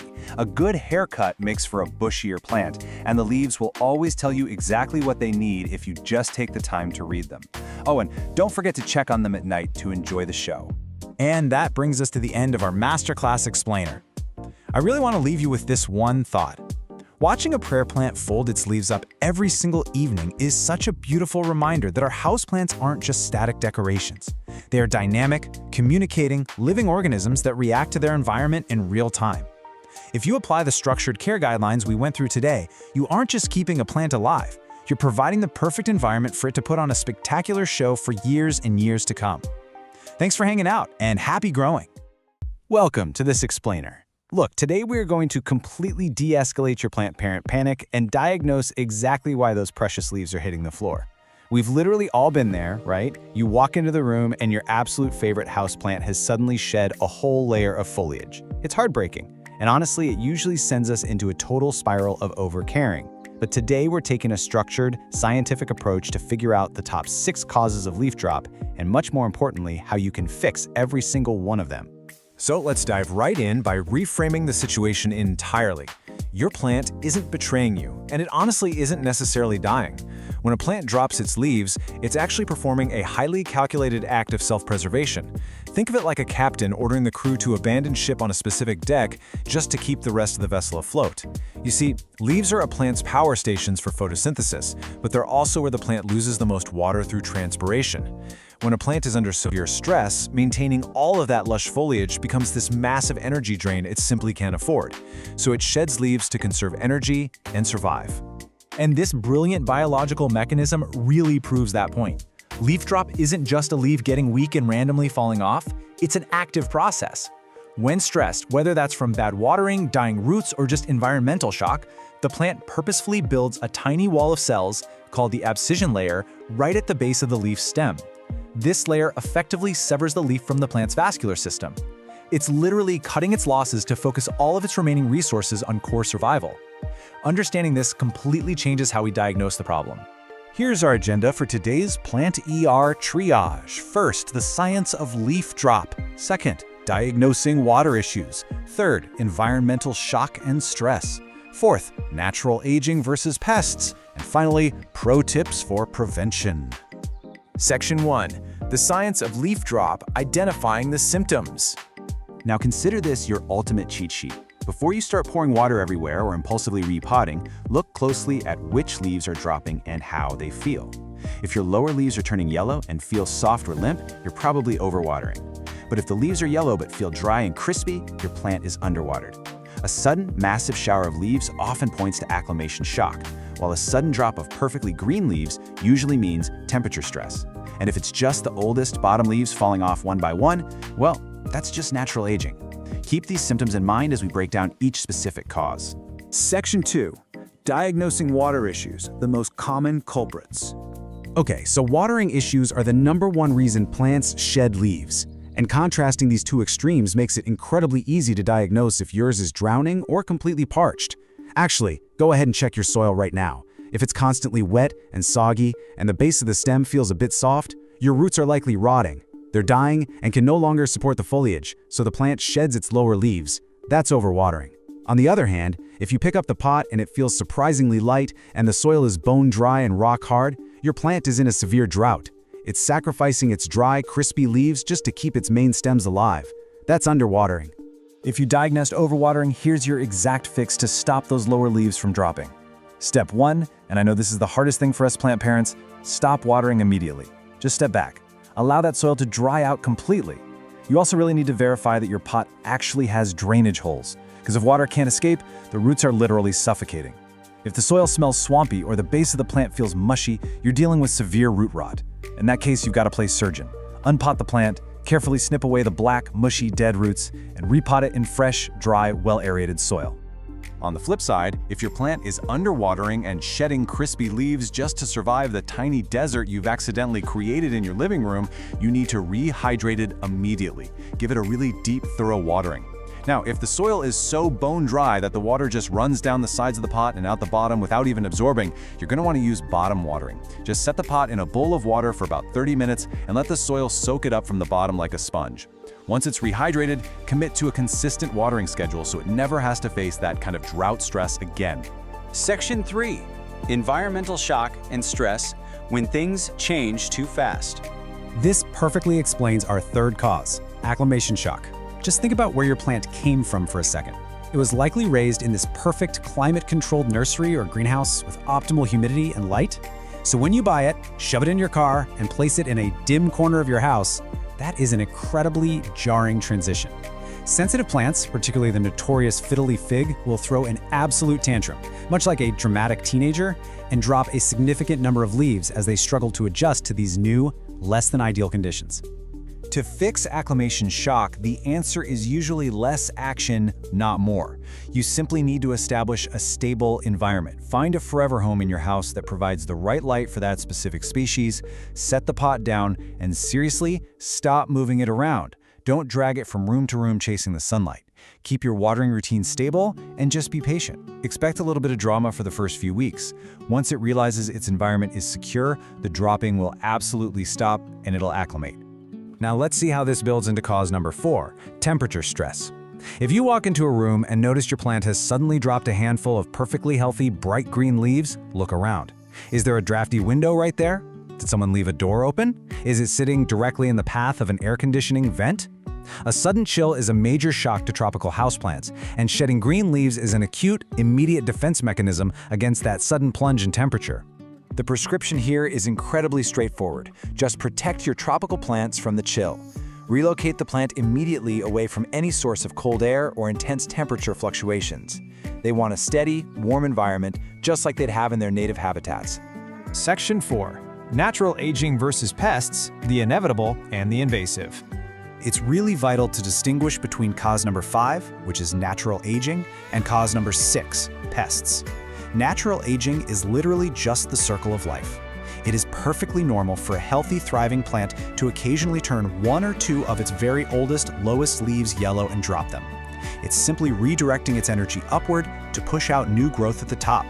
If the rest of the plant looks amazing, do nothing, just clear the leaf away.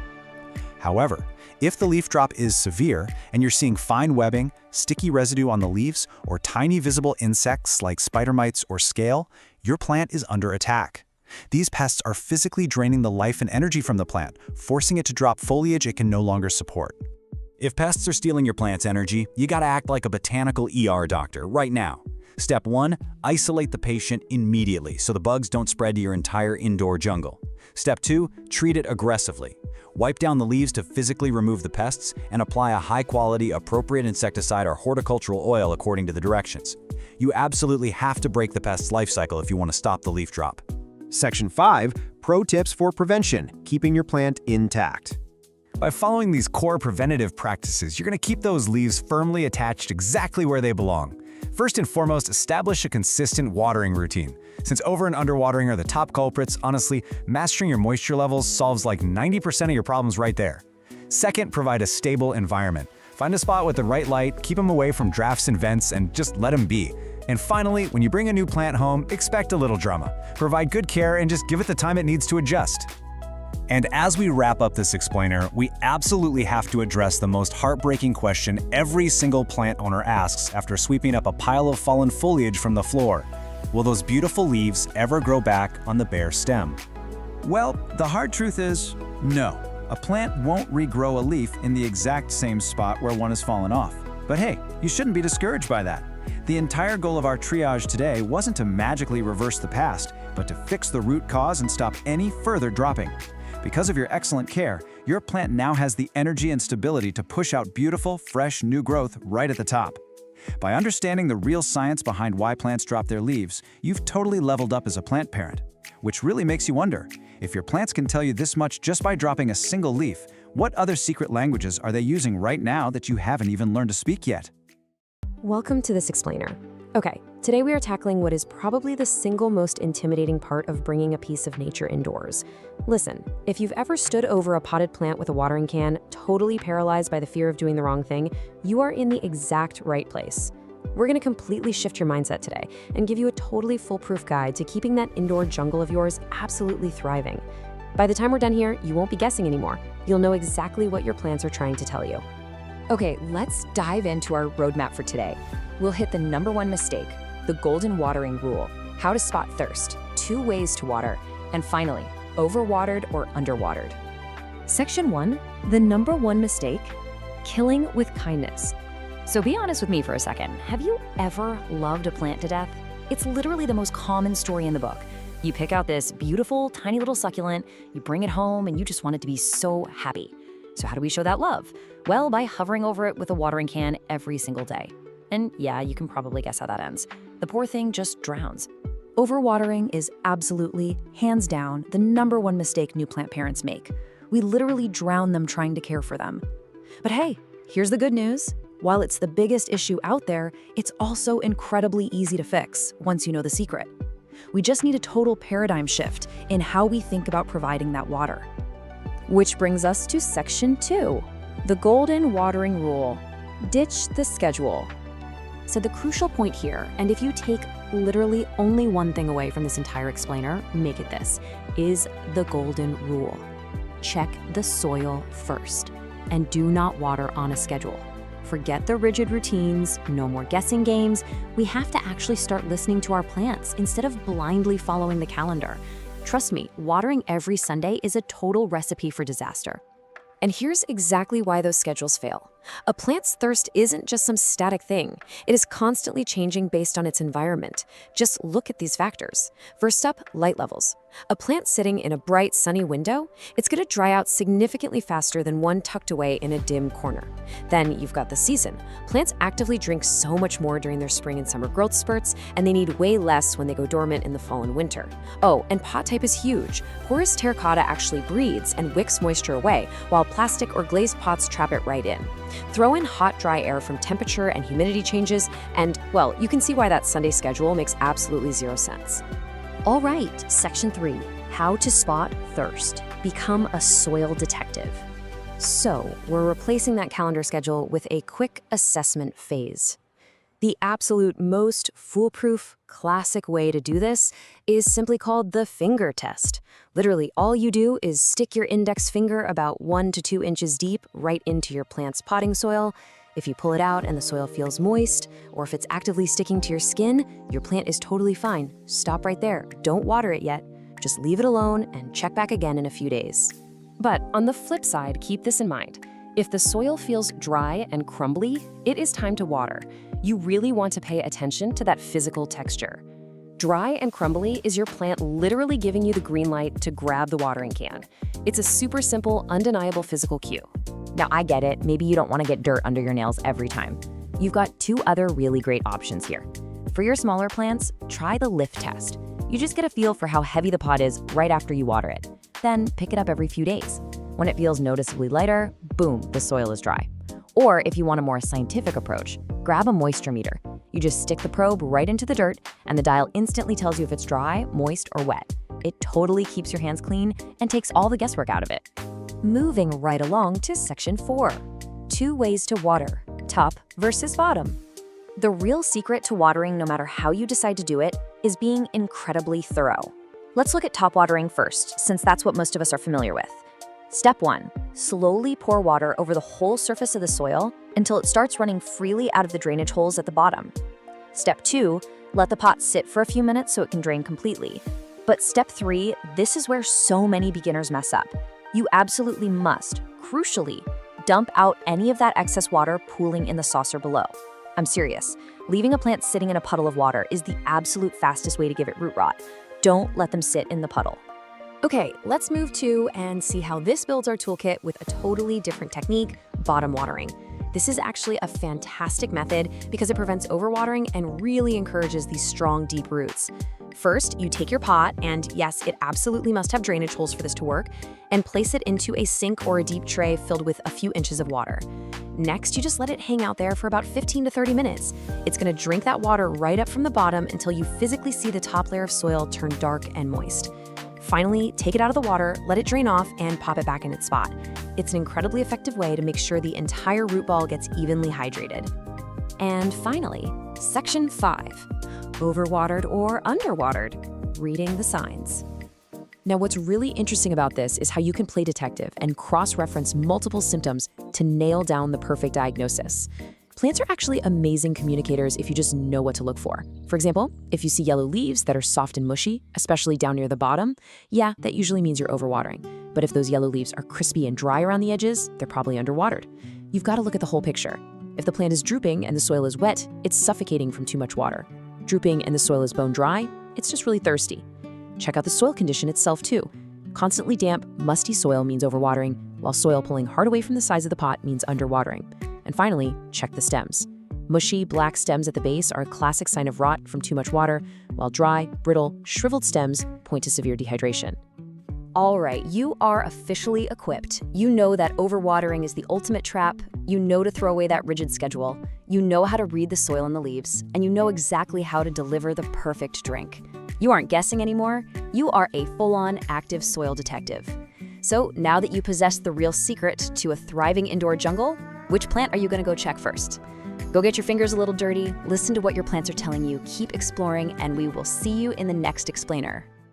Welcome to this explainer on the absolutely incredible cinnamon fern. We're going to give you the complete beginner to expert guide on turning those notoriously wet, shady spots in your yard or home into a striking woodland showcase. Let's dive right in. Are you totally tired of delicate ferns that just give up and die the second their soil gets a little too soggy?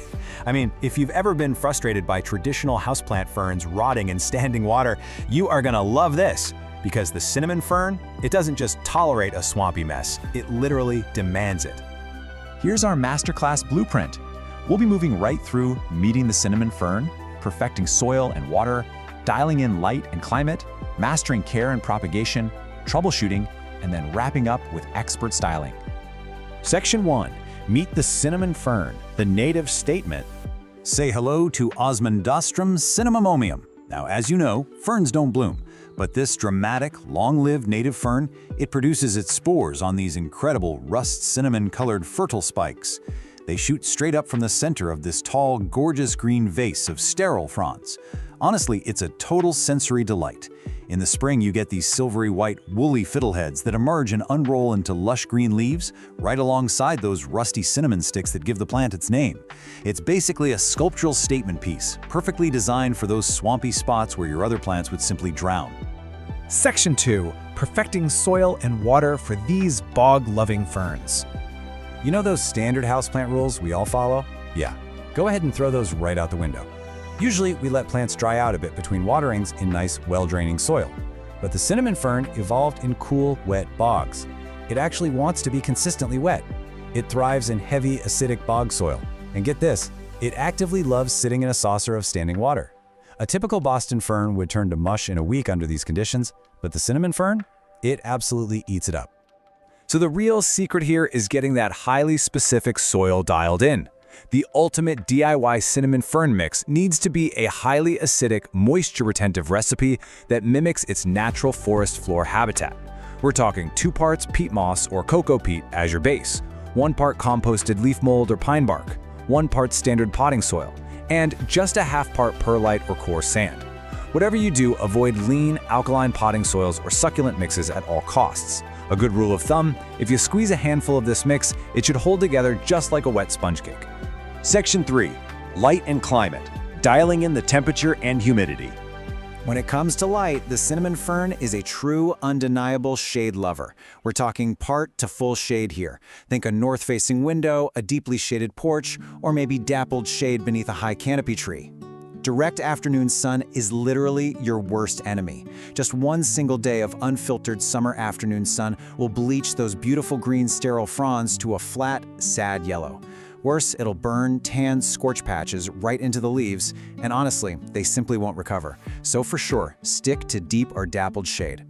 60. That is your magic number. 60% is the absolute minimum ideal humidity for this plant when it's actively growing. If you're keeping it indoors, that hot, dry winter air in our centrally heated homes, that is the fastest possible way to kill this fern. If the humidity drops below 45%, the tips are going to go brown. Below 35%, the plant suffers severely. You absolutely have to use pebble trays, cool mist humidifiers, or just keep it in a naturally damp outdoor environment near some water. It's absolutely crucial to understand this plant's life cycle. As the saying goes, a cold winter rest is what triggers reliable fertile fronds the next spring. Seriously, you cannot keep this plant warm year-round. If you do, it just completely skips its famous cinnamon-colored show and only pushes out green leaves. It actually wants to go fully dormant in a cool spot. It can even survive freezing outdoor temperatures. It needs that chill to reset for next year's spectacular display. Section 4. Care and propagate, feeding and pruning. Maintenance for the cinnamon fern is actually delightfully low fuss, but it is highly specific. Once that first hard frost hits in autumn and the fronds collapse, you want to cut everything completely down to the ground. But be careful here. Make sure you cut about an inch above the rhizome so you aren't slicing into the knobby trunk itself. Then, when early spring rolls around, give it a light organic feeding by top dressing with about an inch of compost or leaf mold. Stay away from heavy liquid feeds, they'll just give you weak floppy fronds. This light, organic approach is exactly what builds that strong, upright vase shape the plant is famous for. Now, if you're growing these in containers, you're going to need to step up your fern every 2 to 3 years into a larger 5 to 15-gallon pot. It's a bit of a process, but here's how you do it. First, soak the parent pot the day before so the rhizome doesn't crack on you. Second, tip it and gently ease that heavy plant out. Third, take some sterile scissors and trim away any black or mushy roots. Fourth, settle it into that fresh peaty mix we talked about earlier. And this is key. Make sure the top of the rhizome sits exactly at the soil surface. If you bury it too deep, you're looking at instant crown rot. Finally, just backfill, water it deeply, and add your mulch. Okay, but what if you want more ferns? Who wouldn't, right? The primary propagation method here is dividing mature clumps that are at least 4 to 5 years old. You want to tackle this in early spring, right as those woolly fiddleheads start pushing up. Dig up the parent plant and rinse the soil off so you can clearly see the joins between the crowns. Then take a sterilized knife or even a saw and cut straight down through that woody rhizome. Plant those new divisions at the exact same depth as the parent, water them deeply, and make sure you keep them shaded for about 2 weeks so they can recover. Section 5. Troubleshooting those common fern problems. Pests are actually super rare for this fern, which is great. But environmental issues, yeah, those are pretty common. Let's look at a few visual symptoms and their direct cures so you can instantly save your plant. Got brown, crispy edges? Well, that's dry air or dry soil. You want to soak the root ball and get a humidifier going. What about mid-season yellowing on the inner fronds? That usually means your soil dried out, or maybe the pH drifted a bit too alkaline. Just top dress with composted pine bark or peat to bring that acidity right back. And if you spot tan, scorched patches, sunburn, no question. Move the plant to deep shade immediately, because those burned fronds are gone for good. Section 6. Expert styling and our final ProCare tips. All right, here are some rapid-fire expert tips to totally elevate your fern game. First up, style this plant against a dark backdrop. Think a dark-stained fence, a mossy boulder, or an evergreen hedge. It really makes those rust cinnamon fertile fronds just pop visually. You can also pair it with ostrich ferns for height or Japanese painted ferns for a gorgeous silvery contrast. Now always water before it droops, because a deep dry out will often ruin the current season's foliage entirely. And here's a fun one. Whatever you do, leave that silvery fill head fuzz alone. Hummingbirds and yellow warblers actually harvest it to line their nests. How cool is that? Finally, for containers, absolutely avoid terracotta. It just pulls moisture right out of the soil. Stick to those big 5+ gallon glazed pots instead.